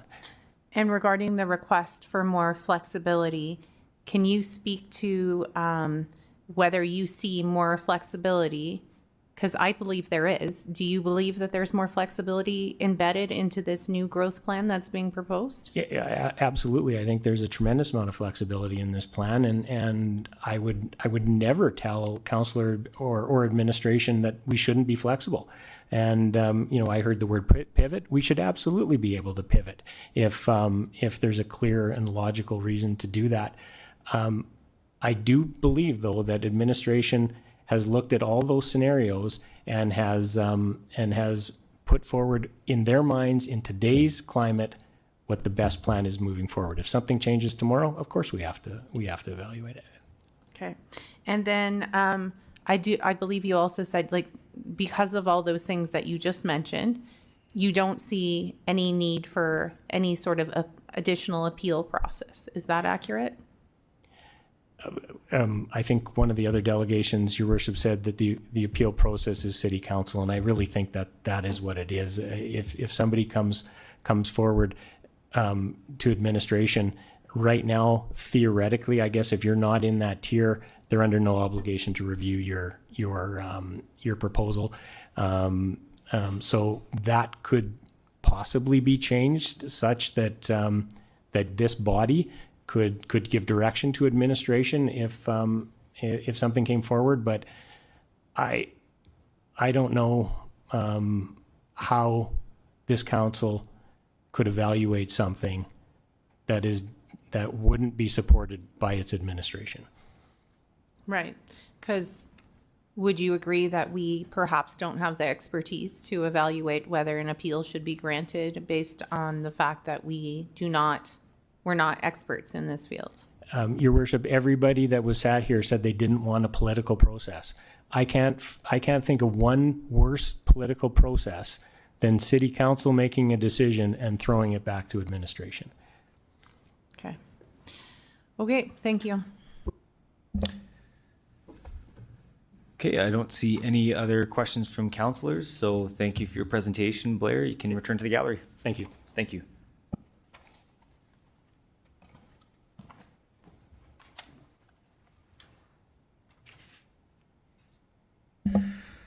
Okay, we have communications on item CR 26-11, official community plan, growth plan review. Can I have a motion to receive and file the following communications? CP 26-1, Jason Carlston, Dream. CP 26-2, James Elliott. CP 26-3, Carmel Beaudry, Beaucorp Ventures. Councillor Flores and seconder. Councillor Siclese, I'll call the question. Any opposed? And carried. We will now consider item CR 26-11, official community plan, growth plan review, and I will ask Deputy Mayor Radens to introduce the report. Gosh, give me 1 second here. Where is...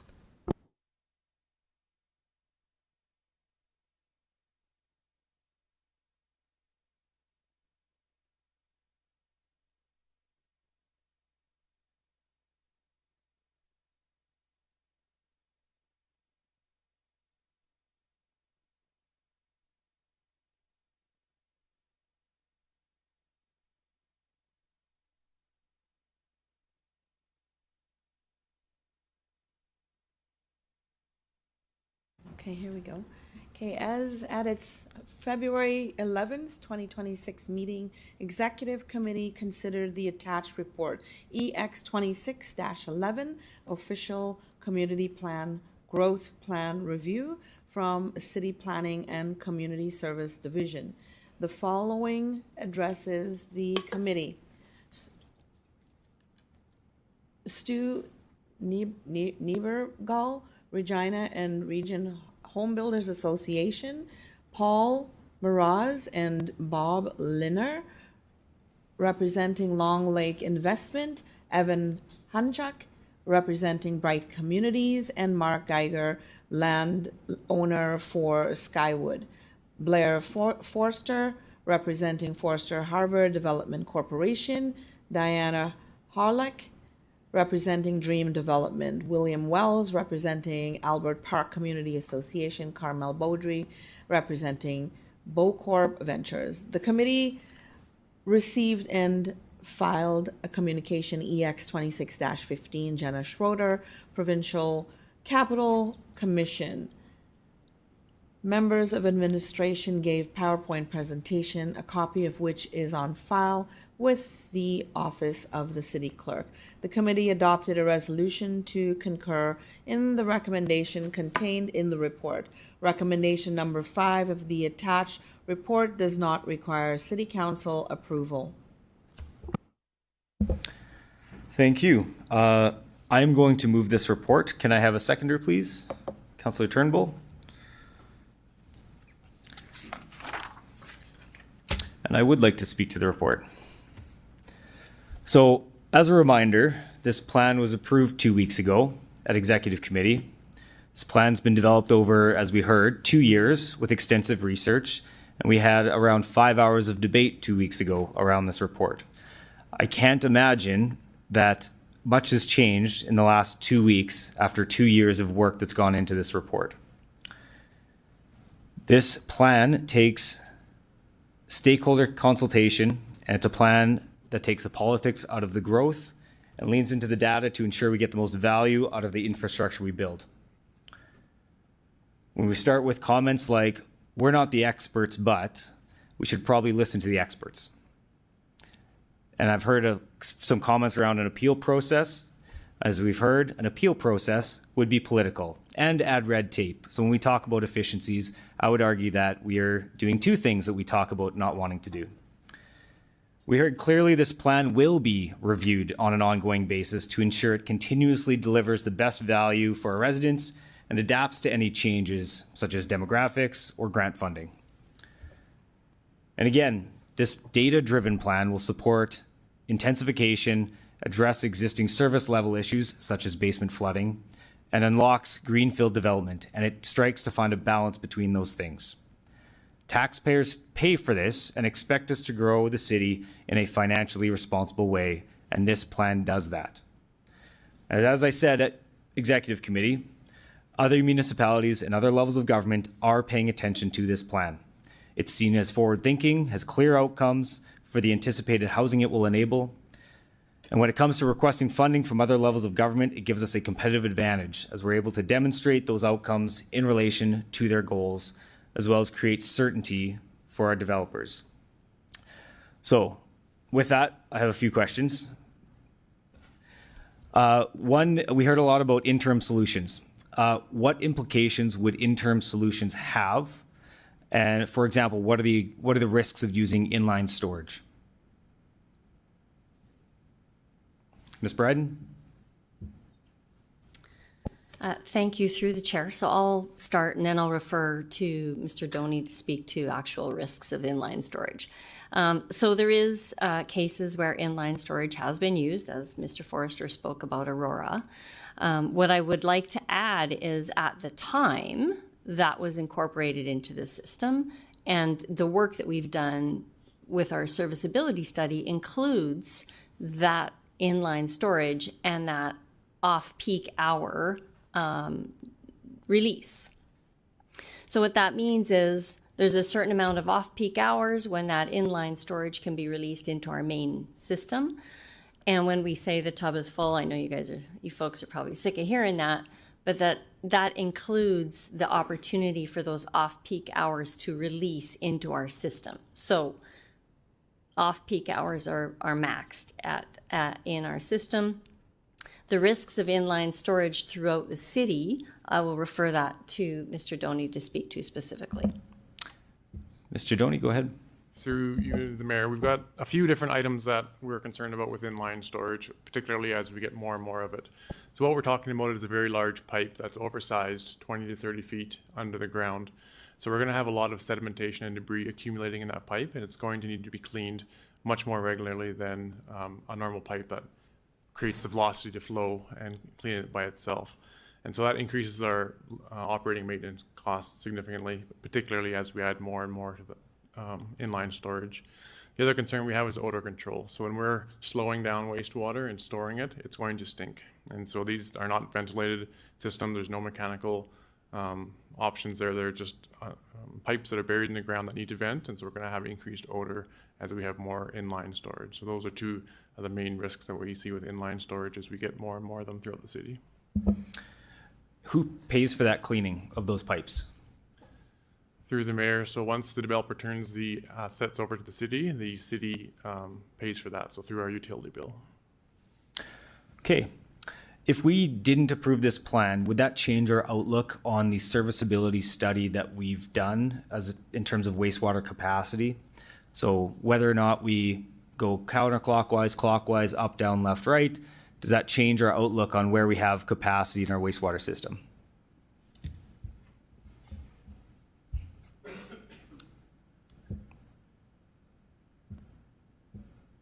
Ms. Bryden?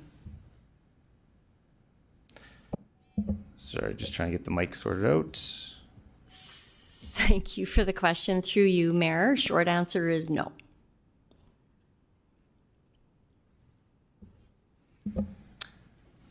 Okay, and then just on to engineering. So from the city's perspective, would we make considerations or assumptions that would be in addition to those that a developer would make? Would we as a city be looking at things from an engineering perspective that are more holistic to the city than what a developer would make, and what kind of examples would those be? Thank you for the question, Mayor. I'm going to speak to change management because that's really what we're talking about here. Historically, when a developer would come forward with a solution, they would be talking about a solution for their specific area. And they'd say, there is room in this trunk for our development to be supported. And the city, without having information that we have now on our system, would say, yeah, it looks like it, and we would allow that to go forward. Not quite that simple, but those would be kind of the conversations.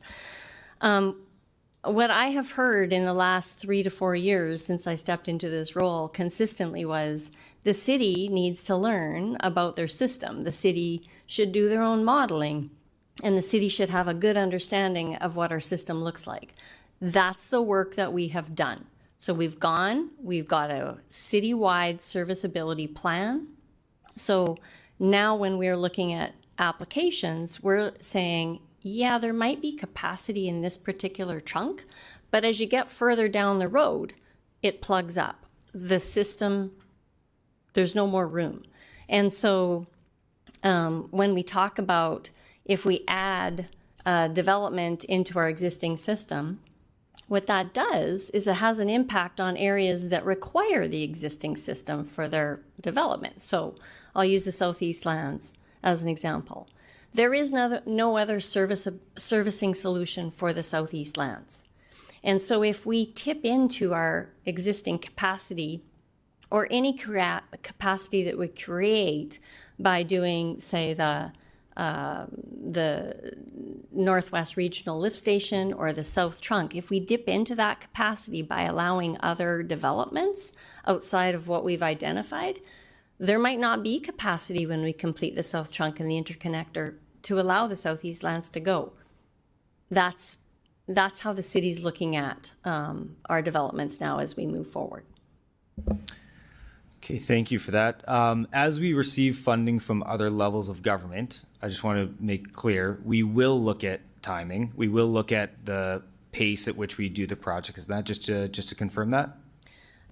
Thank you. Through the chair, that's absolutely correct. And I think we've created more flexibility in our plan than we've ever had before. Previously, our phasing, we had phasing of 1, 2, and 3 phases of land. Phase 1 had to develop 75%. So a full 75% of phase 1 lands. And I'll tell you right now, phase 1 lands are developed at, I think it's about 40%. So that's where we're at, over 10 years after the plan was implemented. So phase 2 couldn't advance until phase 1 had developed 75%, and same on and on for phase 3. Now what we're saying is we've got the phasing, but we can also be flexible if the capacity is created. So the southeast is that medium term because the south trunk and the interconnector. So when those come on stream, that capacity is created. There is nothing saying that that full northwest sector has to be built out. So then in addition to that, if one of the delegations was talking about other investments, so if a developer came forward and said that they wanted to make an investment to try and increase timing or move things forward, we wouldn't shut the door on that. We would listen to those folks and look at that in correlation with this plan. Through the chair, 100%. Okay.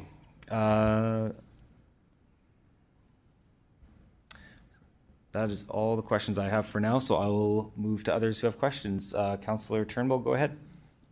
Thank you, and to the chair. Thank you so much, administration. I really have to applaud all the hard work and things that have been going on this plan, and taking a non-political, data-driven approach. We've heard a lot of things here today, but I think everyone has said this is a big improvement from past plans and how things will go. I do have some questions, but I also have an amendment I would like to add, so I will do that right now.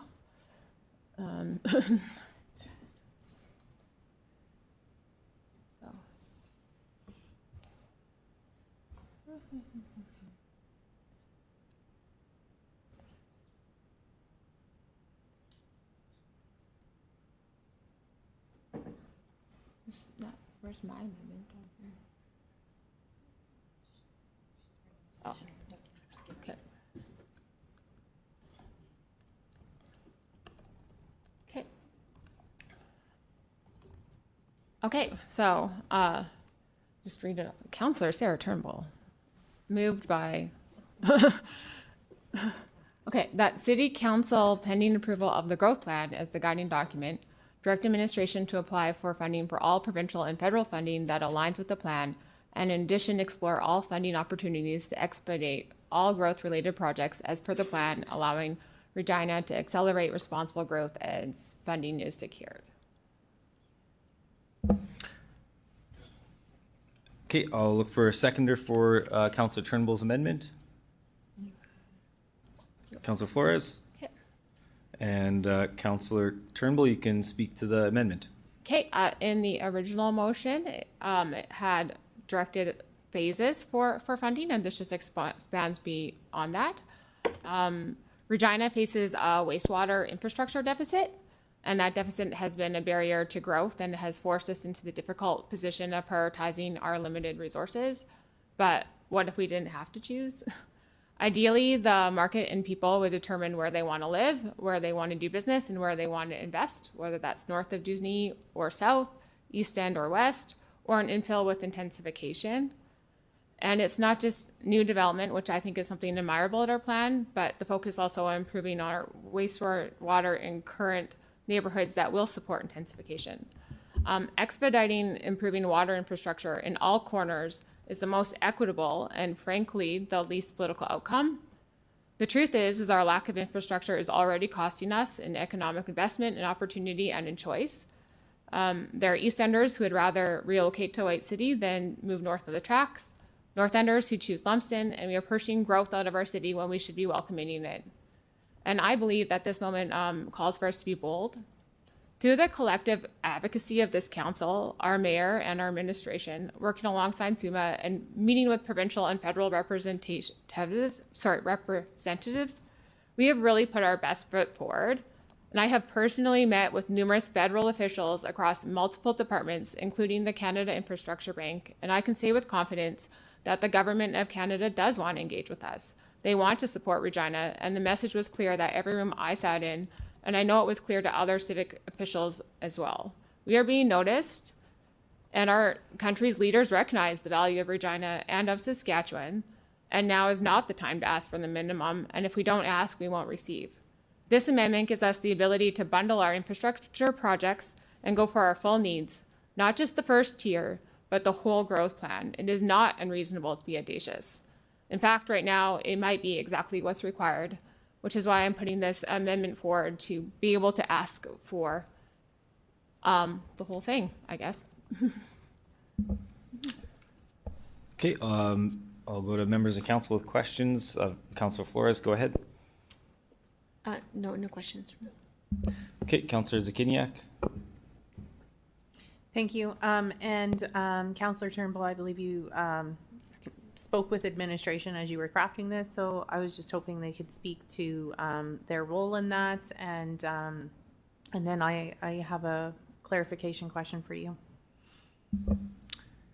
Ms. Bride. Thank you, through you, Mayor. So this is really work that administration already does, and certainly appreciate the support of this amendment. I don't see any issues or concerns in relation to this amendment. That was my sense. I just feel it's important to be stated for the record. So my question, clarification question for you, Councillor Turnbull. You noted it in here, so I just, for the record, want the clarification that you are asking for funding for the entire plan, to expedite the plan, but you're not asking to change the sequencing of the plan. You're just asking for the ability to fund the entire plan. Is that accurate? Yeah, this amendment is just about funding. It is just about being able to go out and expedite for all phases of the plan or all tiers and explore all opportunities. So not limiting it to just like we're going for tier 1. It's to say, okay, I believe the opportunities are there. I have been in rooms where I've been where we're encouraged to go for full funding and things like that. And I just want to be able to give the reins to administration and all of us. We've done a really good job of showcasing Regina to be able to ask and receive and be audacious with our ask. Like, why not? So to fund the entire plan as written. Thank you.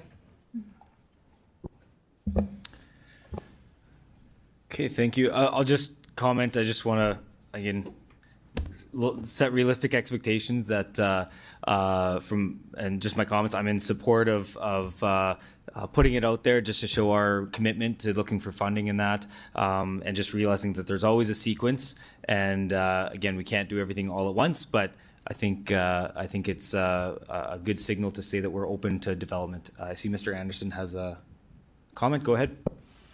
Thank you, Your Worship, and through the chair. I would just like to caution council, most times when we have to apply for this stuff, we have to commit to funding ourselves. We don't necessarily have the financial resources to commit to everything. We have to be more strategic about what we want to invest in. Blanket saying we should try and get as much money as we can to provide the infrastructure for 70 years of growth would drastically hamper our ability to do anything else. And it would put a great strain on the taxpayer to have to shoulder that debt or funding for 70 years of growth. And it would put things like libraries, hockey rinks, all other types of rec facilities in peril, because we would be tying up all of our resources in city growth, which we all agree, we have a great plan here. I'm just worried that this type of an amendment would make us apply for something that we don't really want or need.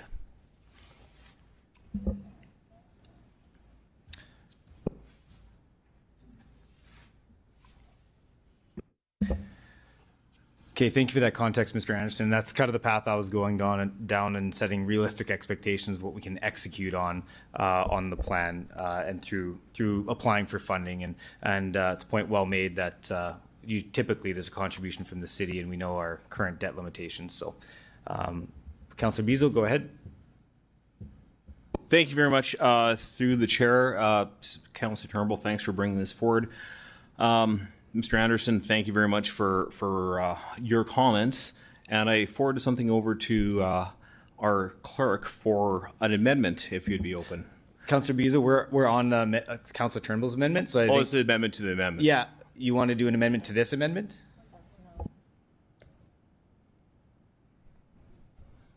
Or this amendment first and then an amendment? Yeah, I think that's just because. Let me know when the amendment to once we figure out vote the on this amendment. one, then it would be.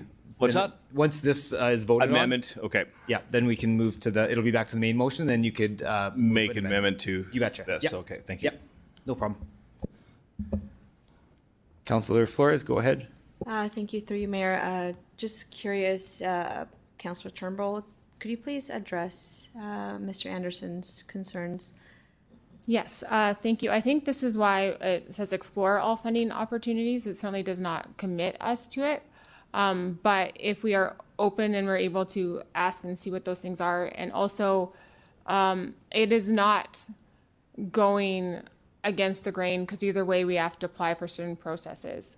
But this is opening it up to look beyond just the first tier or the second tier, which is listed in the motion. It is fairly open-ended for the flexibility given, but it certainly does not sign us up to any debt limits or anything like that, because while those concerns exist, that is not within this motion.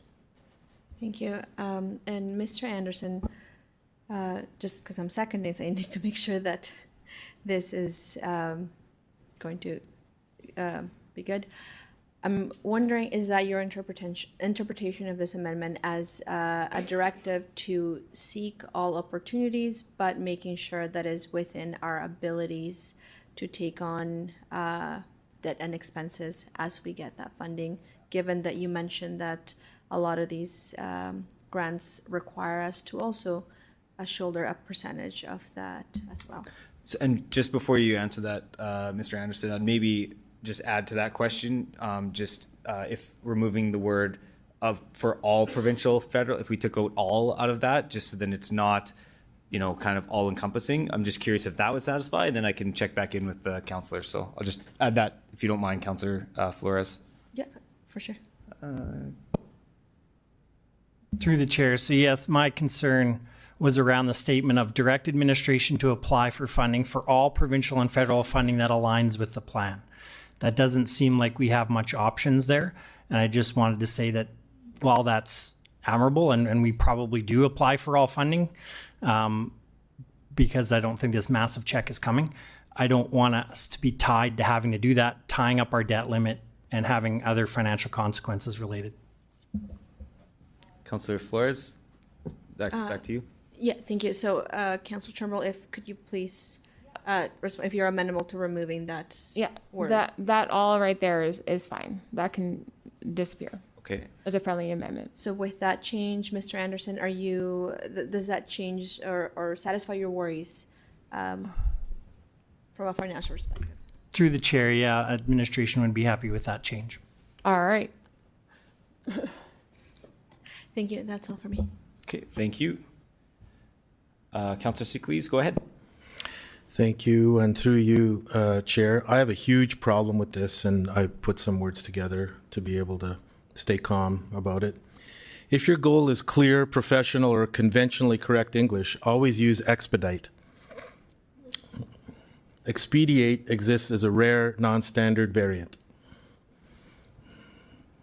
Otherwise, you've got my vote. Whew, just went over everybody's head. It's too late in the day for sarcasm, Councillor Siklees. I guess so. Sorry, Councillor, I'll put your mic on. That is an acceptable friendly amendment. Okay. Okay, I see no other questions from councillors on the amendment, so Councillor Turnbull, I'll go to you to close debate on the amendment. I think I've said most of what I've been said about this, but I do think that sometimes we do have to be audacious, and if we don't ask for something, we won't receive it. So I just want to be able to open the door to go beyond just tier 1 or tier 2 so that we can, because the most non-political, equitable thing we can do is to be able to work on our whole water infrastructure, which we're deep in that. And if we do have interested parties, we should be there in partnership with them and taking the opportunities that are in front of us. Mayor, I did yeah. have my hand up.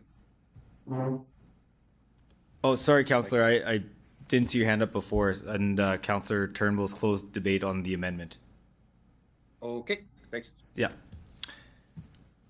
Okay, so I'll ask the clerk to start the vote on the amendment, and then we'll be back to the main motion.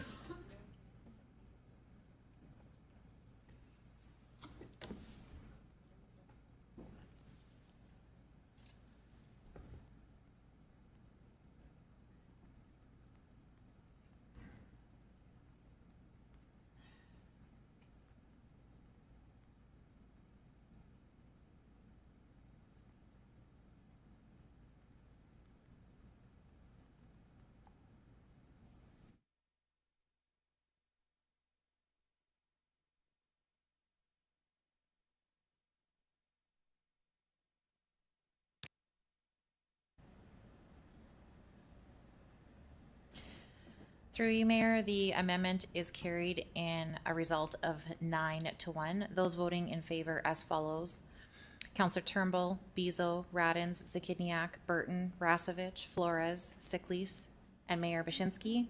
And the member voting against is Councillor Mancinelli. Okay, thank you. We are at 6:03, and we need to take our mandatory dinner break. So we will be back at 6:48. Thank you.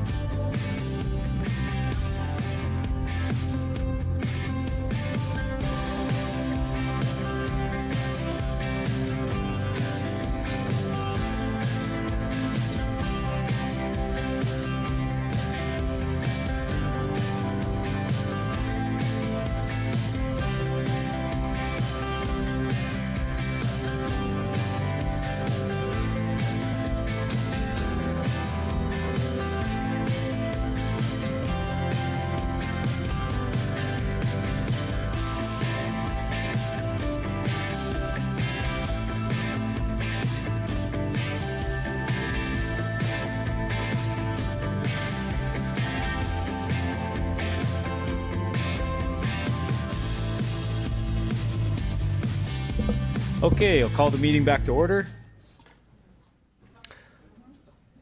So we'll be back to Councillor Turnbull, back to the main motion as amended. Go ahead, Councillor Turnbull. Yeah, thanks so much. I do have some questions. I'll say that I think the growth plan is well received and that it's been a vast improvement, but I do have questions. One of my questions was, I noticed this does involve and locates the indigenous lands and reserves, and how that affects with the sequencing with the indigenous lands if we were to get grants, or where their development is, and has there been consultation with, let's say, our File Hills Committee on where that fits into the sequencing? Ms. Bryden, go ahead. Thank you. Through the chair, certainly we have done consultation with the Indigenous, with the nations, and I would say that they have been included in the conversation, definitely in regards to sequencing. I would refer to Mr. Grazier if he has anything further to add about how those conversations went with the nations.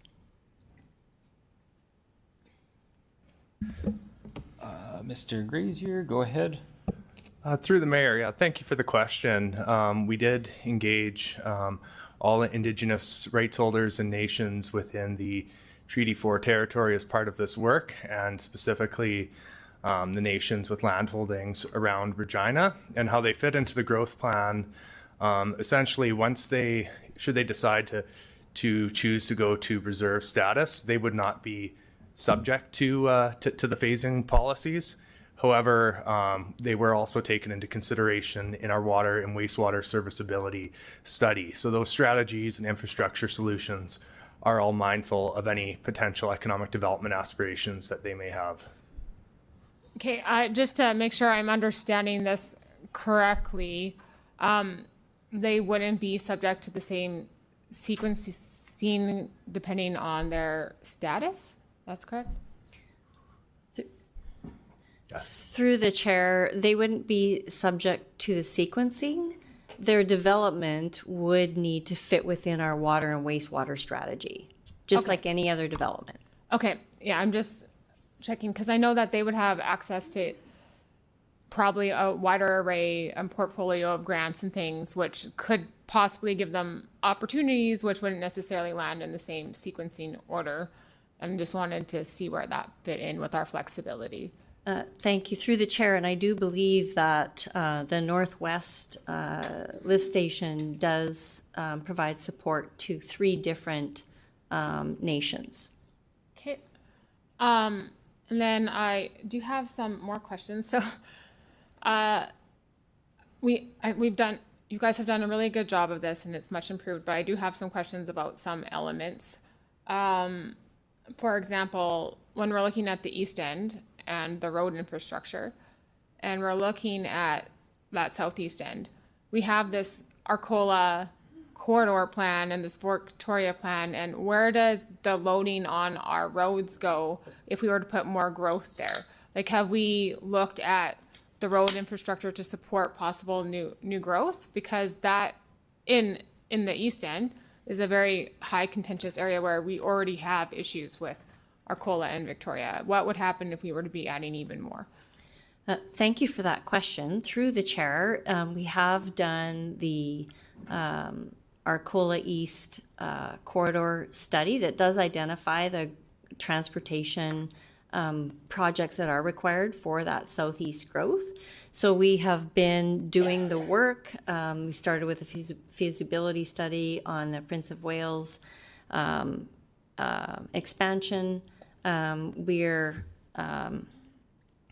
advancing other smaller projects. So that study identified short-term, medium, and long-term projects. So we're working through those in our capital plan as they align with our opportunity. So certainly those types of infrastructure projects require preliminary design, land acquisition, all those types of things. So we're working through that process. We're also working on, or will be doing, an entire update of our transportation master plan over the next couple of years.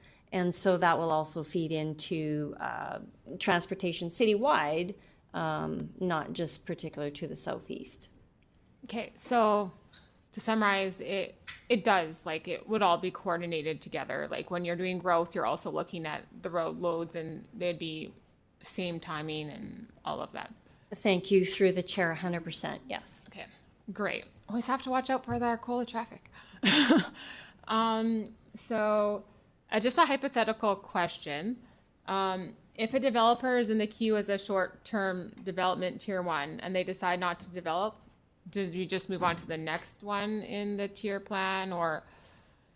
So thank you for that question through the chair. So actually, you know, if one of the things we heard about in the the existing OCP, because of course this one hasn't been approved yet, but within the existing growth plan, that if a developer didn't go and they had a significant amount of land, it impacted the opportunities for lands in phase 2 and 3, because that 75% threshold had to be met.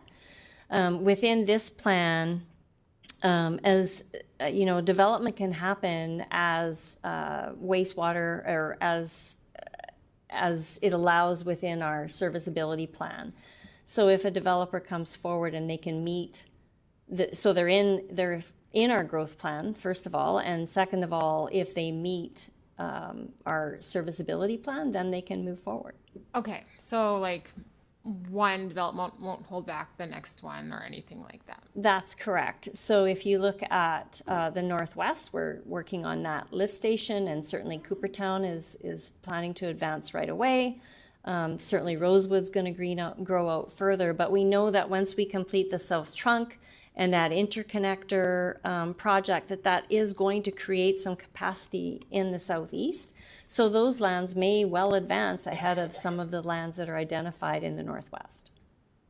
Okay, and then how often do we re-look at our prioritization, this plan? Does it just come with the community plan? Like when does this get reviewed as, well, because things change. Everything changes all the time. Mm-hmm. So like how reactive are we, and how often are we looking at our? Thank you. Through the chair. So the servicing that's required for the city is probably not going to change. So we know what our shortfalls are with our wastewater. We have the city water and wastewater serviceability plan. Again, it's a citywide plan that we have never had before. We know that, all of a sudden, the drainage opportunities within the city aren't going to change. Regina's flat, it's always going to be flat. We also know that there's a lot of different indicators that can have an impact on capacity. So, depending on the amount of intensification that occurs, for example, depending on the impact that a lot of our infrastructure projects have on each other, because some of those things have to play out, and we do need to model and continuously be monitoring that. So we'll be continuously monitoring our model to ensure that what we're doing is the right thing in terms of infrastructure. Okay, that's great. And within the matrix, is there like some priorities for projects that may apply to some grants, not others, or opportunities? Like, I think you have mentioned flexibility here and there, but like if there was an opportunity, I can use that Indigenous land as an example again, where they have grant opportunities that other areas may not have, that would change things around a bit. Thank you. Through the chair, I think that the largest amount of Indigenous lands within the city are either within the intensification area already or in the Northwest. As we've identified, those lands would be fully serviced with the Northwest lift station. And so I think, if there's a grant available, then that would certainly support them in terms of what their SAF fees or what their contribution to that work would already be. Yeah. And then right now, currently housing yield is one of those things that some of these grants are looking for. So would that help with the prioritization of some of these things as well, knowing that that's a requirement, or that's able to be flexible as these grants things criteria change as well? So I think in terms of, as Mr. Anderson spoke, when we have grants, generally the city is responsible for a portion of the funding that comes along to support the project. What we're identifying here is the city's priorities being our existing levels, like improving the levels of service for our existing residents, supporting intensification. We all know how important that is, as well as greenfield growth. And so that's really how we've supported, the water and wastewater serviceability plan is really structured in that way. I would say that, the northwest sector is separate from the remaining bathtub. So that piece can move forward. It doesn't have an impact on the existing city.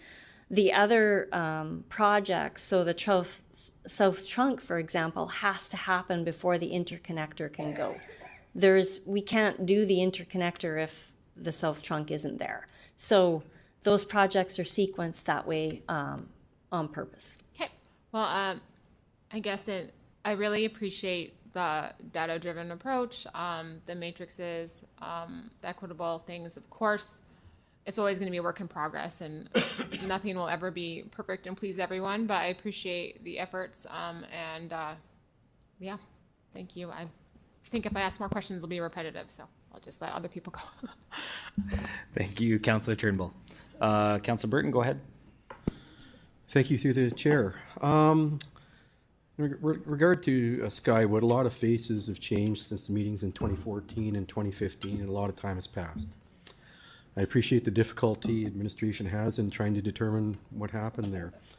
And so the delegation described that they were informed of a rescinding of their development proposal. I was just wondering if this can be explained, how they kind of seem to have dropped down the sequence there.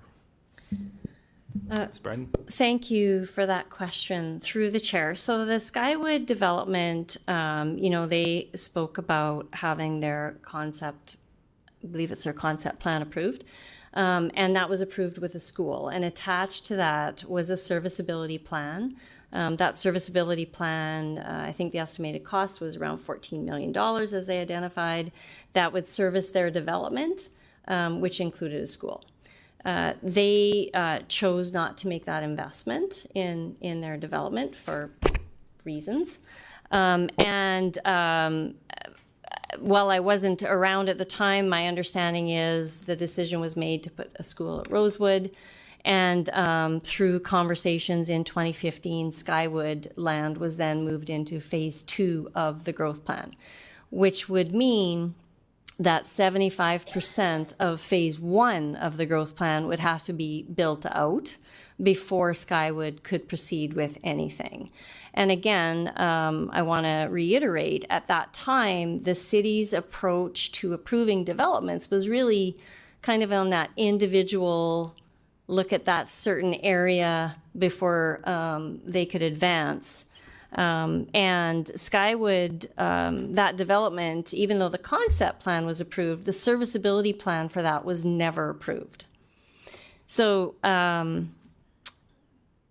guess where I'm going with this is now with the plan, there is a serviceability option for Skywood that is the Northwest Lift Station.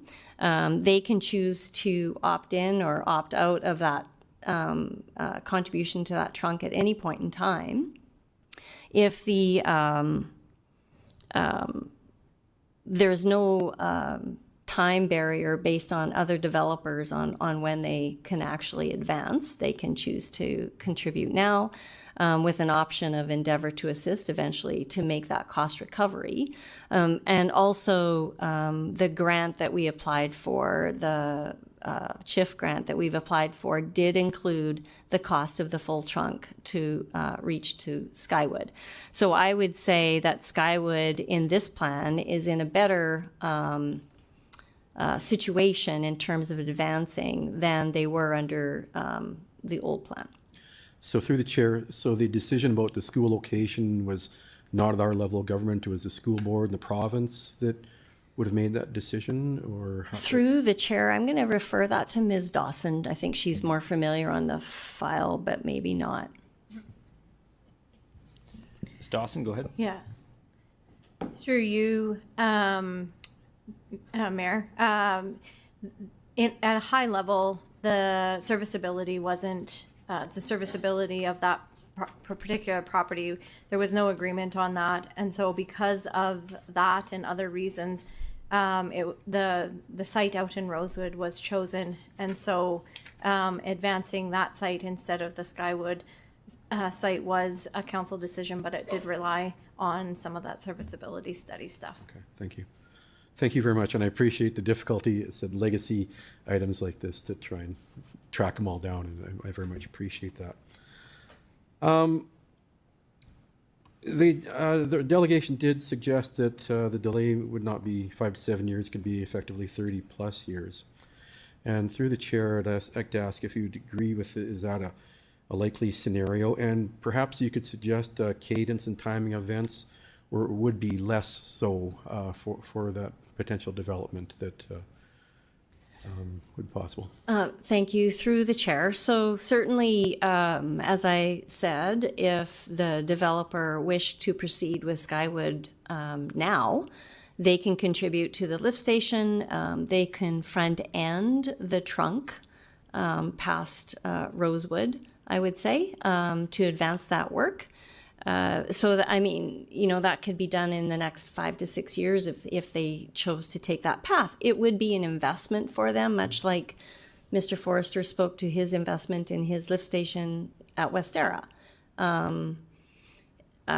Or they can wait until the other landowners in the Northwest. So, you know, if they sequence it out, so Rosewood goes and then the land north of that is, I think Dream has more land in there if they continue to move forward until that trunk advances. And then that's going to take longer for sure. Okay. But I actually can't speculate because I don't know when those particular developers would want to advance. Right. Okay, thank you for those clarifications. Appreciate the effort in digging that stuff up. Thank you. Councillor Flores, go ahead. Thank you, through you, Mayor. First, just want to thank administration for all the work that was done through this plan. It really shows a whole picture of long-term development and how thoughtful it can be if we focus on our resources and using evidence and best practices to grow our community in a mindful way. I, of course, will always have concerns to make sure that we are as much as possible and within our resources and abilities, making sure that densification is a priority. I do understand some of the limitations that are involved with that. But overall, I feel like this is a great plan. It has shown us that we have a sequence that we can follow, and there is flexibility within it based on the information that I have heard. So I do have a few questions just to clarify, and I think it's mostly to reflect that we do have delegates that have concerns and that have shared their fears, perhaps, or their perspective on the way that this plan might impact their businesses. However, I also want to make sure that we have clear information as to what the reality of some of those concerns might be. So just a few questions to clarify that. One of the main concerns was, and I believe Councillor Burton touched a little bit on that, but I would like some clarity about what is the difference between an approved plan, which is what they had in the package that they share with us, versus a servicing plan, and why does that make such a big difference in their ability to just say, we have an approved plan, why can't we just proceed? Thank you. Through the chair, I'll start, and then I might refer this to Ms. Dawson or Mr. Grazier. But what happens with a community when they're developed, they come through with a concept plan. The concept plan is ultimately approved by council. But what comes along with a concept plan, you have to be able to service it. And so that's where the city's role of administration and the professionals within administration that review the servicing plan and application. And I would refer that to Ms. Dawson. She'll speak much more technically than I. Ms. Dawson, go ahead. Yeah, thank you, through you, Mayor. I think it's important to note that during the time when the P3 schools were announced, it was a very reactive time for the city. And so there was 3 schools that were sought in Harbor Landing, and one in the east, and then one in the north. And there were certain deadlines and certain timelines that were needed to be met. And one of those was to get concept plan approval. And so they did achieve concept plan approval through council. And then another hurdle or timeline or obstacle that they needed to meet was a servicing strategy. And I think it was, you heard it from the delegation, there was a combination of this is going to cost a lot of money. I'm not sure if I'm prepared to input this much money at this point in time. And a servicing strategy never came forward. And we did have a servicing strategy then for Rosewood. And so at that point in time it was, okay, well, we need a school in the north. We'll move it over to Rosewood. And I'm just summarizing here kind of what happened. This is not a typical process for our concept plan process. When we bring concept plans to council, we bring a fully vetted concept plan. We look at transportation, utility, networks within the concept plan area. We're looking at those servicing strategies in conjunction with the colors on the map. And we bring that forward to you with a recommendation based on that review. The second stage would be then zoning, and then subdivision and servicing plans, more detailed servicing plans. So zoning would have happened at that same time, but nothing occurred in terms of subdivision or servicing. So there were no approvals related to the servicing. And then after that point in time, it was decided that those lands would then be moved into phase 2. I think what we looking back at that point in time, we could have rescinded the rezoning, given that time has passed, but that zoning has stayed on those lands since that time. All right, thank you for that. And through some of the information that was shared with us, there was mentions about what about the legality of it, the ethics of it, are we going back on our word? So what I'm hearing is that there were quite a few steps that needed to happen before any development would start anyway. So could you please speak to those concerns in terms of this idea that the city is perhaps walking back on their word, or like what, please address those concerns. Certainly, thank you, through the chair. So I think that the main thing is that zoning does still exist on the land. So in theory, the developer could come forward with a plan for serviceability. Mr. Geiger at the time did come forward and object to the phase 2 decision in 2015, but council still chose to make that designation. We could, they still could come forward with a serviceability plan. The zoning is still in place. All right. Ms. Dawson, do you have anything further to add to that? Go ahead. Yeah, I think I would just add that anytime an application comes forward, it needs to meet the standard for today. So an application comes forward 10 years ago, it would have had to meet the standards and the information that we had at the time to make decisions. If an application comes forward today, it needs to comply with our criteria for today. What we're saying is the criteria for today is to meet the servicing strategy that we have in place right now, and that is to go through the Northwest Lift Station. At a different point in time, we had different information and we were using different considerations, and they never brought those forward at those point in time. And now we have information that we're making decisions on as a whole for the city. Perfect, thank you for that.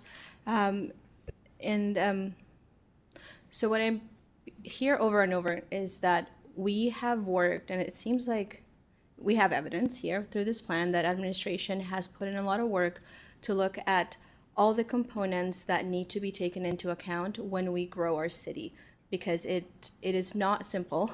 Like, there are many things that need to happen, both infrastructure wise as well as when developers make investments and when they build, and the timing and all of that. There are things that are far beyond my expertise. So, and I believe most of us, because none of us are city planners or engineers. Well, some of us are engineers, but the type of the type of knowledge that needs to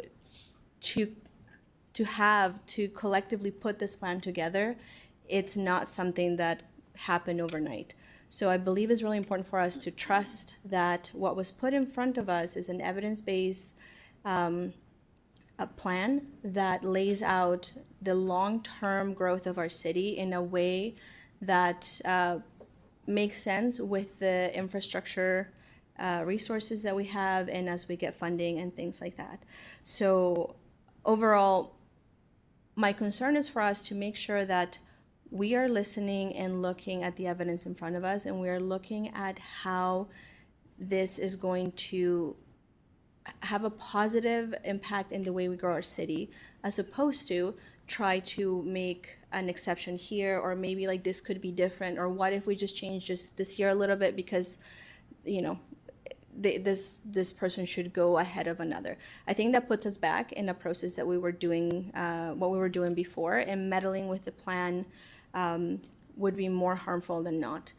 What I've heard, there is room for flexibility. I heard there was extensive consultation, 2 years of consultation with different stakeholders in the city, which means this has been informed by all bodies that need to inform this. So it's important now that we take this, trust the process, approve this plan, so we have a plan to start with, because there was a lot of talk about, you know, lack of confidence and vulnerability. If we don't have an approved plan, that is not a good thing.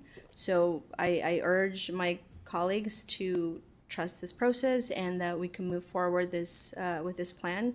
And if there are changes that need to be made, those will come to us as things change. Thank you. Thank you. Councillor Rostovich, go ahead. Through the chair, I just had a couple questions again. It's the whole Skywood. I just want to clarify. So there is no, I guess I asked the question outside, but in terms of crush plants, in terms of capacity for wastewater, that's not being reserved, I guess, in the plan. I guess in the actual plan, and that's why Skywood maybe is not moving ahead. I just wanted to ask that question. So, thank you, through the chair. So there's two components to that. So the water and wastewater serviceability study identifies what areas of land can be serviced through which projects, if you will. Skywood was identified to be serviced through the northwest sector and that lift station. And for the northeast industrial lands and other lands like Hawkstone and some of those other more north areas, there is no other serviceability solution for them. So that's much like the southeast Regina. There is no other serviceability solution. So because the McCarthy and Rochdale trunks are currently facing capacity constraints, any additional flows from growth areas would cause surcharge. So the industrial area, because it can't be upgraded to provide servicing capacity needed for the development of those lands, what we did was we took into consideration that those lands, when they develop out, would have to have a short-term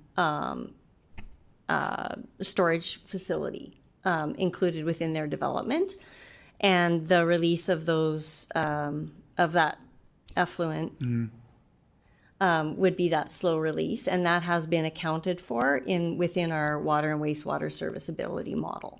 So there's no capacity being held waiting for industrial development that can be used somewhere else, is what I'm trying to say. Oh, okay. I guess my other question is, I kind of heard that, like, I guess in Aurora, like Costco and Havana, do they have systems I guess what you call inline storage? Do they have that there? Thank you through the chair. So yeah, Aurora has, we did approve an inline storage solution for Aurora. But as I indicated earlier, what happens with those inline storage solutions, we have to release that effluent at some point in time, and it's released during off-peak hours. And what we understand through the work that consultants did on our water and wastewater serviceability plan is that our off-peak hours are full. So we're releasing at a peak already on those off-peak hours. I'm just saying, so for Aurora and all those Avana developments is still being released and things are full. Would that be the same case if like in Skywood, they built a trunk down to Rochdale and it was I guess an inline storage, and if they release during off times, are we totally full there too? Through the chair, that is part of the main wastewater system, and the wastewater system's full. Okay. And if you take away from the capacity within the main bathtub, you're pulling it from somewhere else that has no other option for wastewater service. Okay. No, thanks. Again, we're learning. Yeah. Yeah, we're learning. Okay.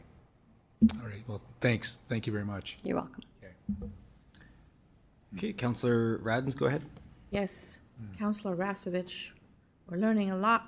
This is an educational exercise. Anyways, I am going to come back to one of the delegates was talking about intensification and in the area of 30%, and we talked about it a couple of weeks ago where it was indicated that it's still 30%, and the status quo in this compared to greenfield development it's not equal, and I still come back to questioning that. But the biggest piece that came to light is in that the energy and sustainability framework, these targets don't align. And so then my question would be is how and what do we need to know, and what exactly does the energy and sustainability framework has as a target? Is it 65% as a delegate indicated, or is there a correction to that? Thank you. Through the chair, yes, it is 65% as indicated by the delegation. I would also say that plan is under review in the next year. I believe they're starting the review of that plan.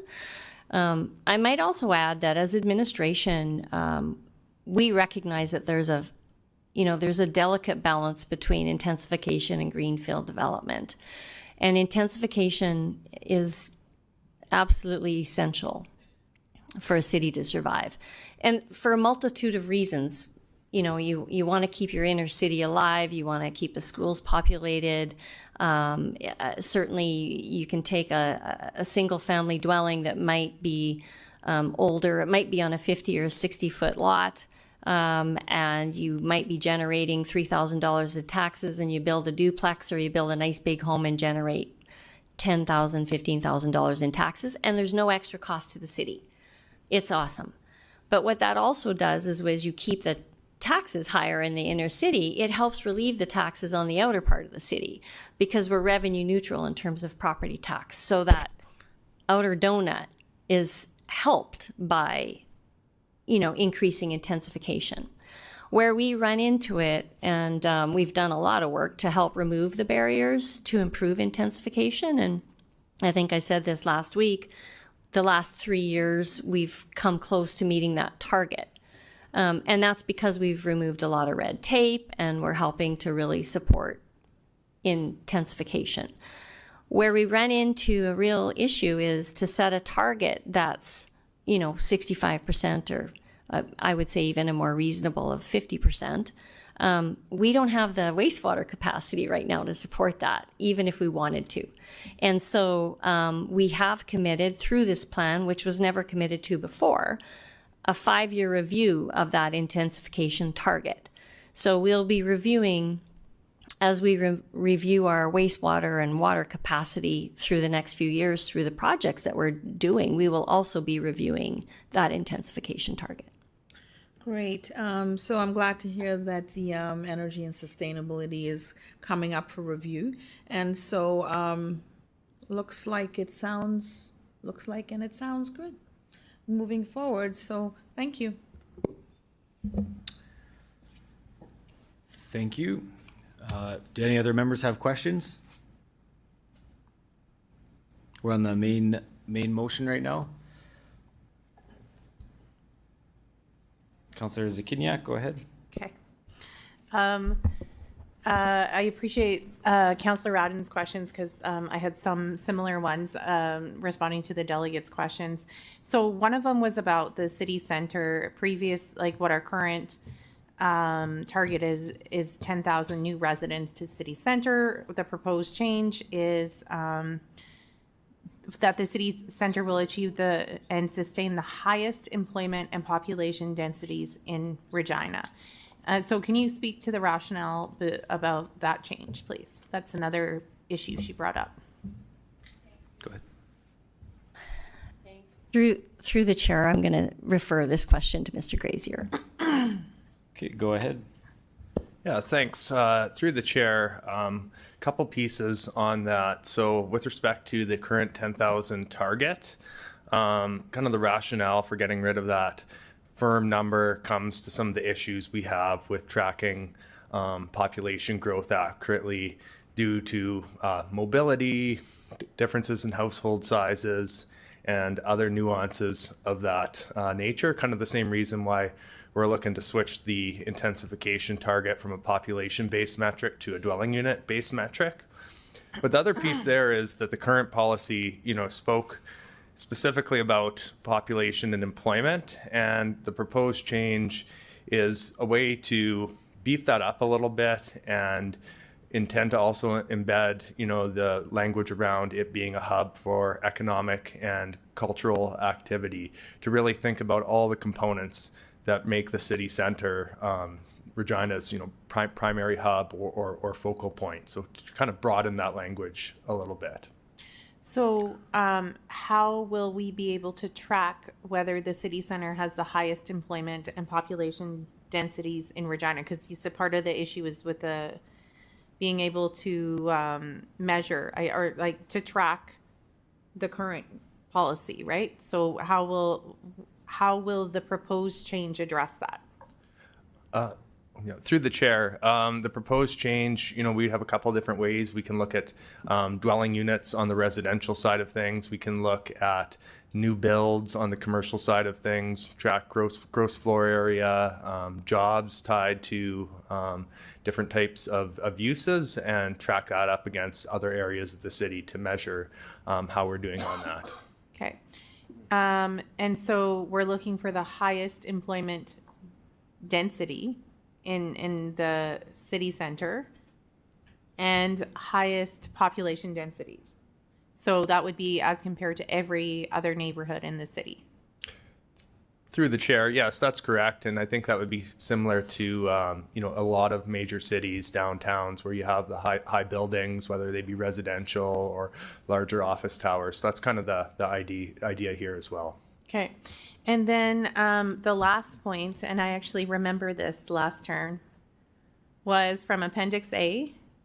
It's number 10.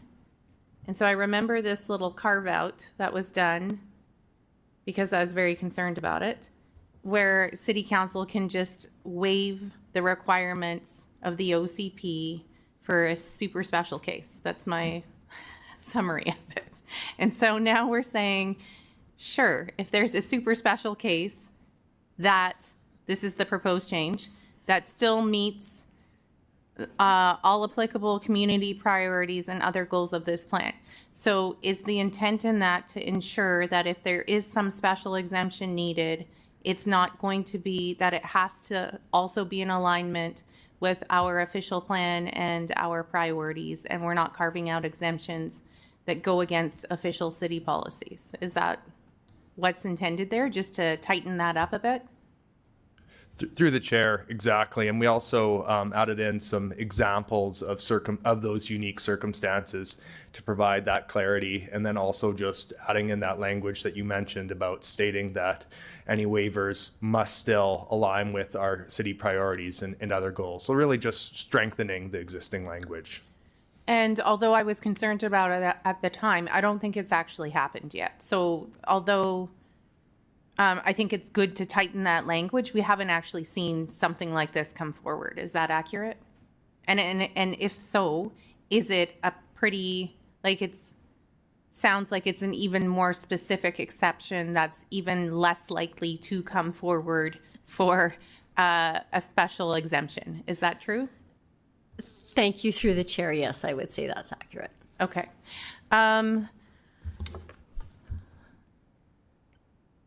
So what would be, if there was a desire to, like we've heard from folks here, counselors, and also the delegates, that they thought that there was a lot of improvements with this plan. We've also heard a commitment from administration to continue, like this is a living document that will continue to evolve as needed. What if instead we said, no, we want you to work on it some more? What would be the implications of us sending it back to you at this point after, I want to say, at least 8 hours of debate and 2 years of consultation? What would be some of the implications of that?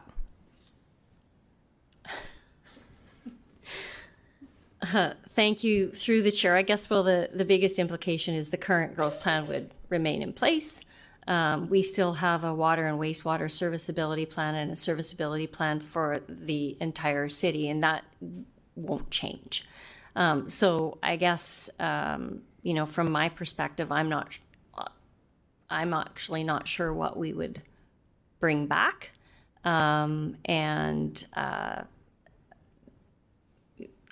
Yeah, I think, I don't know, Ms. Dawson, did you have something further to add? Go ahead. I think that the only thing that I would add is that our servicing strategy that we have wouldn't be aligned with the growth plan, and it would just cause a lot of complications and maybe confusion.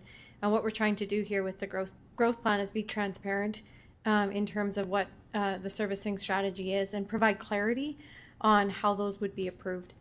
Okay.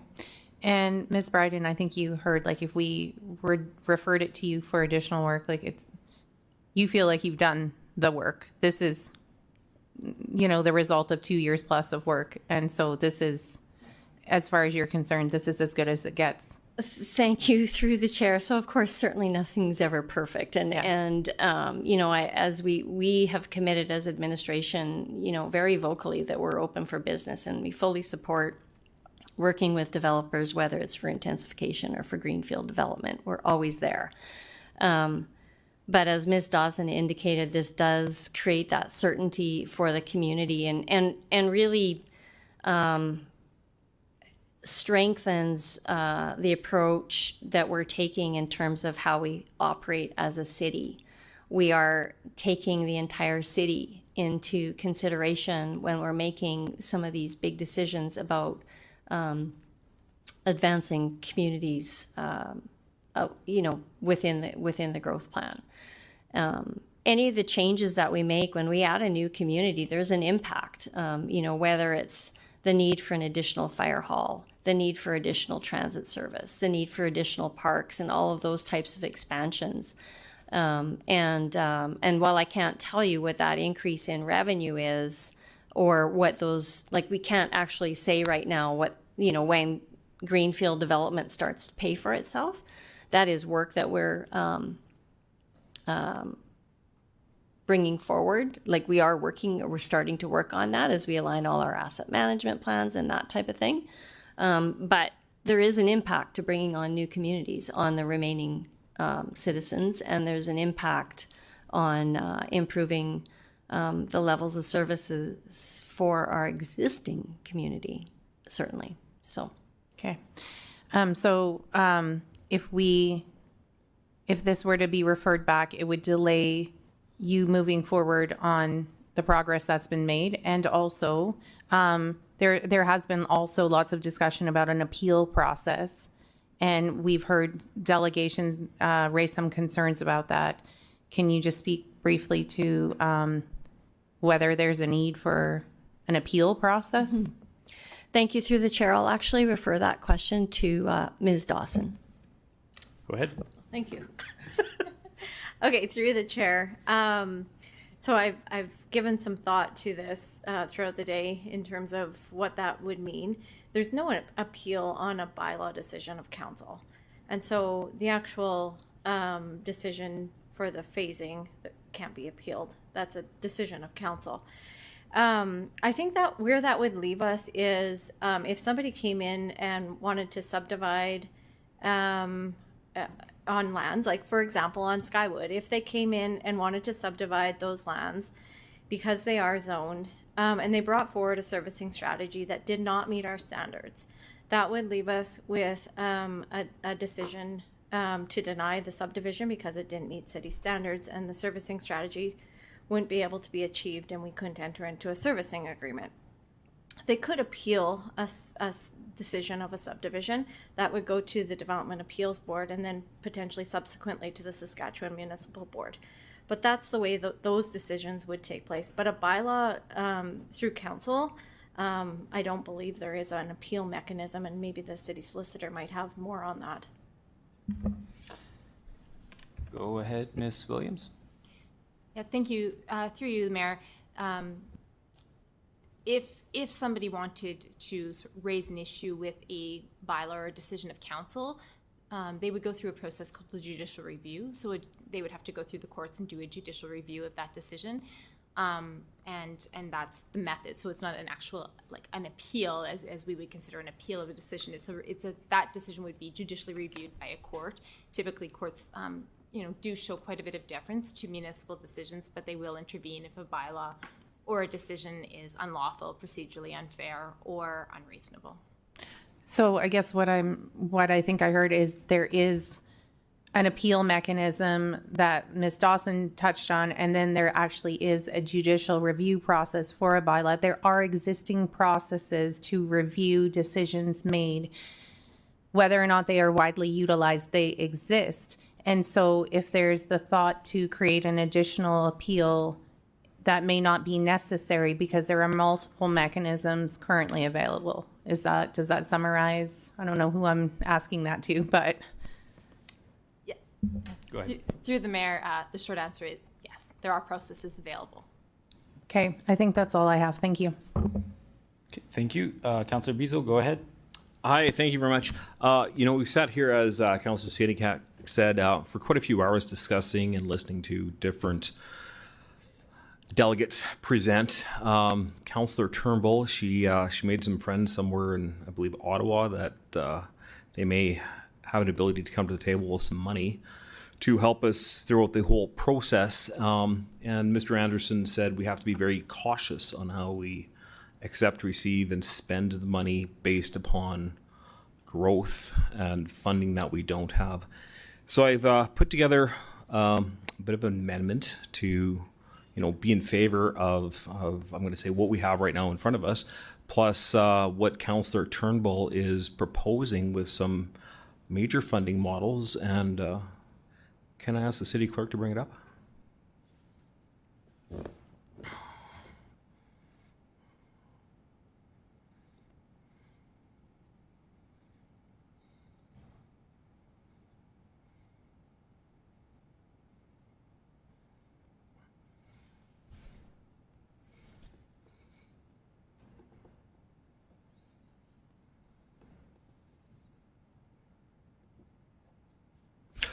So I'm going to say, let's just go out on a limb, and Councillor Turnbull has a pile of money.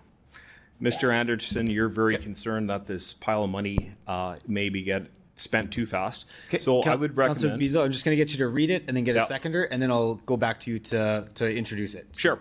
I'm going to say, I'm going to refer this report to Audit and Finance Committee for the review by the cities.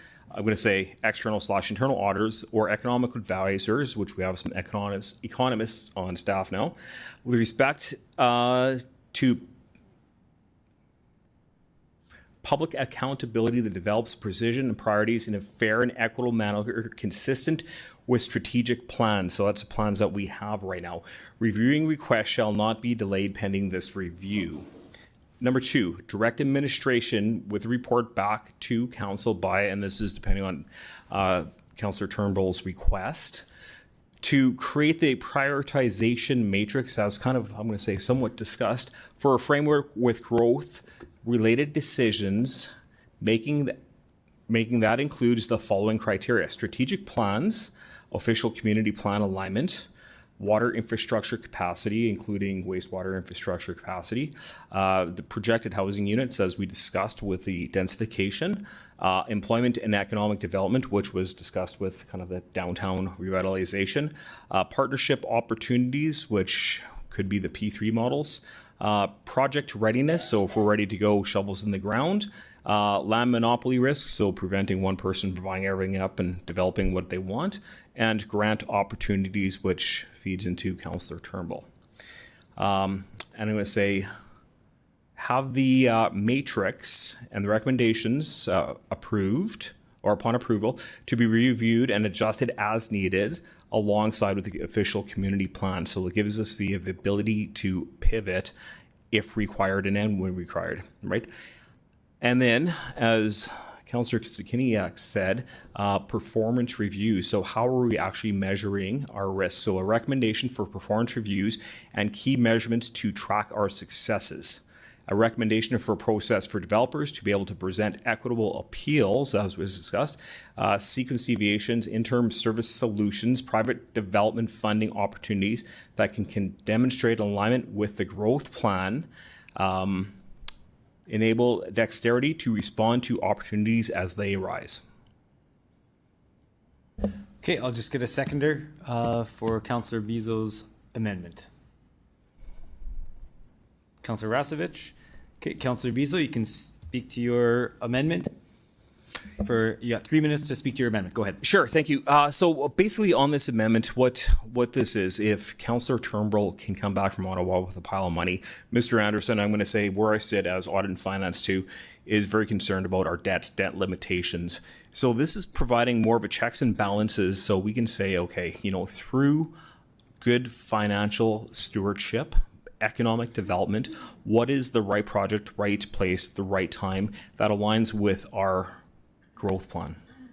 It also helps with, I'm going to say, an intensification project. So someone comes to the city and says, you know what, we need to put in, or we want to build something in the inner city, and it's going to consume more than what we have in the bathtub. Is there a mechanism behind that? And I think this plan, along with what Councillor Turnbull is proposing, will help to harmonize everyone's goals. Okay, I'll look to any questions from council members. Councillor Zakiniak, go ahead. Thank you. So I guess I'll start by asking administration for a response to, have you seen this amendment yet? And first of all, and then secondly, can you respond to what's being requested and what would be required of you to proceed with this? Mr. The Nicol, implications of it, sorry. That's okay. Mr. Nicol, go ahead. Thank you, Mayor. No, this is first time we're seeing this, so it's a lot to unpack.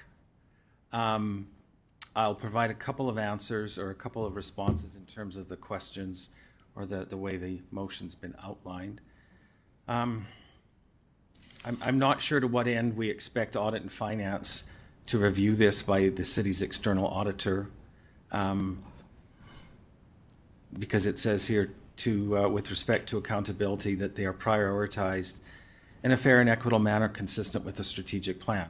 That's what administration's here to do. We are doing that. We have spent 2 years of engagement and countless years prior to that with talking with the development community. By and large, they were supportive of this, saying, good on you, this is a long ways above what we were at. That leads me into the second part. Essentially, I think we've heard through earlier responses to council questions in terms of directing or answering Councillor Turnbull's comments about, will there be work done to ensure that any work in terms of expansion, how is that going to impact the east, how is it going to impact Arcola, et cetera, et cetera. We heard that admin will of course take that into account.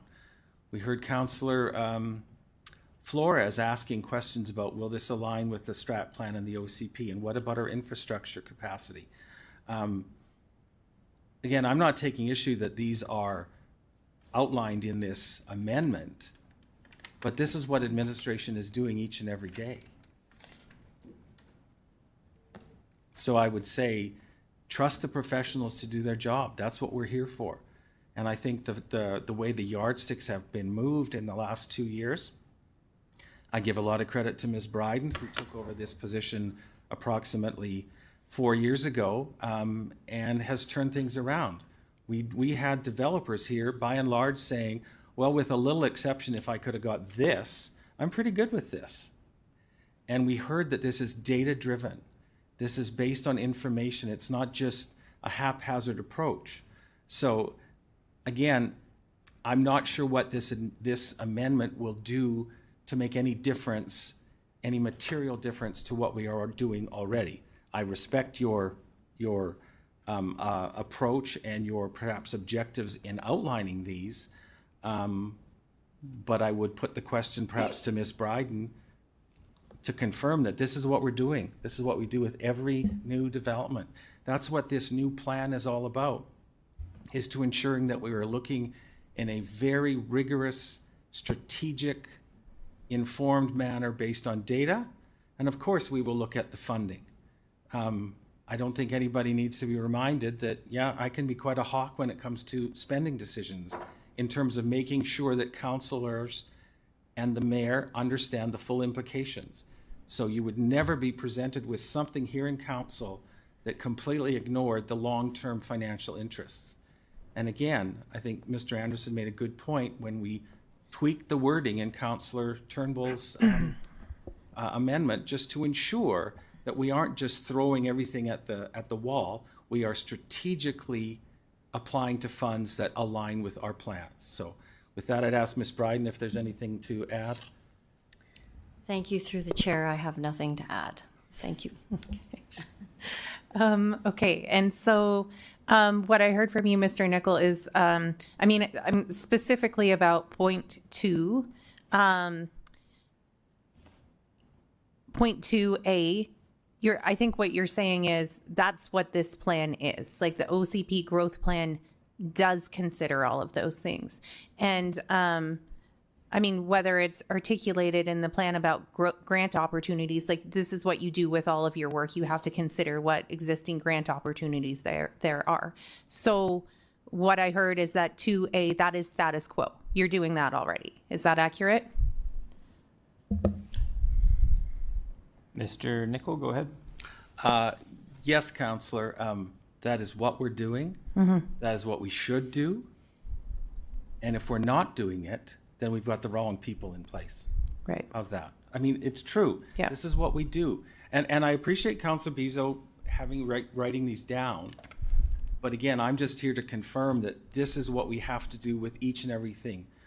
Our professionals scrutinize this day in and day out. And so, I guess speaking still to point 2, 2A and the other associated parts, I guess the concern that I have with that is if we then direct you to come back with a report, we're essentially asking you to report back on the same report that you already gave us. So that it's like a duplication of work is what I'm seeing from that.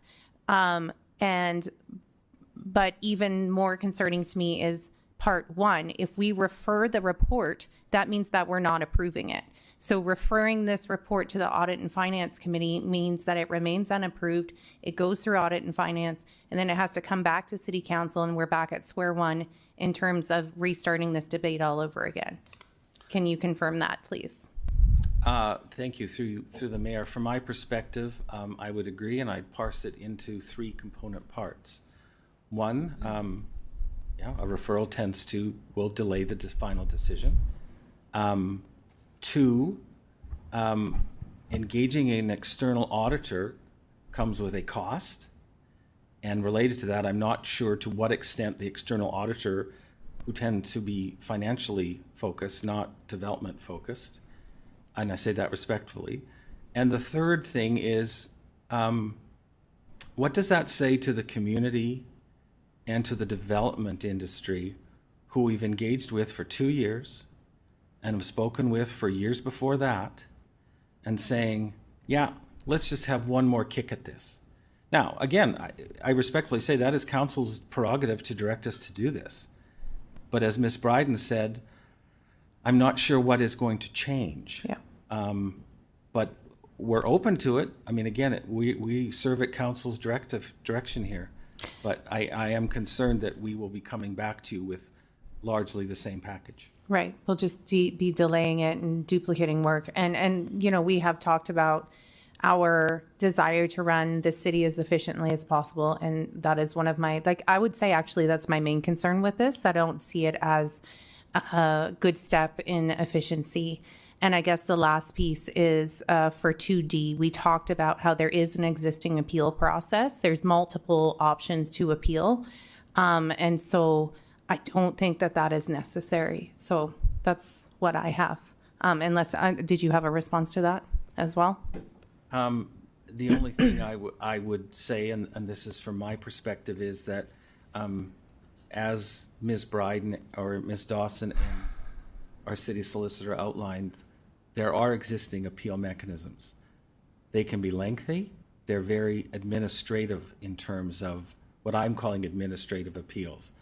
I think what I heard was people want a political appeal. They want to be able to come to this floor and say, all things being equal, will you just give me another look? Mm-hmm. And that's what has led us to where we are today. Right. That's a fair point. And I certainly, like, I have no desire to weigh into the appeal process. So I'm happy to rely on the existing appeal processes that do not make it a political process. So yes, thank you for that addition. Thank you, Councillor Flores. Go ahead. Thank you, through you, Mayor. So I think we already have a kind of matrix for work for growth. That would be our official community plan, and it was built by planning experts over a long period of time. But I do have a couple questions for Councillor Biza in regards to his amendment. So could you explain what specific urban planning and community building expertise an external financial auditor brings to evaluating our growth plan that our own professional city planners lack? Well, I'm going to say specifically I'm going to say this all hinges on Councillor Turnbull's, if she can go and get a significant chunk of money to do this work, right? Really, it comes down to, from an audit perspective, is, well, one, do we have the, call it, take away our external, put our own internal auditors, that's fine. Internal auditors or economic advisors, which we have, and we have the one from EDR. Do we have the capacity to actually manage this money? Do we have the capacity to actually manage the projects, or is this going to be something that we're going to have a whole pile of money, but we're not going to be able to execute? So do you? So it comes down to, I'm going to go out on a limb. We're asking for a round number, $300 million. We get $300 million, and then what next, right? What next do we do with $300 million? We don't have the tools, the shovels, the equipment to do it all right now.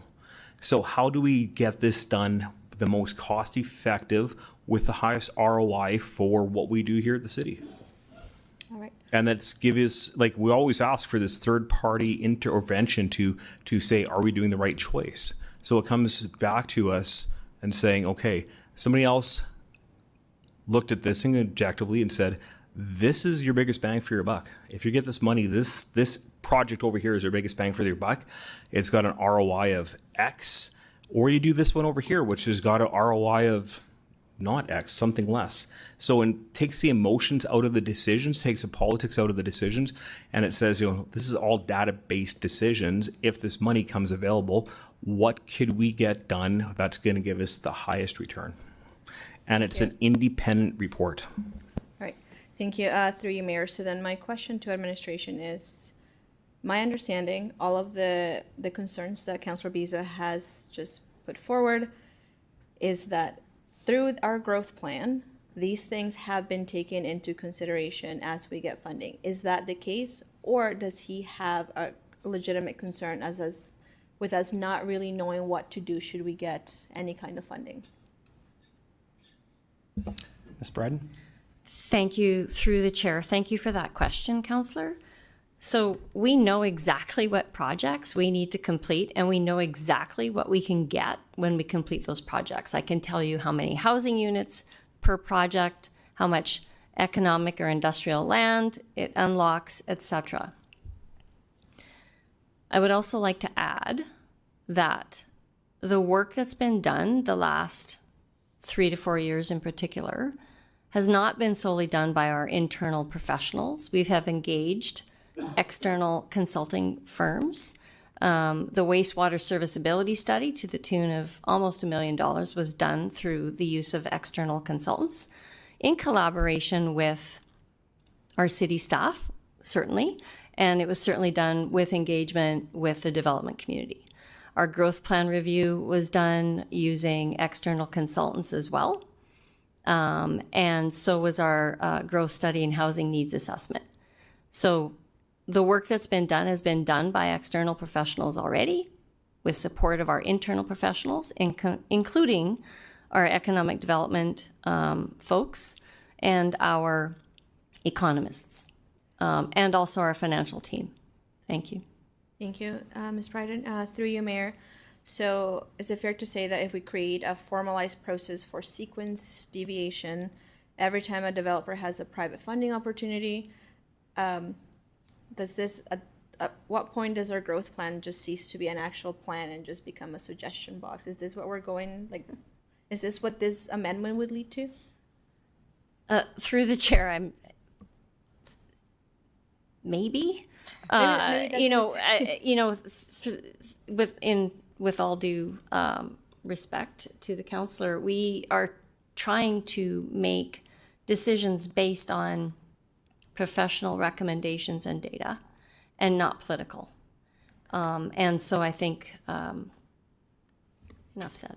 Thank you. Thank you, Ms. Bryden. I appreciate Councillor Beese's spirit of making sure that we have, I don't know, evidence, or I honestly don't even know what the intent really is, because we have a matrix for work. We have a matrix for growth. It's our official community plan. Like I said, I can appreciate where he's trying to go here, but I feel like this amendment would almost allow our council to get back into the weeds of things and get us into discussions of meddling with a plan that, again, it is a plan that sequences gigantic projects that depend on tons of funding and define the growth of our city. So I can't support this amendment because I feel like it's just disguising meddling and under the guise of, I don't know, getting experts, which I don't think are the appropriate experts either. I don't think auditors are the ones that should tell us how we should build our community. Auditors tell us and help in the processes when we're spending money and we're doing that, which we work with. But when it comes to our official community plan, I will always prioritize the advice and the expertise of city planners and those that have spent countless hours in putting this plan together. So I can't support this amendment because again, we already have a matrix for growth. It's our official community plan. Thank you. Thank you. Okay, Councillor Turnbull, go ahead. Hello, thanks to the chair.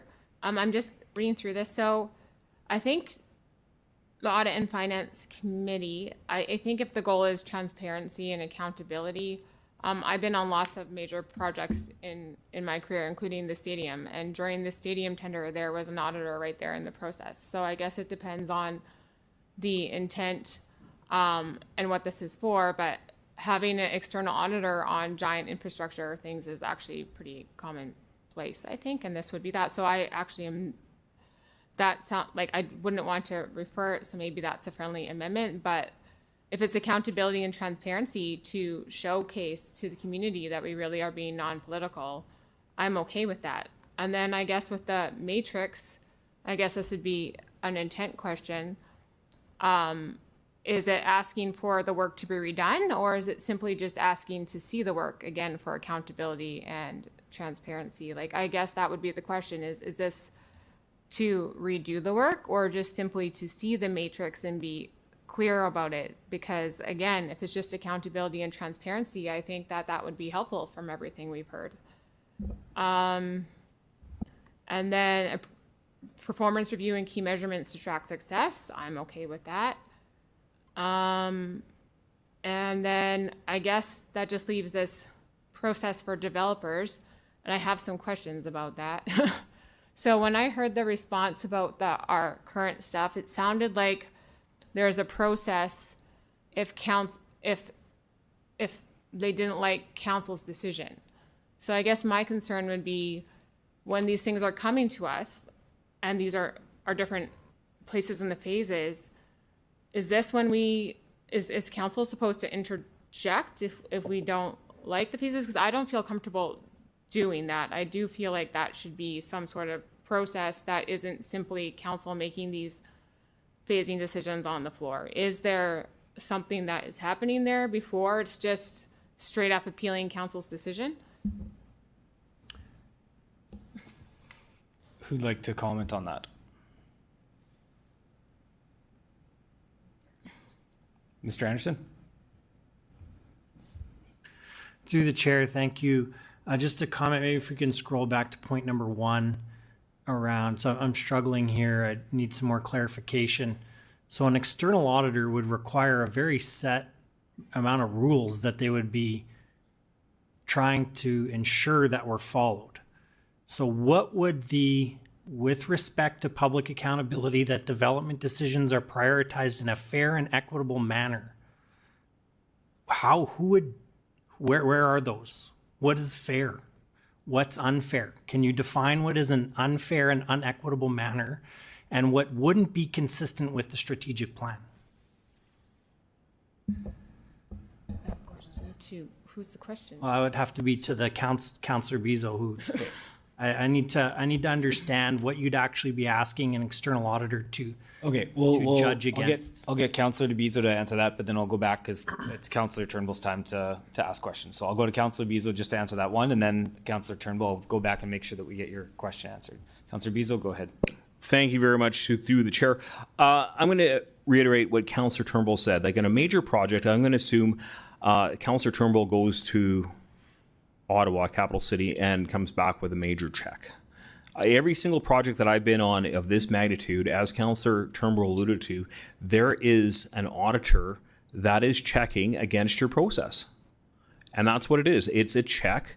It's the checks and balances of the process that's in place. And if we're coming back with significant amount of money for development and to develop Regina, this is the checks and balances that we would have to put in place to make sure we are getting the best bang for our buck based upon the spend. Okay, well, we'll go back. Councillor Turnbull, sorry, can you just reiterate your question that you had before? I think it got lost in the shuffle there. I think I may have lost it too, to be honest. I think I was just going through them. I would say I wouldn't want this number 1 to hold up the approval. So I guess my question would be, what would be the recommendation for a friendly amendment to not stop this growth plan from happening? Because I wouldn't want it to go to an auditor and it hold up everything. And I guess my question was to Councillor Bezo and to administration with the prioritization matrix. Is this simply just showing the work that's already been done? Because I think that's accountability and transparency. Or is it asking for it to be redone? Because I think that would be a difference.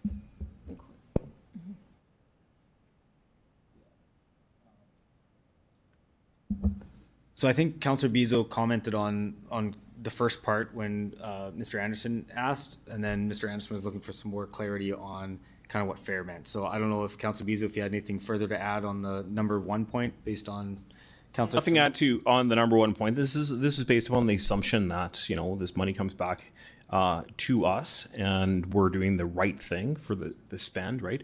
And part of it, no, I'm not asking for this whole plan to get redone. No, that's good. That's ridiculous. As Ms. Bryden said, this is 2 years in the making, this document, and this is that openness and transparency. So I did ask for number one, what would be the proper wording, so it wouldn't be referring the report, and then I would want to do that as a friendly amendment so that it wouldn't hold up. Sorry, Councilor Turnbull, I was just going to say, I think Councilor Beazle, he feels that this is appropriate, so it might be an ask to separate the vote if you're not in favor of number one. It might be the appropriate way to do it rather than trying to rework the wording on the floor. So. All right, Councilor Beazle, did you want to refer the report, or did you want to just have this be an extra step?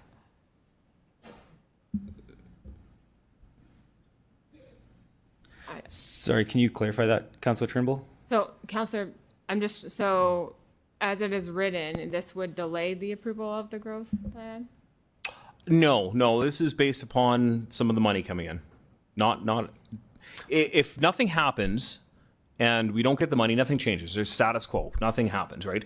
If we get this monstrous pool of money that comes in and we can expand our city at a rate that we've never seen before, what do we have for checks and balances in place? So, and just to be clear, like in terms of your question, Councilor Turnbull, if it's refer, that means we're not approving the growth plan today, which means it wouldn't be approved today, so it would delay the approval of the growth plan. Okay. So just procedurally, that's, and maybe I'll ask the clerk, acting city clerk to just make sure I'm saying the right thing. Through your mayor, yes, that's my interpretation. I believe that the city manager wanted to add comment. Yeah, go ahead, Mr. Nicol. Thank you, Mayor. Just want to take the opportunity to remind members of council and the public that with respect to number one, when it says respecting public accountability about these development decisions, keep in mind that, first of all, we apply for the money. If approved, it is then subject to plans coming before council. So specific plans come before council. They're also part of long-term capital plans and the utility plans going forward on an annual basis and for 5 years out. So the accountability lies here at the council horseshoe because everything ultimately has to be approved by you. So it's not as if some project is going to squeak out there for $5 million that you don't have not had an approval on. So I just want to address that with respect to the public accountability it is inherent in our annual budgeting process. Okay, so as it stands now, I think the amendment we passed to ask for further funding was pending the approval of the growth plan, and this one would defer the approval of the growth plan, so I don't think they're in cahoots with each other right now. So I think the wording would probably have to change there, but they would be counteracting each other.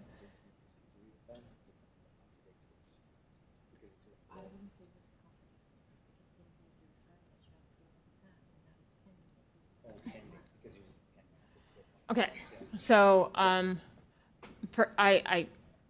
don't have any issue with an external auditor going over our process. I don't want to defer the growth plan.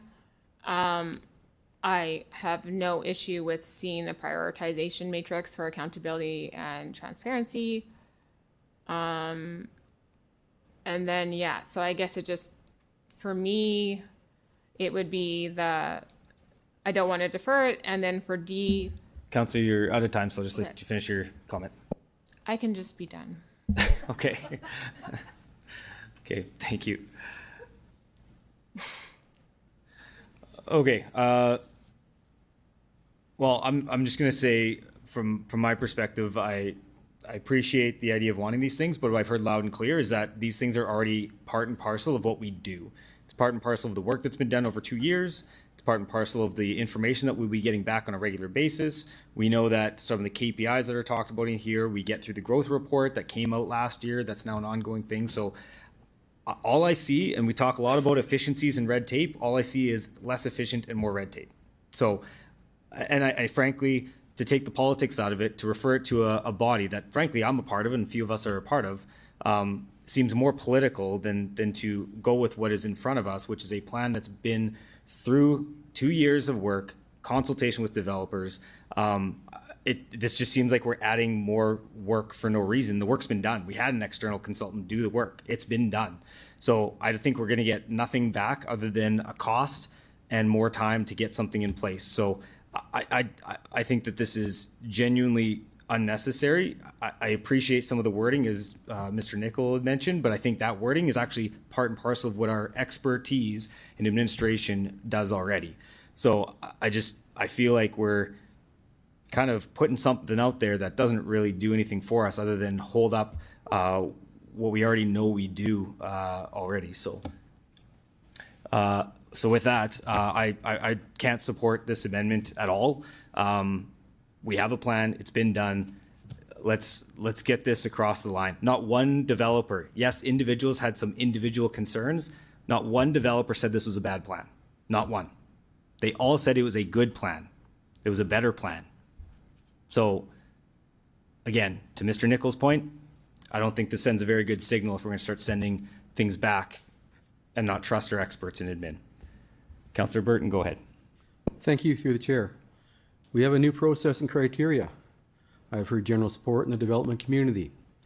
There's a lot to digest in this large amendment on the floor. There is a significant amount of cost and work in relation to the amendment. It does not streamline the process. I understand the intent, but I don't feel it's appropriate to second guess this early in the cycle. I want to let things bake and see what comes out of the oven before we initiate any reviews. Thank you. Thank you.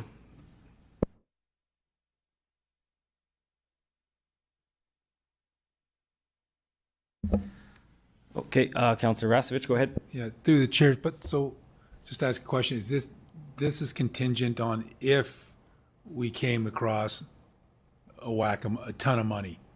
That's the only reason this would be looked at. Okay. Clarification? Yeah, go ahead. Point of clarification. But it doesn't say that in here. Like, it doesn't, there's nothing in here saying this is contingent upon, that's been stated multiple times. I do not see that in the motion, so I don't believe that is the case. So, Yeah, I would agree. I think it's attached to Councillor Turnbull's, is it not? No. No, it's independent amendment, so it doesn't have any wording about being contingent on external funding. Can we recess for 5 and reword a few words? Yeah, we have a mandatory break at 1/4 after, so we'll just take our mandatory break 15 minutes right now, and we'll be back at 25 after.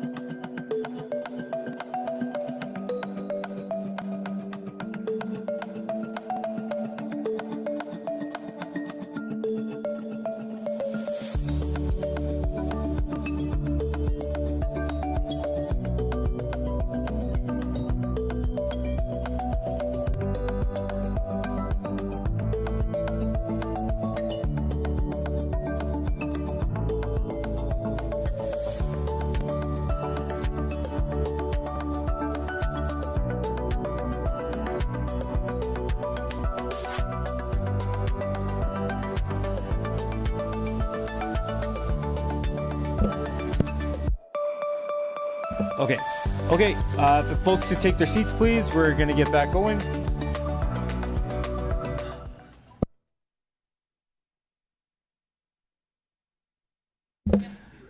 Okay. I'll call the meeting back to order. And so I'm going to go just after some brief discussions with the clerks. I think I'm going to go just straight to Councillor Bezo. Councillor Bezo, I think you had some discussions with the clerk on a path forward, so you can go ahead. Yeah, thank you. With the council, I'm going to say with the clerk's advice, and what we're going to do, we're going to work on something that's a little more holistic in the future. So right now, I just want to withdraw this motion and get to the main vote.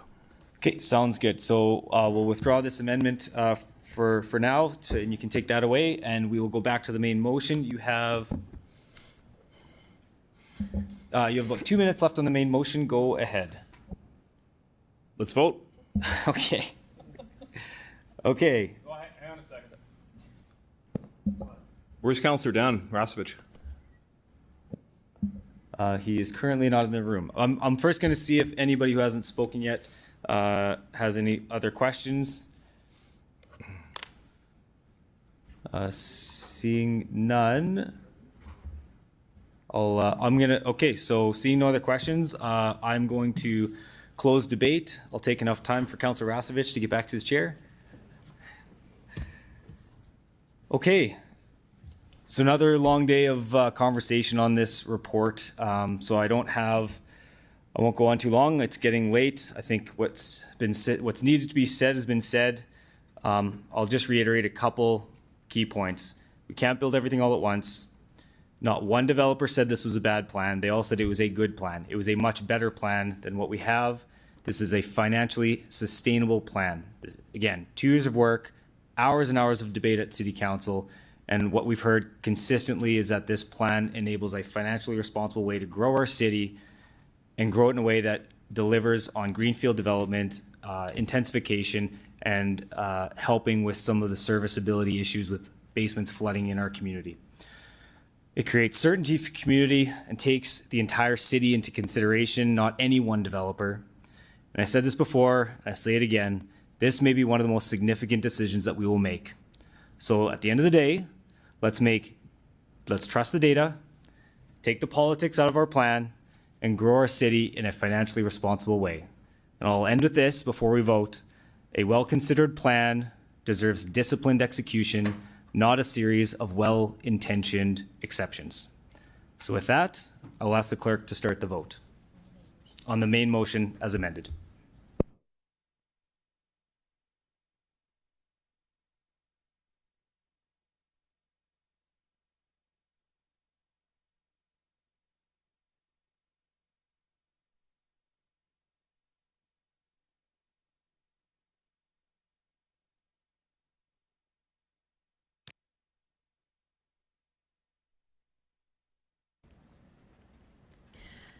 Through you, Mayor, the motion is carried unanimously.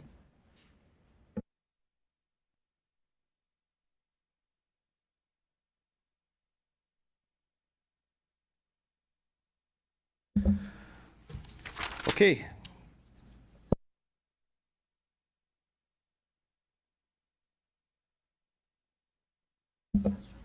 Oh, my mistake. So Councillor Fro had joined the meeting. Councillor Fro, can I get your verbal vote, please? In favor. Thank you. Okay, and I'll go to the acting city clerk. Go ahead. Thank you, Mayor. Through you, I just wanted to note for the record when I made the results of the recorded vote, it was missing Councillor Fro's vote as he's attending virtually, not signed into the recorded voting software. So his vote is now included as the unanimous vote of all members voting in favor of the main motion as amended. Perfect. Thank you. Okay, a few more items to get through. We'll now consider item CR 26-12, semi-annual review of closed executive committee items. And I'll ask Deputy Mayor Radins to please introduce the report. Thank you. At its February 11, 2026 meeting, the Executive Committee considered in private session the attached report, E26-5, Semi-Annual Review of Closed Executive Committee Items from the Office of the City Clerk. The committee adopted a resolution to concur in the recommendation contained in the report. Thank you. Can I have someone move the report? Councilor Burton, thank you. And seconder? Councilor Flores. Councilor Burton, would you like to speak to this report? No, we would not. Okay, thank you. Any questions on the report? Okay, seeing none. Any closing remarks, Councilor Burton? Nay. Okay, I'll ask the clerk to start the vote, please.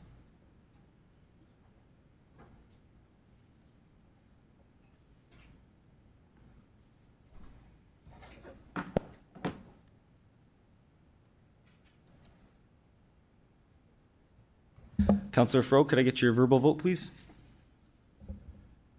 In favor. Thank you.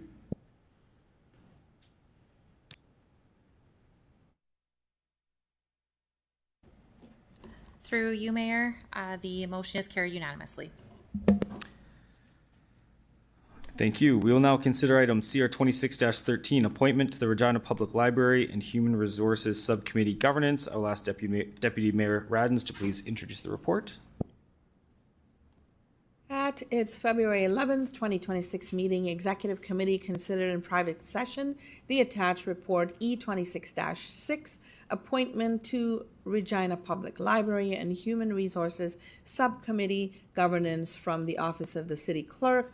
The committee adopted a resolution to concur in the recommendation contained in the report. Recommendation number 3 of the attached report does not require City Council approval. Thank you. Can I have someone move the report? Councilor Burton and a seconder. Councilor Rasevich, thank you. Councilor Burton, any comments on this report? None. Okay, any questions from council members? Councilor Siklees, go ahead. Just for some clarification, this works similar to the airport board where they give us the candidates and we just say yay or nay. Is that correct? Go ahead, Ms. Ackerman. Through you, Mayor, there is a governance committee with the Regina Public Library Board that reviews the applications and makes a recommendation to council. And that being said, council is also provided with all of the applications, and they consider that in an in-camera meeting, just because it's got individuals' personal information on it. But that doesn't necessarily mean that council has to necessarily concur with the recommendations made from the Regina Public Library Board. But historically speaking, they normally have, as it goes through a vetting process, and it is my understanding that they have a evaluation matrix that they utilize to vet the individuals that they bring forward as a recommendation to council. Thanks for that information. Thank you. Thank you. Seeing no other questions, Councilor Burton, any final remarks? None. Okay, with that, I'll ask the clerk to start the vote.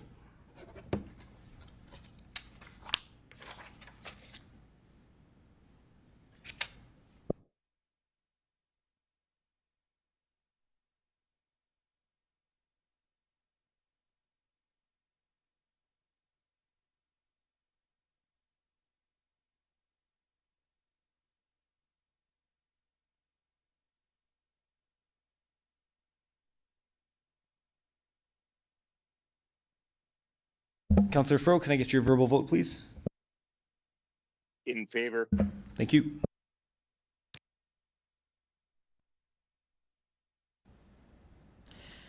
Through you, Mayor, the motion is moved unanimously with everyone voting in favor, with the exception of Councillor Turnbull, as she has temporarily left the meeting.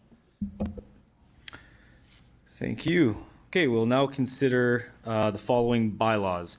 2026-8, the appointment and authorization of city officials amendment bylaw 2026, 2026-1, the Regina Traffic Amendment Bylaw 2026, 2026-2, the Licensed Nonprofit Child Care Tax Exemption Bylaw 2026, and 2026-9, the Housing Incentive Program Tax Exemption Bylaw 2026.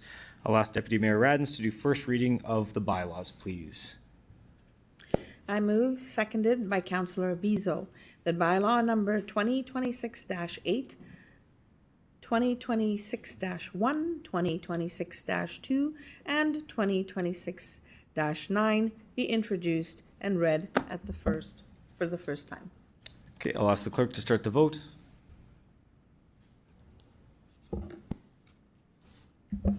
Councillor Fro, could I get your verbal vote, please? In favor. Thank you. Through you, Mayor, first reading of the bylaws is carried unanimously. Okay, Deputy Mayor Radens, can you please do second reading of the bylaws? I move, seconded by Councillor Rasovich, that bylaw number 2026-8, 2026-1, 2026-2, and 2026-9 be read a second time.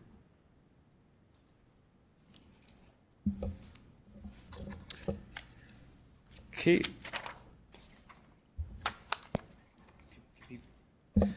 Okay, if any members have questions, I see Councillor Zakidniak, go ahead.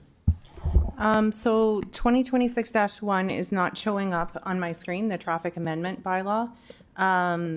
It's not working for me on the drop-down menu. Can the clerks just, I guess, either if it's easy to throw it up on the screen, that would be great. And perhaps while that's happening, if someone can just, I believe this is about raising perhaps parking fines, or sorry, parking meters and parking fines, but I just want some clarification on that. Mr. Doney, go ahead. Through the chair, this report goes back to November, and so there's actually 10 different amendments. It's not related to the budget decisions that were made in December. That report will come forward in the next few weeks. So this talked about items like changing names of parking permits, removing some road restriction, weight limits on some bridges that have been upgraded, and probably the most impactful one was waiving the fees for outdoor restaurants and sidewalk patios. So the report does go back a few months as far as when council approved it. Okay, that's helpful. I would still, is it possible to delay, or sorry, not delay, to display it on the screen? We can go ahead, there's multiple votes still, but is it possible as we're moving forward to just get it up on the screen? Yeah, we can give it a minute here and they can bring it up on the screen. Perfect. Okay, can you just scroll down a little bit? And actually perhaps to the last part of the bylaw where it has, like, it's like the abstract, I think, at the very end, or the summary.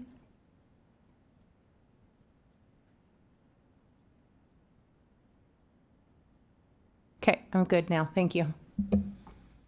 Okay, thank you. Seeing no other questions, I will ask the clerk to start the vote on the second reading of the bylaws.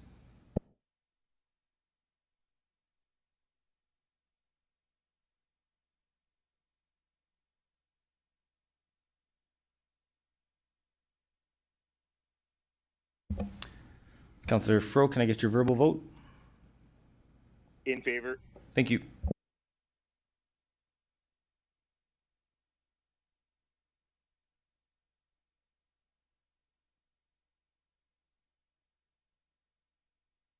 Councillor Turnbull, can I get your verbal vote as well, please? Yes.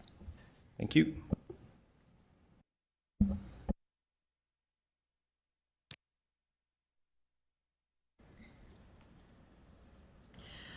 Through you, Mayor, Councillor Mancinelli has left the meeting.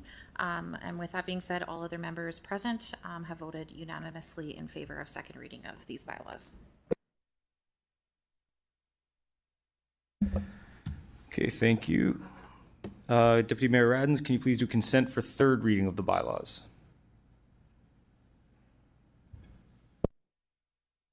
Move, seconded by Councillor Siklees, that bylaw number 2026-8, 2026-1, 2026-2, and 2026-9 go to third reading at this meeting. Thank you. I'll ask the clerk to start the vote.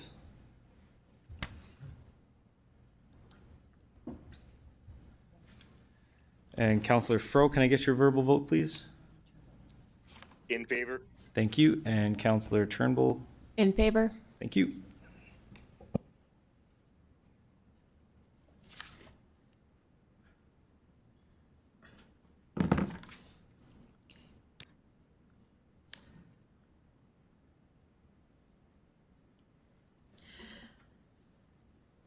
Through you, Mayor, consent for third reading of the bylaw is carried unanimously as required by law.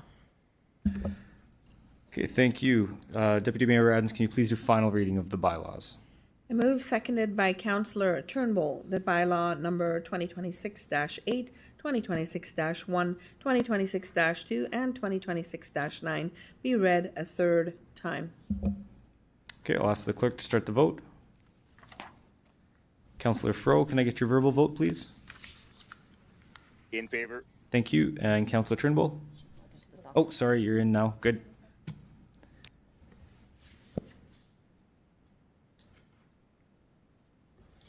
Through you, Mayor, third reading of the bylaws is carried unanimously. Okay, can I have a motion to adjourn the meeting? Councillor Sickleys and a seconder. Councillor Flores. I'll call the question. Any opposed? And carried. Thank you, everybody.